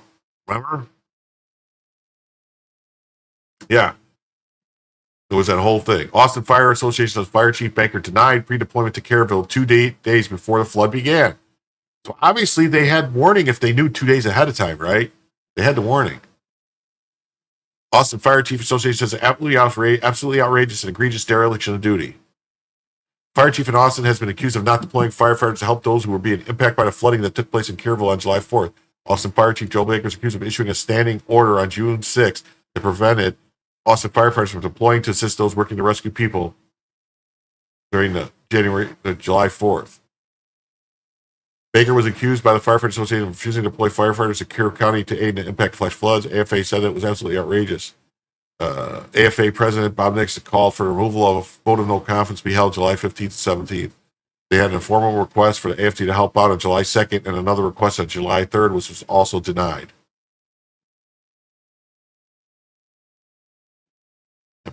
Brings the Austin firefighters no pleasure to report to the community that the fire chief denied the deployment of the Austin firefighters.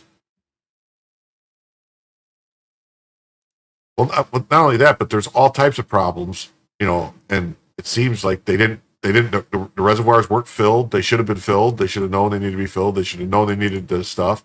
They didn't have any of the equipment they needed, nothing in LA. That could have all been stopped. The Austin Firefighter Special Operations teams are specially trained for the Hill County Swiftwater Rescues and are some of the best, if not the best, Swiftwater teams in the state of Texas. Deployment orders came down from the state of Texas on July 2nd. We would have been pre-deployed before the waters ever began to rise.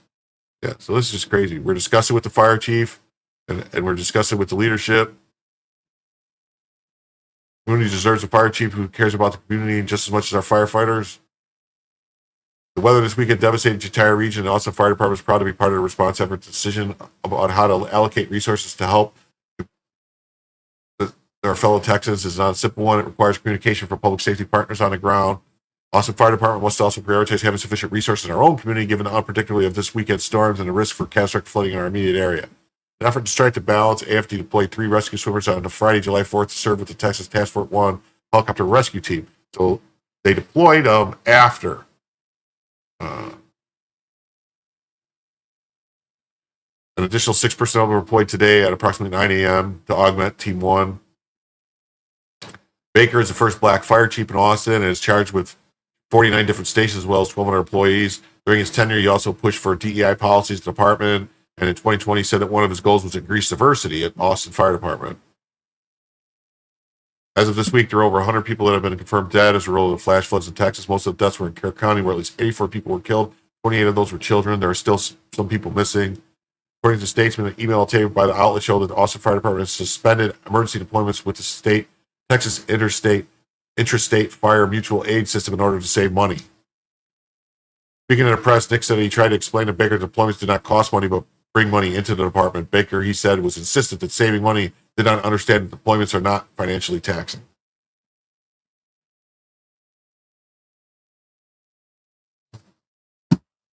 Okay, cool, sweet tooth. Go ahead, jump in the pool for a bit. I'll probably still be going. It looks like I got 10, about 20, 30 left. 30 tabs left.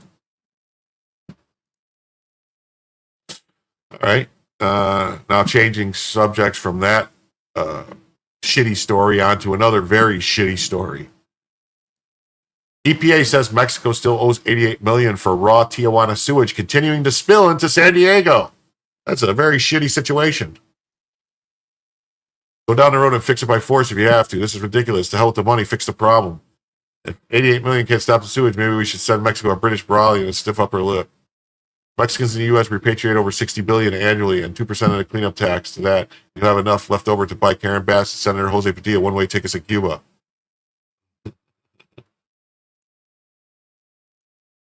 EPA says Mexico still owes $88 million for raw Tijuana sewage continuing to spill into. What's this? Must go out and create a third party.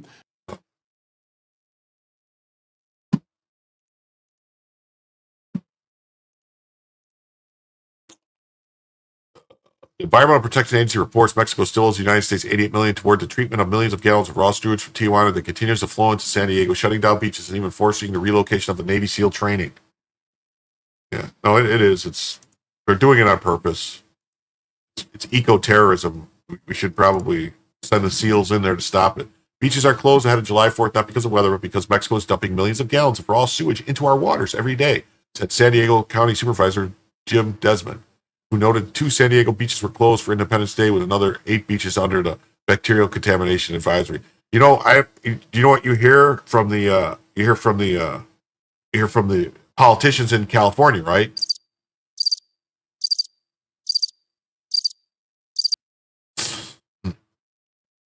We shouldn't tolerate toxic waste pouring across our border while families are forced to cancel beach plans and communities suffer. Billions of gallons of raw sewage from Mexico have flowed into San Diego over the years as Mexican sewage treatment capacity fails to keep up with Tijuana's rapidly growing population. While EPA has sent an agreement to Mexico to address the ongoing sewage crisis, EPA Administrator Lee Zeldin noted at a recent press conference that Mexico has not met its financial obligations agreed to with the Biden administration. Mexico still needs to obligate $88 million that remains till the agreement that was reached in July of 2022, Zeldin said. There's a number of projects that have not yet completed.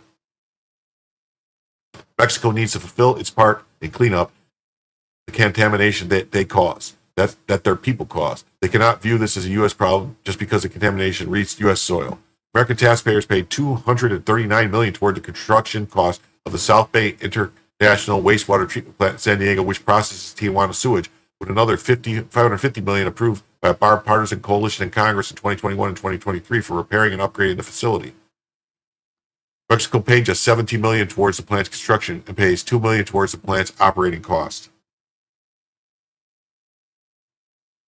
Earlier this year, the Department of Defense found Mexican sewage contamination exceeded safety levels in over 75% of tested samples, and that 39% of the recent Navy Special Forces cases of acute gastrointestinal illness were tied to exposure to the waters. A new report from the University of California, San Diego found Tijuana sewage pollution has spread even to the air along the coast, including one substance that is found to degrade human DNA. What? Mexico has recently completed a new sewage plant that should, as the plant becomes operational, reduce sewage flows, while the EPA says the 2-year plan to upgrade the IWTP's treatment capacity will be completed in 100 days. In the meantime, U.S. IBC has begun expanding the South Bay International Wastewater Treatment Plant's capacity from 25 million to 35 million gallons per day. To the EPA spoke, this project was slated to take 2 years, but we're going to get it done in 100 days. Wow. That is an extremely shitty situation, isn't it? So when they say that Mexico is not sending their best, I guess they're talking about the shit they're sending into the waters.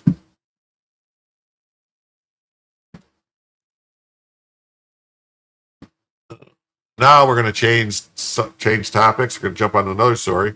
Hold on. Bless me.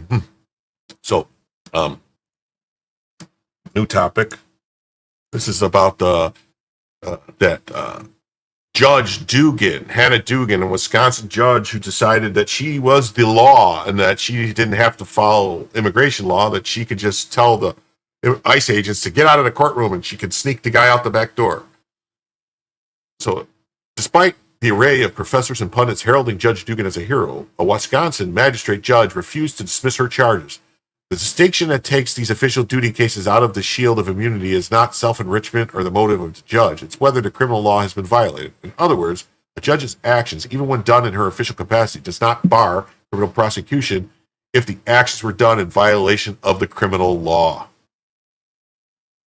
Dugan was viewed as fortunate in her assigned judge when she first went before Magistrate Judge Nancy Joseph, who correctly denied the motion to dismiss. This will make it tougher for Judge Edelman to dismiss the case after such a well-reasoned opinion. The magistrate judge got it right. Judges aren't above the law. Dugan's alleged obstruction of ICE enforcement by shielding an illegal immigrant from arrest isn't judicial discretion. It's blatant violation of federal law. Judicial immunity does not cover criminal acts. Even if done in a courtroom. This case isn't about heroism, it's about accountability. When judges weaponize their robes to undermine immigration enforcement, they sabotage the rule of law and endanger public safety. The Trump administration's push to prosecute reflects a necessary crackdown on activists masquerading as impartial arbiters.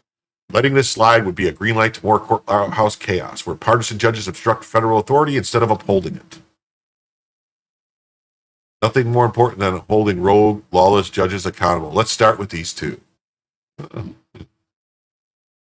An array of professors heralding Judge Dugan as a hero should scare the bejesus out of everyone. They are tasked with educating the next generation of lawyers, judges, and law professors. Vicious circle.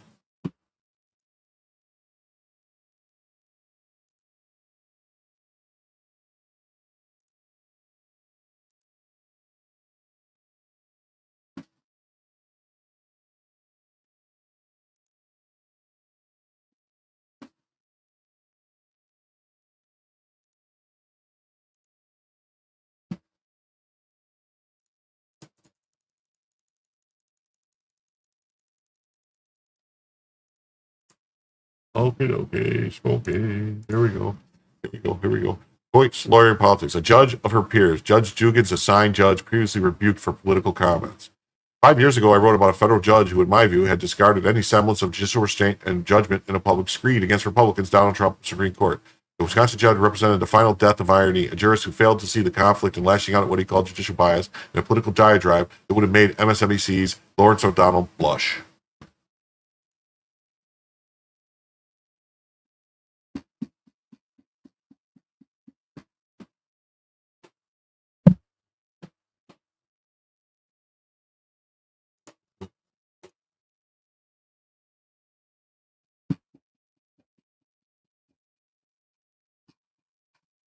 Hold on 1 second. I lost the tab. I gotta find it.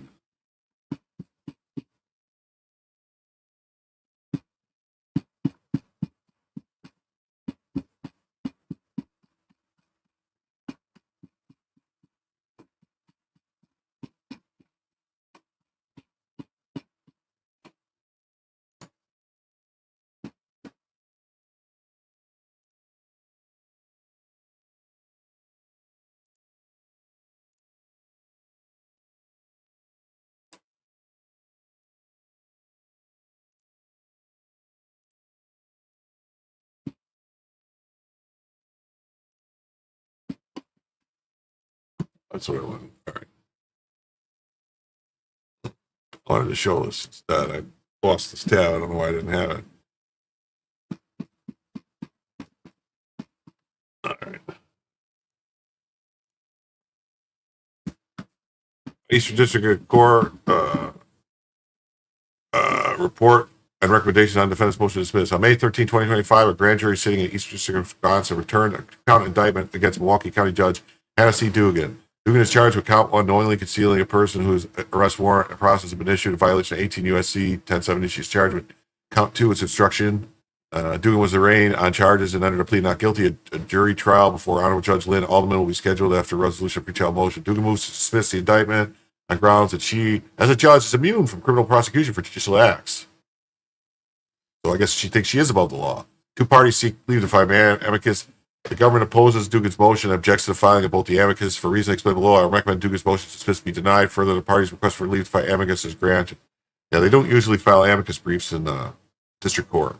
It doesn't happen. Indictments as followed. She count 1. She knowingly concealed the person, and she corruptly endeavored to influence and obstruct. They plan and advise legal standards. Analysis. Dugan moves to dismiss. First, she argues that a state court judge acting within the scope of official duties prosecution is barred by judicial immunity. Second, Dugan argues that under the power retained in states under the 10th Amendment, the federal prosecution violates the Constitution separated powers. Third, she argues indictment should be dismissed under the canon of constitutional avoidance. Because the parties differ on the views of applicable law and instructive, to begin with the survey of the law and judicial immunity before turning to Dugan's arguments in the application of the law in the case. They go over the history of the early years and all this stuff, and then it's important. But basically, they said that, she broke the law. You can't break the law while on the bench and think you're going to get away with it. That's what it says.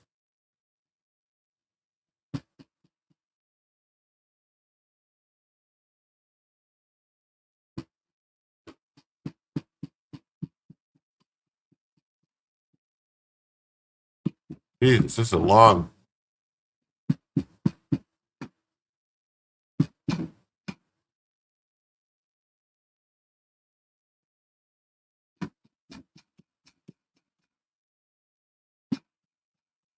Jesus, where is this thing going to get to the end? I want to get to the read with just with the.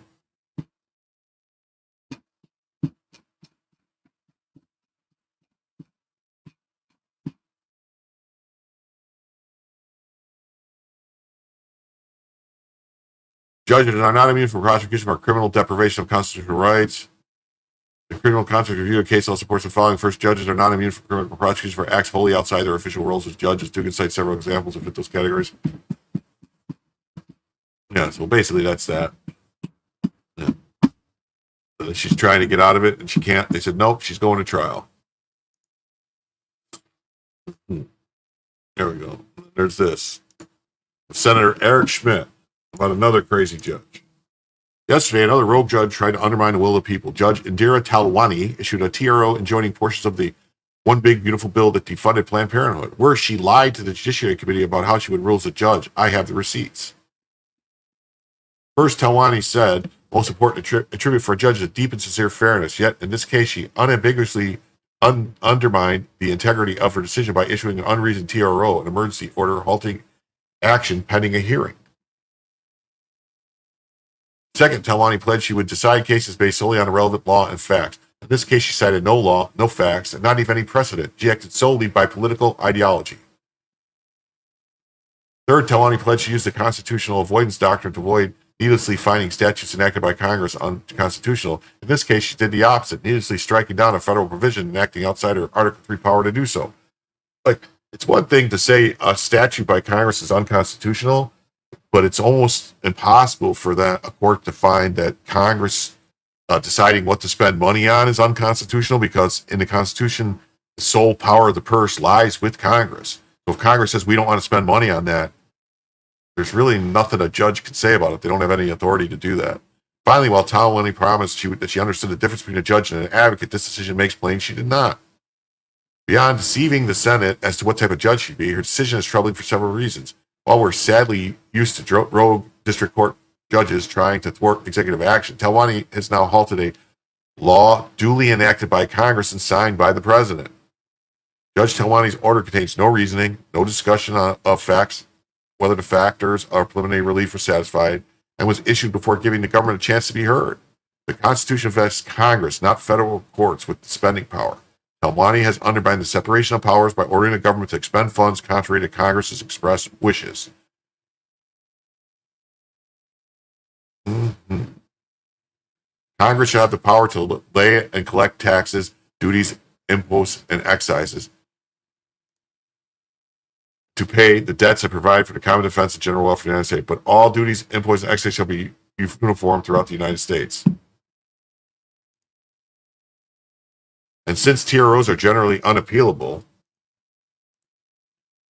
Talwani's decision to style his order as a TRO fits into a troubling pattern of district court judges trying to delay prompt review of their orders. So what do we do about this? Obviously, I hope the DOJ promptly appeals this decision to the First Circuit and the Supreme Court, but we're dealing with deeper structural problem. First, SCOTUS needs to get more aggressive in policing the lower courts. The Costa decision was a good start, but only the beginning.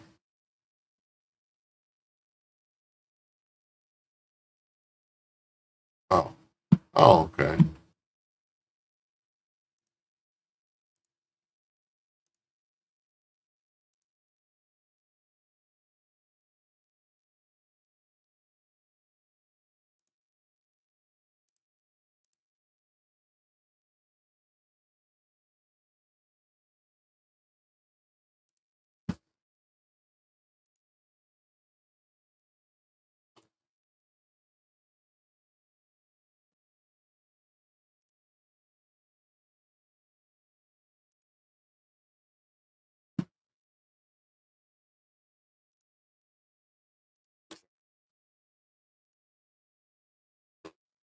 I got a notification that I was kicked off.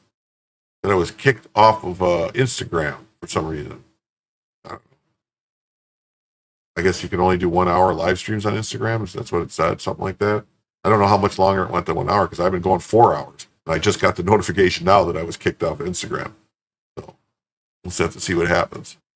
Anyway, okie dokie, smoky. Okay, the Constitution was a good start, but only the beginning. The lower court judges behave lawlessly. The court must swiftly reverse them and, if necessary, reassign cases involving the federal government to different courts. The court must also become more comfortable with deviating from regular procedures to directly review these judges' decisions. The American people deserve to have the policies they voted for implemented as soon as possible. Why is my chair not moving? There we go. That's better. Directly review these judges' decisions. The American people deserve that the policy they voted for implemented as soon as possible. Congress also has an important role to play. Here's how Congress can solve the problem. Restrict the ability of a single district court judge to issue injunctions against the federal government. If judges want to play politics, Congress should pass laws that insulate executive decisions on sensitive matters like immigration from judicial second-guessing by partisan judges. Well, actually, immigration is supposed to be insulated because they have their own immigration court. It's not supposed to, the district-level court is not supposed to have any say in immigration. They've already did that. It's supposed to be appealed to the circuit court if there's a problem from immigration court. But how's that working out? Jail her immediately is a compromised position. Relatively quick and clean, violating the good behavior clause. That's right. Judge Bover's both interference with President Trump's enforcement of immigration laws, abuse of power, have interest resolution to remove him. Yeah. It's too bad that they're not actually moving on any of these resolutions to remove these people. No. Mm-hmm. And here's Shipwreck Crew coming in saying, just posted this fifth article.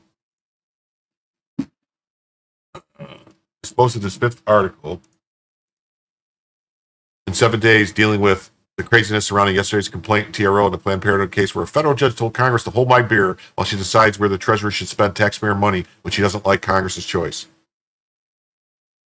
How Planned Parenthood secured a 14-day restraining order forcing Treasury to keep making payments, Congress ended. Behind a paywall, this stuff takes time, but 7-day free trial available. If you think you would get all the articles from the past 9 days since you're still behind the paywall. Real post greatly appreciated. Link in the next panel down. The only relevant subsections 2, which requires a certification that the parties had conferred and good faith effort was made to resolve and narrow the issue. The certificate file does neither. Notwithstanding these procedural shortcomings, no effort had been made speaking with any of the 5 DO officials listed. At 5:24 p.m., Judge Talwani issued a temporary restraining order without directing any order or instruction to the DOJ prior to doing so.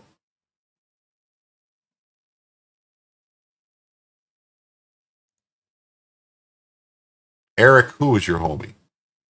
Which Eric? talking about Eric, which Eric? Eric Hunley?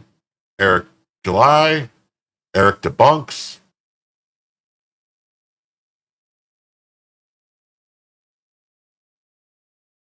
No notice means the matter cannot wait for adverse party, can't be heard. Irreparable damage will result if time is taken for that to happen. So notice the opposite would include an opportunity for the adverse party to be heard.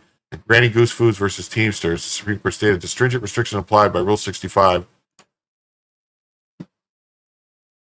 on the availability of ex parte temporary restraining orders reflect the fact that our entire jurisprudence runs counter to the notion that court action taken before reasonable notice and opportunity to be heard has been granted to both sides in the dispute. Are we approaching the point where we see district court judges enjoining each other? It was just such an egregious violation of Rule 65 and ex parte to boot. Why can't a higher court take action sua sponte? You would think something. Federal judge blocks provision of the big beautiful bill defunding Planned Parenthood. Yep. What do you look at that? What do you see there?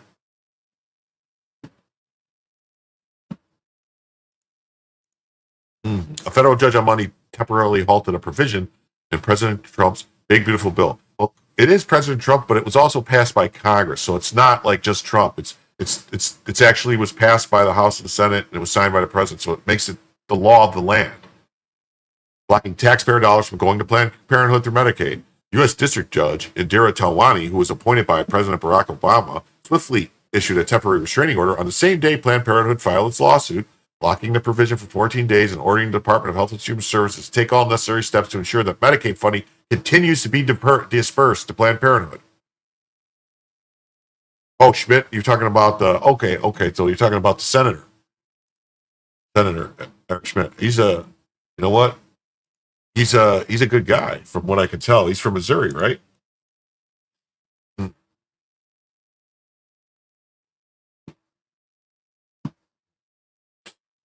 Planned Parenthood alleges in the lawsuit that Congress targeted Planned Parenthood out of other abortion providers and how it wrote the provision, which bars medical funding for 1 year. While the provision does not explicitly name Planned Parenthood, the organization is the only abortion provider that falls under the restrictions outlined in the bill. Planned Parenthood also argued that having its Medicaid funding cut off would have devastating effects on the organization. Planned Parenthood has claimed that nearly 200 of its clinics are becoming at risk of closure because of the funding measure. Many Planned Parenthood members will be required to lay off staff and curtail services with serious adverse consequences for many patients served by those centers, even if they do not use Medicaid to access services. Worse still, members may be forced to shutter a substantial number of their health centers nationwide, many of which are rural and underserved areas and alternative providers. Reads.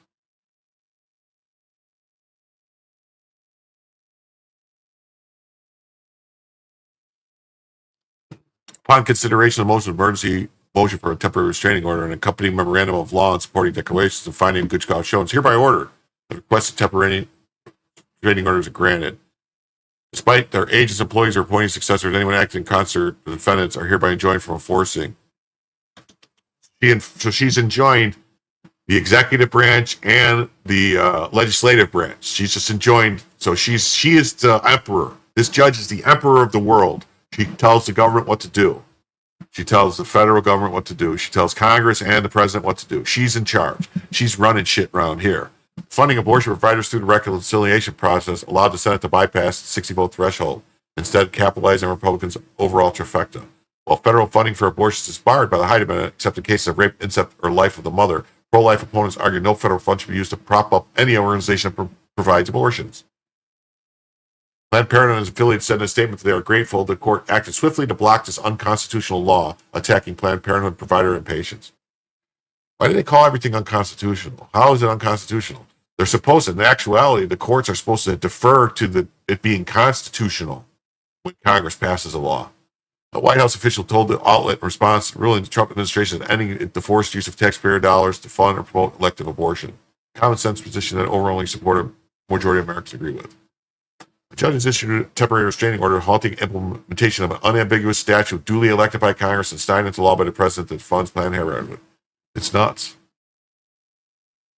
Pro-life advocates and conservative lawmakers quickly reacted to the order as well, calling it an abuse of judicial power. Unless I'm missing something, this is abuse of judicial power, Senator Mike Lee said to the next post. Unless there's more to the story, I suspect the House Judiciary Committee will consider articles of impeachment, he said.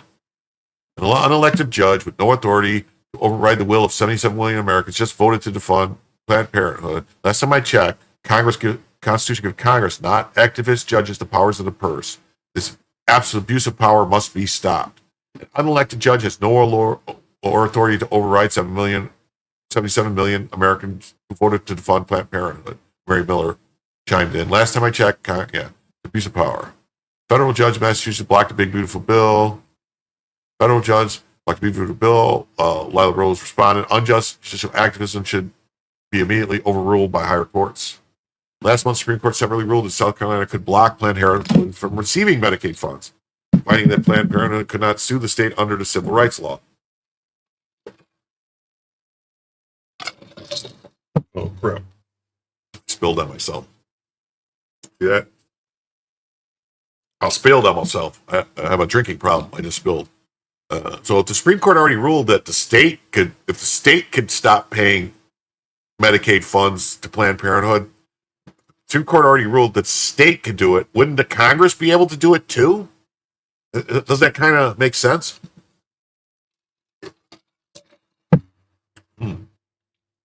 Mm-hmm.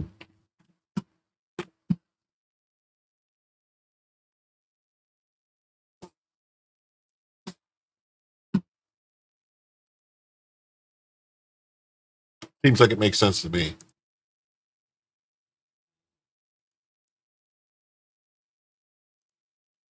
Look at this. House Judiciary Chairman Jim Jordan threatens to use power of the purse to punish wayward judges. Yeah, he probably said 2 years ago he's complicit. All talk, no action. Jim Jordan, I recall a story of Boy Choir and Will. People are going to not believe anything you say anymore if you don't start actually doing some of this stuff. Your threats ring hollow with many already. Actions speak louder than words, Congressman. House Judiciary Chairman threatens to use power of the purse to punish wayward judges.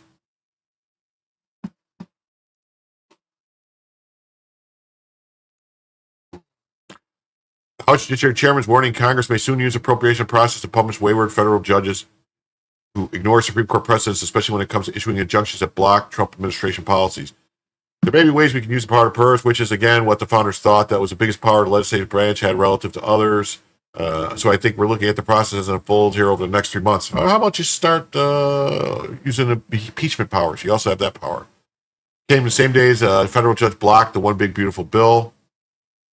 Last month, justices on the Supreme Court voted to narrow the scope of lower court injunctions. President Trump praised the higher court's decision following a ruling on Truth Social. Giant win. The United States Supreme Court, even the birthright citizen hoax has been indirectly hit hard. I had to do with the babies of the slaves, same year, not the scamming of our immigration process. Congratulations to Attorney General Mamdani, Solicitor John Sauer, and the entire DOJ. Justice found the lower court had likely exceeded their authority by imposing universal injunction against Trump's executive orders. Trump administration has seen many of its executive orders subjected to nationwide injunctions. The Supreme Court decision found that Congress had not given the authority to lower courts and narrowed their scope, providing injunctive relief to the plaintiffs in the case. Jordan helped shepherd through the House legislation that would block federal judges from injunctions that extend outside their parties and local jurisdictions. The bill is now pending in the Senate.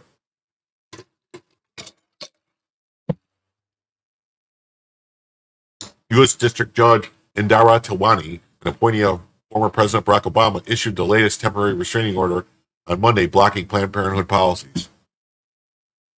Well, we got 3 courses of action we can do here, Jordan said in response to recent action by judge. We can pass legislation, which we've already done, right in the Judiciary Committee in the House, which is Darrell Ace's bill, which says that the 677 federal district judge, when it comes to issuing injunctions shouldn't apply nationwide. Jordan said in committee also the hearings on injunctions for federal judges. We've had former Speaker Gingrich, and he talked about it and gave a good historical perspective on the whole issue. Jordan said in other ways, Congress should go about holding judges accountable who don't follow the precedent, look at appropriation process. He said Congress wouldn't cut funds for security given the threats that have been issued against the Supreme Court, like Brett Kavanaugh. But he noted there's other expenditures. Why is my camera wigging out? Anyone else noticing that? It keeps wigging. But he noted there's other expenditures that Congress cut to send a message to wayward judges, such as pay raises. You know, the Judiciary Conference just asked for a big raise in the budget. I think we need to take a look at the side.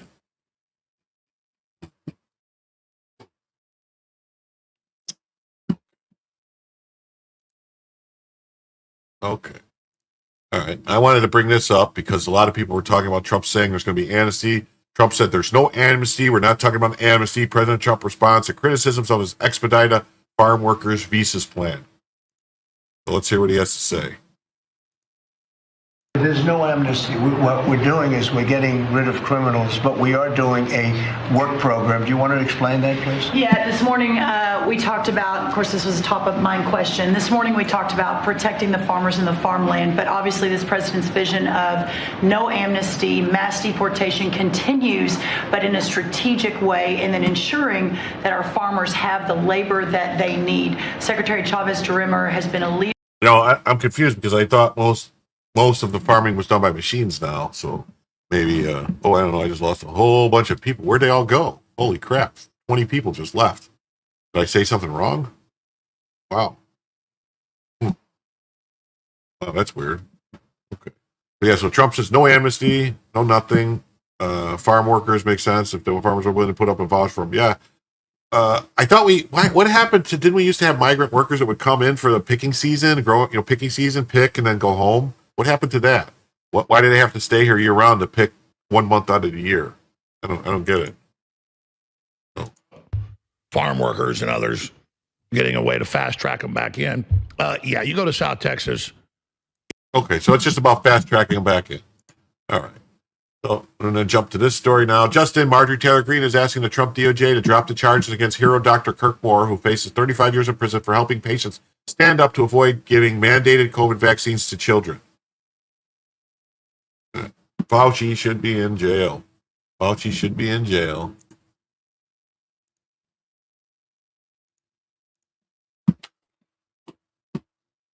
Mm-hmm. Mm-hmm. Yep. Yep.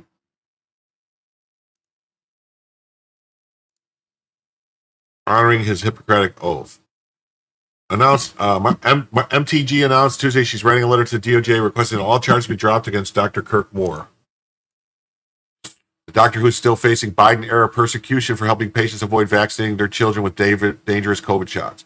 Moore operates the Plastic Surgery Institute in Utah and Salt Lake City, and he's accused of destroying the government's mRNA shots and giving saline solution and vaccine cards to children whose parents did not want them to be forced to take the unproven shots. How did he get caught? Who told on him? He now faces 35 years in prison, including conspiracy to defraud the United States, conspiracy to convert, sell, convey. As a Gateway Pundit reporter, Moore's trial begins on Monday with Trump DOJ officials prosecuting his case. I heard a rumor. I don't know how true it is. I'm just going to say I heard a rumor that there was a Salvation Army clinic in Chicago on the south side off of, Cottage Grove Avenue, where people from the city who were employed by the city would go to this facility to get their COVID shots. And there was a wink and a nod to the guy and giving the shots, and a $100 bill securely placed in his hand, and he would squirt the vaccine into the garbage and sign your vaccine card. It's the rumor I heard. Just saying. There's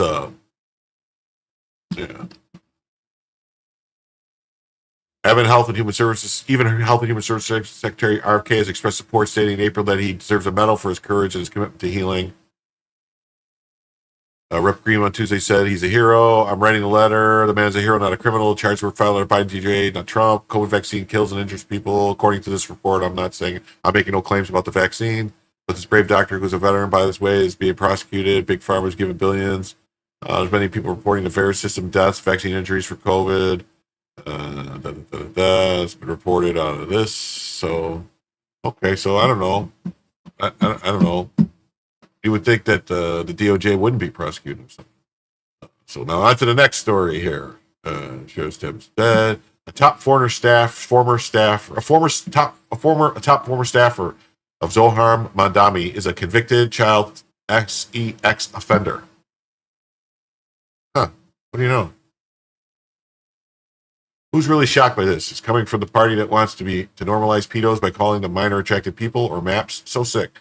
Tommy's getting the full treatment right now, but if he's smart, he'll just counterattack like every other politician does instead of defending himself.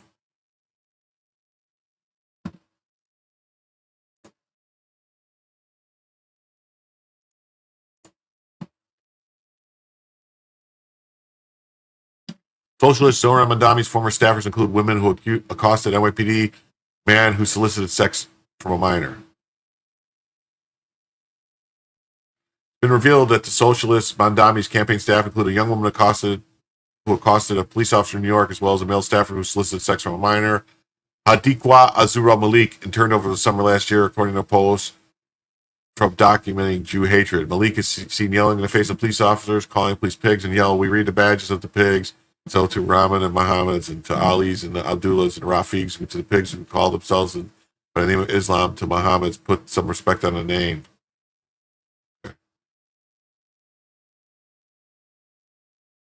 Watch Cooney SJP berate a Muslim police officer. It's tough to watch, but ends with a heavy note. You see one of his fellow officers pull him out of line, and he doesn't have to suffer the abuse.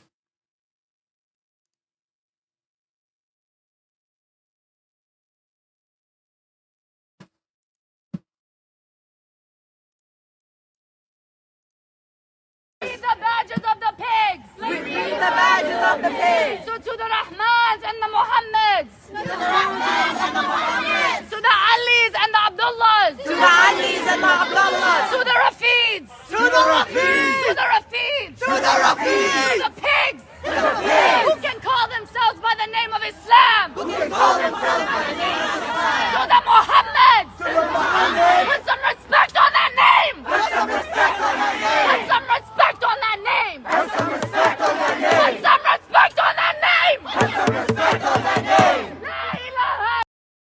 I don't know. I don't understand.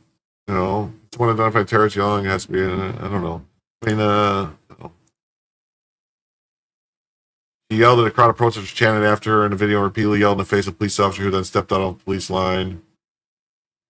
Yep, that's her. She berates the cop. Blah, blah, blah, blah, blah, blah, blah, blah. Okay. The other staffer, Matthew Thomas, was hired by Mamdani as his communications director.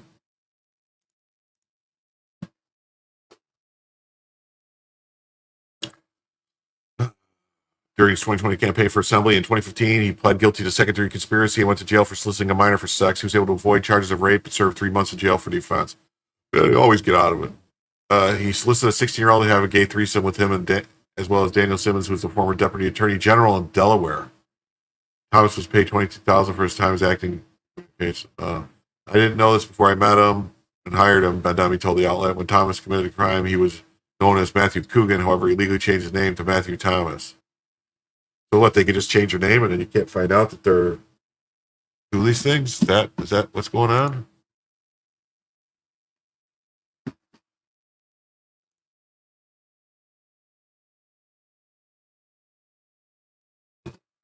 So here's this. It says breaking: the Islamist who screamed at a Muslim NYPD officer for stopping rioters from burning down NYC has been revealed as intern for Zohran Mamdani. These are the lunatics who will run the city if he becomes mayor. Yeah. Michael Rappaport says, what's the deal with Zohran? Stands up for the Boston bomber, closes up to Al-Qaeda, won't acknowledge what GTI is, and you want to be the mayor of the greatest city on earth? I don't know. And then switching topics now. We're getting close to the end here. We got 1, 2, 3, 4, 5, 6, 7, 8, 9, 10. 10 more tabs to go through. 10 more tabs. 10 more tabs, people. 10 more tabs.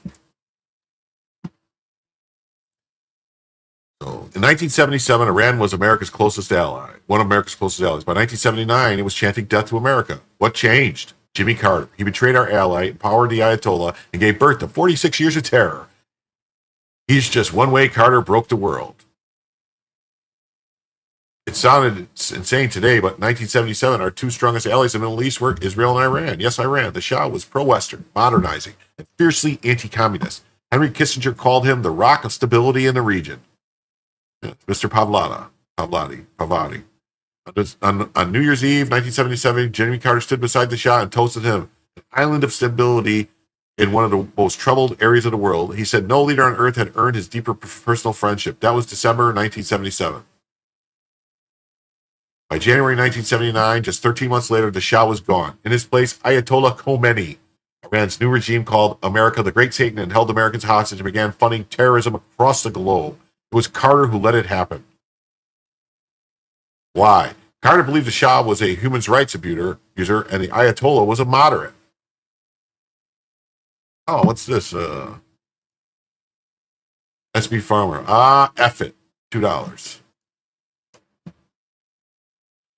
What, you gonna donate more money and make me pull up the tabs I've got in reserve? Is that what you're gonna do? You gonna try to force me to pull up tabs in the reserve? Should I start another goal? I guess I could. Nah. That's Carter believed the show. Yeah, he pulled support and told the world, "We have no intention on trying to intercede in the internal affairs of Iran." Translation: the Shah is on his own. Yep, it was Carter. Radical Islamists took to the streets. Carter refused to back the Shah. There was also a lot of money flowing in from USAID and CIA and stuff, back funding, and also from the British funding the street protests, the students, because the Shah was squeezing everybody for oil money. His own White House assumed Khomeini wouldn't be so bad. He was a moderate, would even preserve modernization. They were catastrophically wrong. The Ayatollah unleashed terror on his people and ours. On January 16, 1979, the Shah fled. On February 1st, Khomeini returned. In less than a month, America's greatest regional ally was gone, replaced by a totalitarian theocracy that would export death for generations. All thanks to Carter's backstabbing a man he proclaimed to be his friend. And it got worse. In October 1979, Carter let the ailing Shah enter the U.S. for cancer treatment. On November 4th, enraged Iranian radicals stormed the U.S. embassy in Tehran and took 52 Americans hostage. They held them for 444 days. Carter's response: weak, aimless, embarrassing. The hostages were finally released just 20 minutes after Ronald Reagan took office, not a second sooner. The Ayatollah knew Carter wouldn't act, and he knew Reagan would.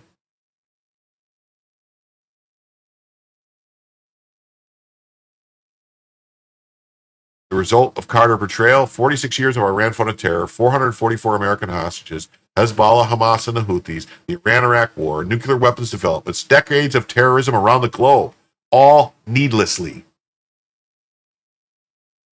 What makes it worse? The Shah was far from perfect, but he was liberalizing Iran, albeit gradually. Women were free. Democracy was coming, slowly but surely. Iran was stable and moving into the first world. Look at it now. Before, after. Wow. Look at the difference. Which one would you prefer? Democrats acknowledge none of this, but this is an ancient history. Jimmy Carter empowered Iran's mullahs. Barack Obama sent them billions in cash, pallets of cash. Obama sent them. Joe Biden empowered Iran's proxies. And now, once again, Donald Trump is left to clean up the mess with da da da da da da da da da da da. I published a full article on this. You should check it out. And while you're at it, become a free premium member.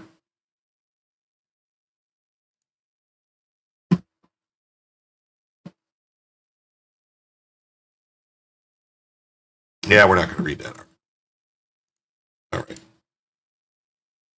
Oh, here we go. This is a funny story here. The U.S. Senate bill calls for sanctions on El Salvador's Bitcoin strategy. Targets Bukele's regime, Bitcoin purchases, exchange activity, and alleged sanctions evasion.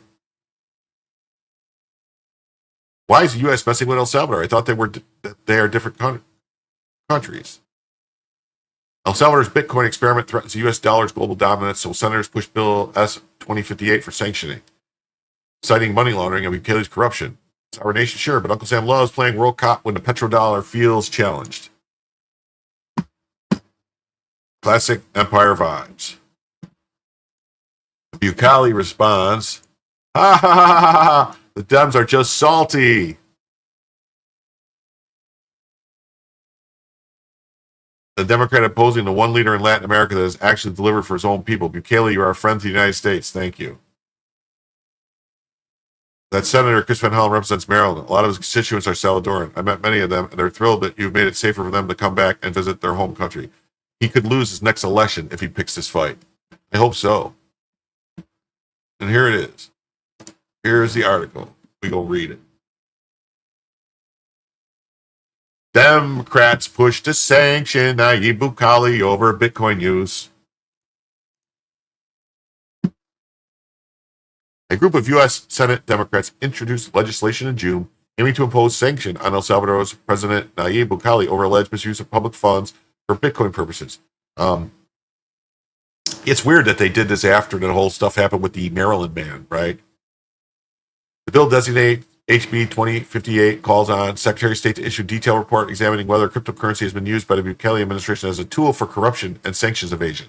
Officially titled the El Salvador Accountability Act, proposal outlines the following requirements. An estimated total funds spent by the Salvadoran government on Bitcoin. That's really none of our federal government's business what El Salvador spends their money on. Identification of the country's digital wallet addresses and exchanges used. None of our government's business. A list of individuals with access to these funds. None of our government's business. That's a sovereign country. A view of whether Bitcoin or cryptocurrencies have been used to bypass U.S. or international sanctions. If enacted, the law will require the report to be submitted with 90 days of its effective date. The legislation move follows mounting concerns in Washington about the risks posed by state-level adoption of cryptocurrency, particularly regimes accused of authoritarian behavior. El Salvador became the first country to adopt Bitcoin as legal tender in 2021, a move that drew global attention and criticism.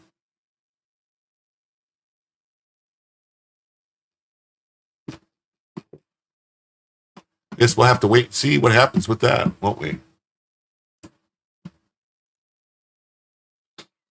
Here's another feel-good story. Gas prices plunge under President Trump's energy policies.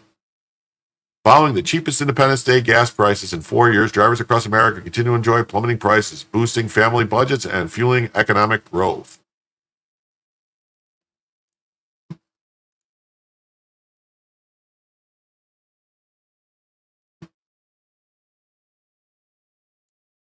Doge AI says gas prices hit multi-year lows, prove Trump's energy dominance strategy works. The big beautiful bill, HR 1 / bureaucratic red tape, unleashing domestic production while OPEC scrambles to match U.S. output. Ohio drivers paying pandemic-era prices and Florida stations under $3 show this isn't temporary, it's structural realignment.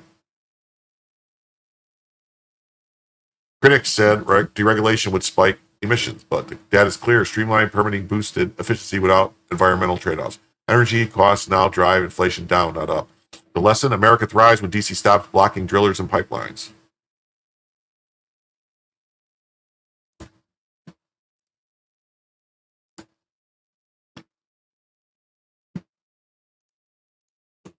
Gas prices plunge under President Trump's energy policies. Following the cheapest Independence Day gas prices in 4 years, drivers across America continue to enjoy plummeting prices, boosting family budgets, fueling economic growth from coast to coast. The price decline is being reported nationwide. Columbus, Ohio. Central Ohio gas prices approach the lowest level since COVID-19 pandemic. Grand Rapids, Michigan. Michigan drivers see release at the pump. Gas prices decline. Birmingham, Alabama. Lynchburg, Virginia. Rome, Georgia. Charleston, South Carolina. Gainesville, Florida. Chattanooga, Tennessee. Detroit, Michigan. Syracuse, New York. Low Country, South Carolina. San Luis Obispo, California. Indiana, Pennsylvania. Rochester, Minnesota. West Palm Beach, Florida. Akron, Ohio. La Crosse, Wisconsin.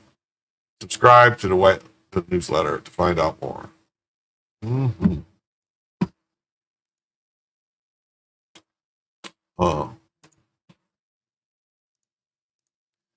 Closed border. Illegals detained in Alligator Alcatraz are making it clear you ought to self-deport or not come in if you're not here already. The mosquitoes are as big as elephants. But that is big. Look at them. Look at the mosquitoes. Look at the size of the mosquitoes. Oh my God, they're big as elephants. Alligator Alcatraz isn't a punchline, it's a necessity. When the DC's catch and release policies fail, Florida stepped up with secure detention infrastructure to enforce immigration law. The facility's remote Everglades location leverages natural barriers, yes, including wildlife, as strategic deterrents against mass illegal entry.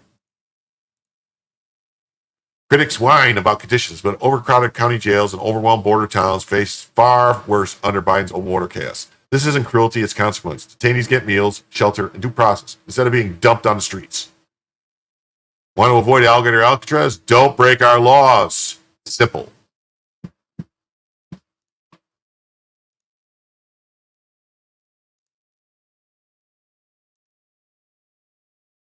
Giant bugs heat a hospitalization inside Alligator Alcatraz first days.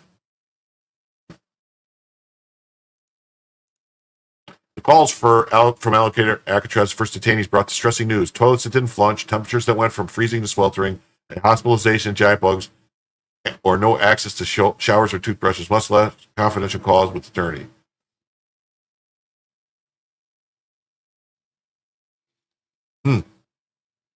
Well, I'm pretty sure they don't have actual toilets there. I don't think. They probably have porta potties so that they wouldn't flush. They don't flush porta potties. The stories related to the Miami Herald by the wives of detainees housed in the Florida makeshift detention center for migrants in the Everglades offers the first snapshot of the conditions inside the newly opened facility, which began accepting detainees on July 2nd.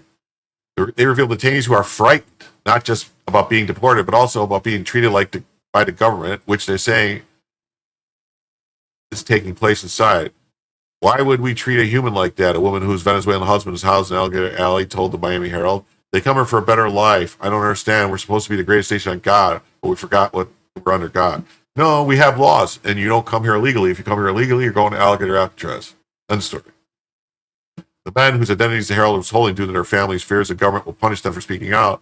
Yeah, so they probably don't exist. Described the harsh condition at the detention center, pitched as a new model for housing migrants ensnared by Trump's war on illegal immigration. The state, which intentionally intends to house at least 3,000 or more people there, the site has said detainees' description provided to Herald are untrue. Look at how it looks nice. It's beautiful. New flooring, all fresh beds. You know, bugs are an environmental factor minimized in the facility. Yeah.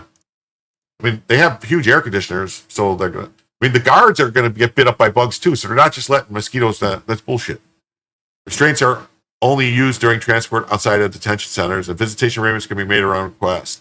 Spokesman for the State Division of Emergency Management, the state agency overseeing the facility, all plumbing systems are working and operational. Detainees are telling their families a different story about what's like to live in cells inside heavy-duty tents erected on an airstrip in Big Cypress National Reserve. On Monday afternoon, for instance, word spread quickly about the detention facility that the detainee had suffered a medical emergency. One by one, detainees started calling family members, relaying different versions of what they believed to have taken place. Outside the detention center, Betty Osceola of the Muskogee tribe saw an ambulance leave the facility at 2 p.m. The ambulance headed east towards Miami when its lights turned on and later returned to the site. Osceola told the Herald, HCA Florida confirmed that a detainee from Alcatraz arrived at Kendall Hospital for care and money. We can confirm HCA East Florida Division. State officials, however, denied there had been a medical emergency on site. A spokesman for the Florida Attorney General James Ootmeyer told the Herald it was fake news. Conditions inside Alligator Alcatraz. Well, state officials say stories detainees are sharing with the Herald are false. Various scenarios described by 3 women in separate interviews are matching up. The woman told the Herald that her husbands were unable to shower for several days after arriving. They probably only get to shower once a week. I mean, most jails in the United States only allow the people to shower once a week. I hate to tell you that. That's what they do. You don't get to shower every day. You don't get multiple showers a day. You get to shower when they tell you. That's just the way it is. On Sunday, 2 women said their husbands complained that initially there was no water to flush toilets. All 3 detainees told their wives that bugs were getting inside. One of them said the grasshopper the size of his hand was springing into the tent. Guy crying about a friggin' grasshopper? Exactly. They're not too cut off. They can call their wives. The biggest mosquitoes he'd ever seen were flying all over them in the cells. One detainee sent to Alcatraz from Florida jail following a dispute with his ex was bitten on the face by mosquitoes a few times in his sleep. He told his wife on Monday morning another detainee was arrested for driving without a license 3 days before arriving at the facility. He told his wife he couldn't take the conditions anymore. They could always sign to go home for free. A 4th detainee, a Cuban reggaeton artist, Lemzidi Escuero, told CBS News that local media outlets that the lights are inside the facility 24 hours a day. The detail was corroborated by the Venezuelan detainee's wife.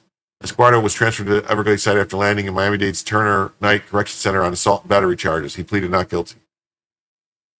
Not crying any tears for you. Inside the facility, the detainee said there's no clocks.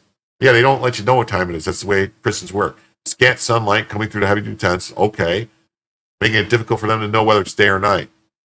Temperature is also a cause of concern. One of the detainee told his wife he was unable to sleep on Monday right now to how cold it was inside the tent. Oh, okay. So they're complaining about how cold it is in South Florida. Get that through your head. So the air conditioning is working. It appeared that the air conditioner had stopped working and it was really hot inside. So this guy said, oh, it's too cold. So he complained. So they shut the air off. Nice. It's too hot. So this guy wants it Goldilocks. He wants it just right. Well, guess what? Should have put on a sweater instead of complaining that it was too cold. According to a recording, the conversation obtained by the Herald, his wife told the Herald he was detained while he was a passenger during a traffic stop. The Venezuelan man's wife heard the same thing on Tuesday. Her husband said the air is hot inside the tent. Sounded out of breath. It was 96 degrees near Alligator Alcatraz on Tuesday. Feels like temperature of 105. It's only a humanitarian crisis for detainees, but also those tasked with staffing the facility. Yeah, so you think that they're going to have the people working there are going to be exposed to the high heat? No, they're going to have it. Horrifying conditions. These people are all lying liars that lies. Since inviting some family of the press to tour the site prior to arrival for CT, the state has blocked Escamini and other applicants from entering, ignoring the Herald's request for a visit. Kate Blankenship, an attorney and co-founder of Sanctuary of the South Legal Service Network, because they said she was unable to get in touch with a new client whose wife called last week, saying her husband was being transferred to Alligator Alcatraz from Crome Immigration Center near Miami-Dade. Blankenship doesn't have any number to call at the facility. His name isn't showing up in any online website, and she asked ICE to confirm his whereabouts, but she didn't. Said her emails have gone unanswered, and the wife hasn't heard from her husband since he was transferred. I think it's a gross violation of due process for people to be put literally in the black hole where they can't be found. That has nothing to do with due process. The due process is going to be when they go in front of an immigration judge. They're just, for all intents and purposes, disappeared. And these people are crybabies. When the detainees call their loved ones, conversations are recorded. The state has yet to provide with a way to call their legal counsel through a secure line, said one woman interviewed by the Herald. I don't think they're entitled to attorneys for immigration court. According to a draft operational plan obtained by the Herald, the minimum requirements for facility immigrant detainees should have the ability to confidentially contract several legal entities at no cost. Returning will allow for these free calls through some other means. The draft proposal states the facility shall ensure the privacy of the ICE detainees' legal calls with attorneys, legal service providers, and consular officials. Records also state the facility shall notify ICE detainees of the proper procedures for unmonitored legal calls. Hartman did not respond to when asked Tuesday morning if the state had provided a confidential line for detainees. It's unclear if detained migrants and Alligator are under any custody of ICE or the state and how they will have access to a judge. According to court filings, legal counsel for Homeland Security, Christine Noem, and acting director ICE said any decision on home migrant immigrant detainees at Alcatraz will be up to Florida, not DHS. We don't know exactly what the entity to call, who's in charge. Venezuela's man's wife told the Herald she spent days desperately looking for the facility's phone number in the hopes of being able to contact her husband with his immigration attorney. She can't find a website. When she called the number, she called the line directs her to an automotive message from a third-party company. Hartman, the state agency spokesman, did not immediately respond when asked if family members' attorneys could request visitations. On Tuesday, Miami-Dade County Mayor Daniela Levinicava, whose government owns the site, wrote letters to state and federal government demanding more transparency. Well, it's not her government that owns the site. She's the mayor in its own. Writing to Noem, she said Alligator Alcatraz is located in an isolated area with poor access to the hospitals and legal counsel. Requested a letter to Oatmeyer weekly reports on conditions of the site, remote video monitoring, the ability to send a team to conduct site visits. Yeah, no, sorry, not up to you, Mayor. Family and advocates are being shut out. DHS did not immediately respond to the request. The wife of a Guatemalan detaining said she was trying to get an immigration attorney to represent her husband, but that she was having trouble finding someone to take the case because of lack of information regarding his whereabouts. The reporter asked what she plans to do. She paused. Wait, she said, there's nothing else to do. Not even the attorney could do anything.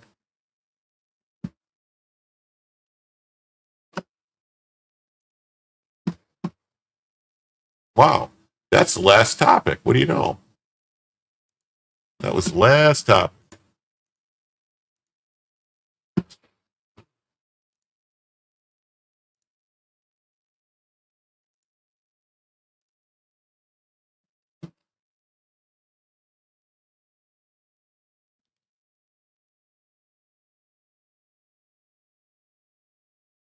Well, I guess for Kay to stop streaming.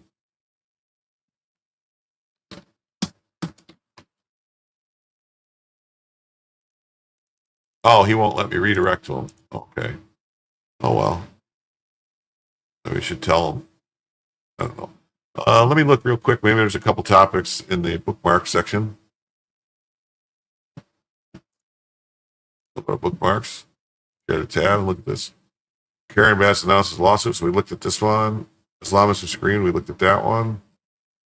Drive-by media, Jake Tabbitt suddenly remembers what journalists are supposed to do after being in a 4-year coma. The CNN newsreader is now demanding Trump release the files Biden concealed from the American people. CNN silent for 4 years now demand release of the Epstein files.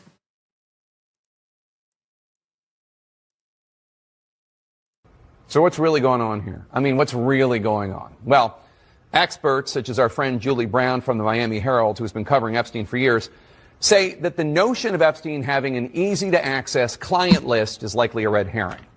And that's what the Trump administration is relying on, that there likely isn't a list per se. But they are also now relying on the fact that because it's MAGA influencers who often put forward so many falsehoods, legacy news media won't push the point, that while there might not be a list, there are certainly files that can be released. There's a trove of information that the Trump administration is right now refusing to share.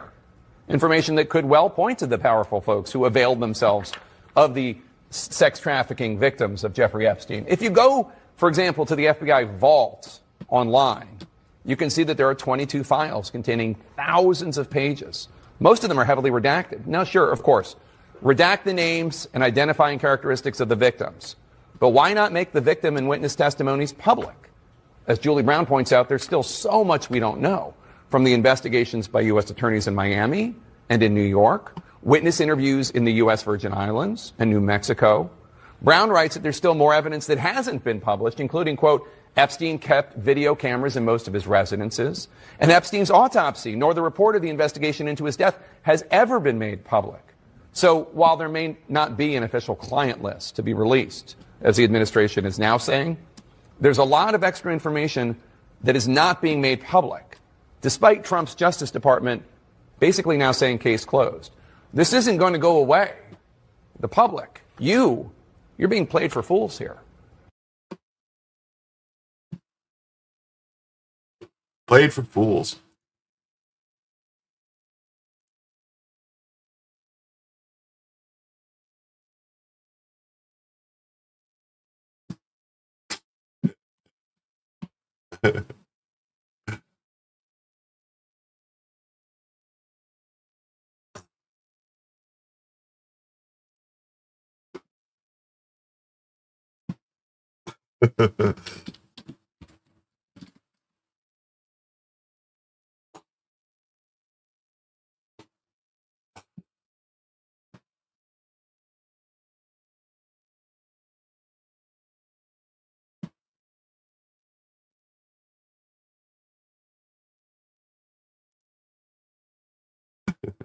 All right.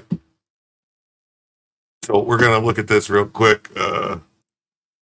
This one, it says, watch this and you'll understand there's simply no way Jeffrey Epstein was not on the CIA's radar since at least 1993 when Epstein was just 30 years old. At that time, Epstein was managing the covert funds of the CIA's top point man for its biggest covert action. Huh. You vote. In light of the new reports from Trump, what do you think about Jeffrey Epstein? I don't know. What do you think Epstein was to the CIA? Well, I think Epstein was working with the CIA in the early 1980s at the very start of his career after he left Bear Stearns. In 1981, right after leaving Bear Stearns, Jeffrey Epstein created a one-person for-profit company in his one-bedroom New York apartment. It was called the Intercontinental Assets Group, and it held itself out as a international bounty hunter for high net worth individuals to both recover money and shield money internationally. So right away in 1981, he starts this company that basically helped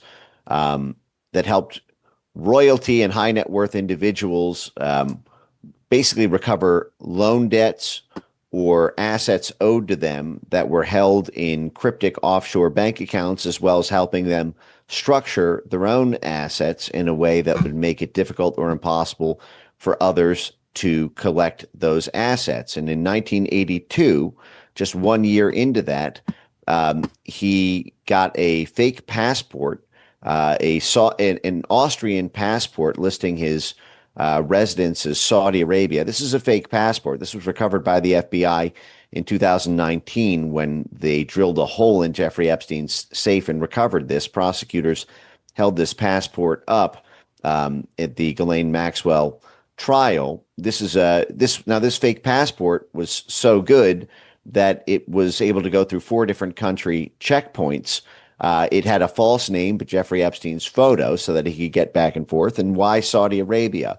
Well, because Jeffrey Epstein, one of his main clients for the group that he set up in 1981, was Adnan Khashoggi. Adnan Khashoggi was the CIA arms runner for the Iran-Contra affair.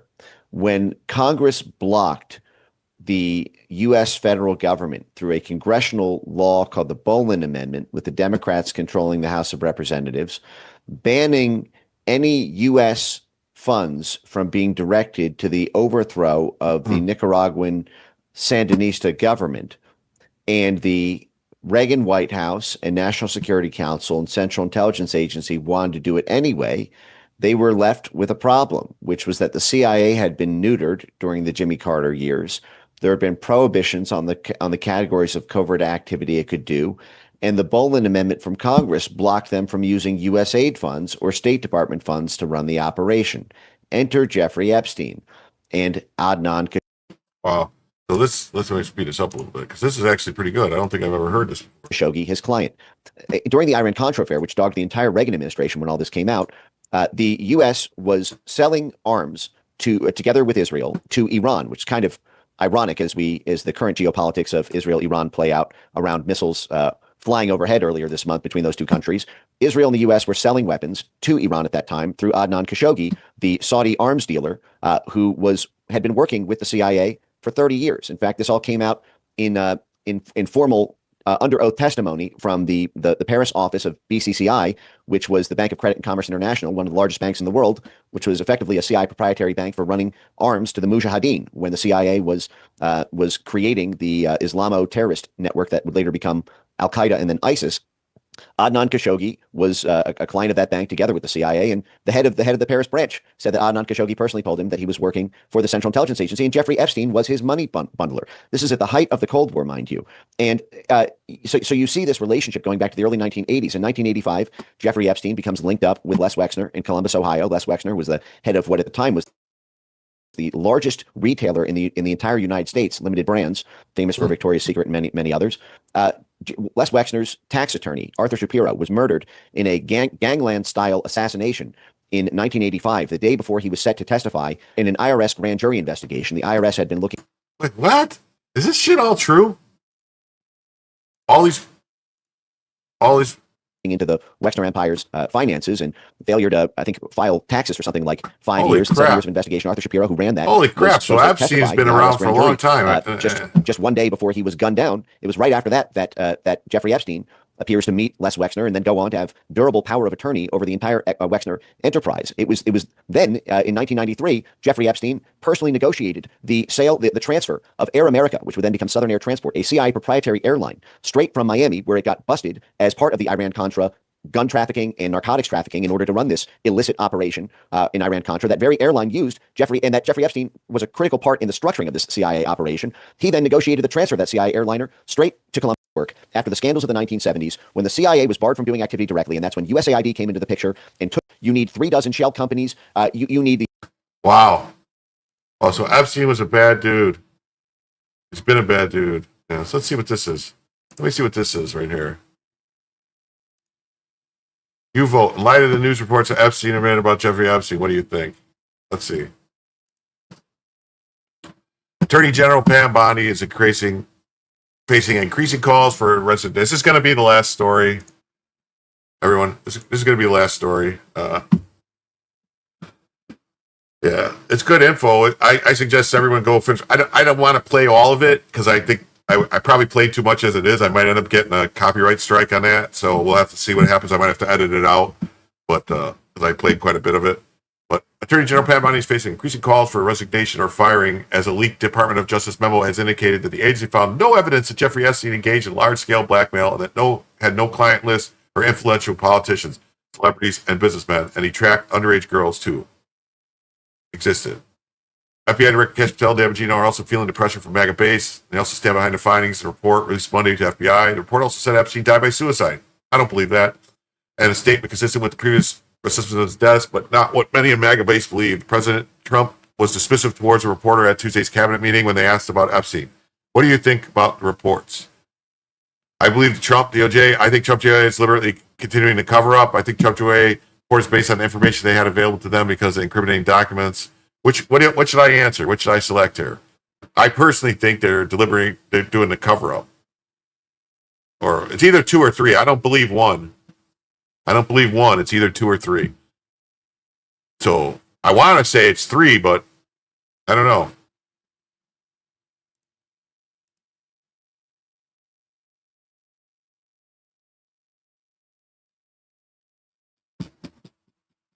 Okay. So that's that. Okie dokie.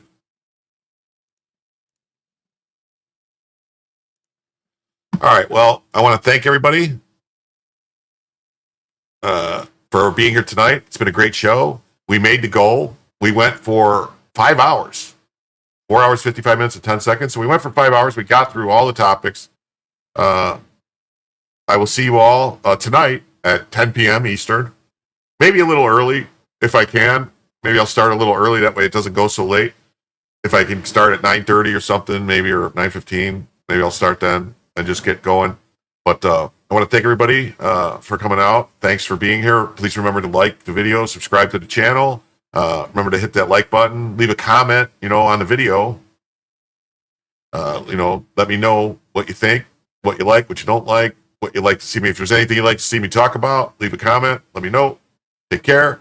See you tomorrow or later today where Jim tells you the news.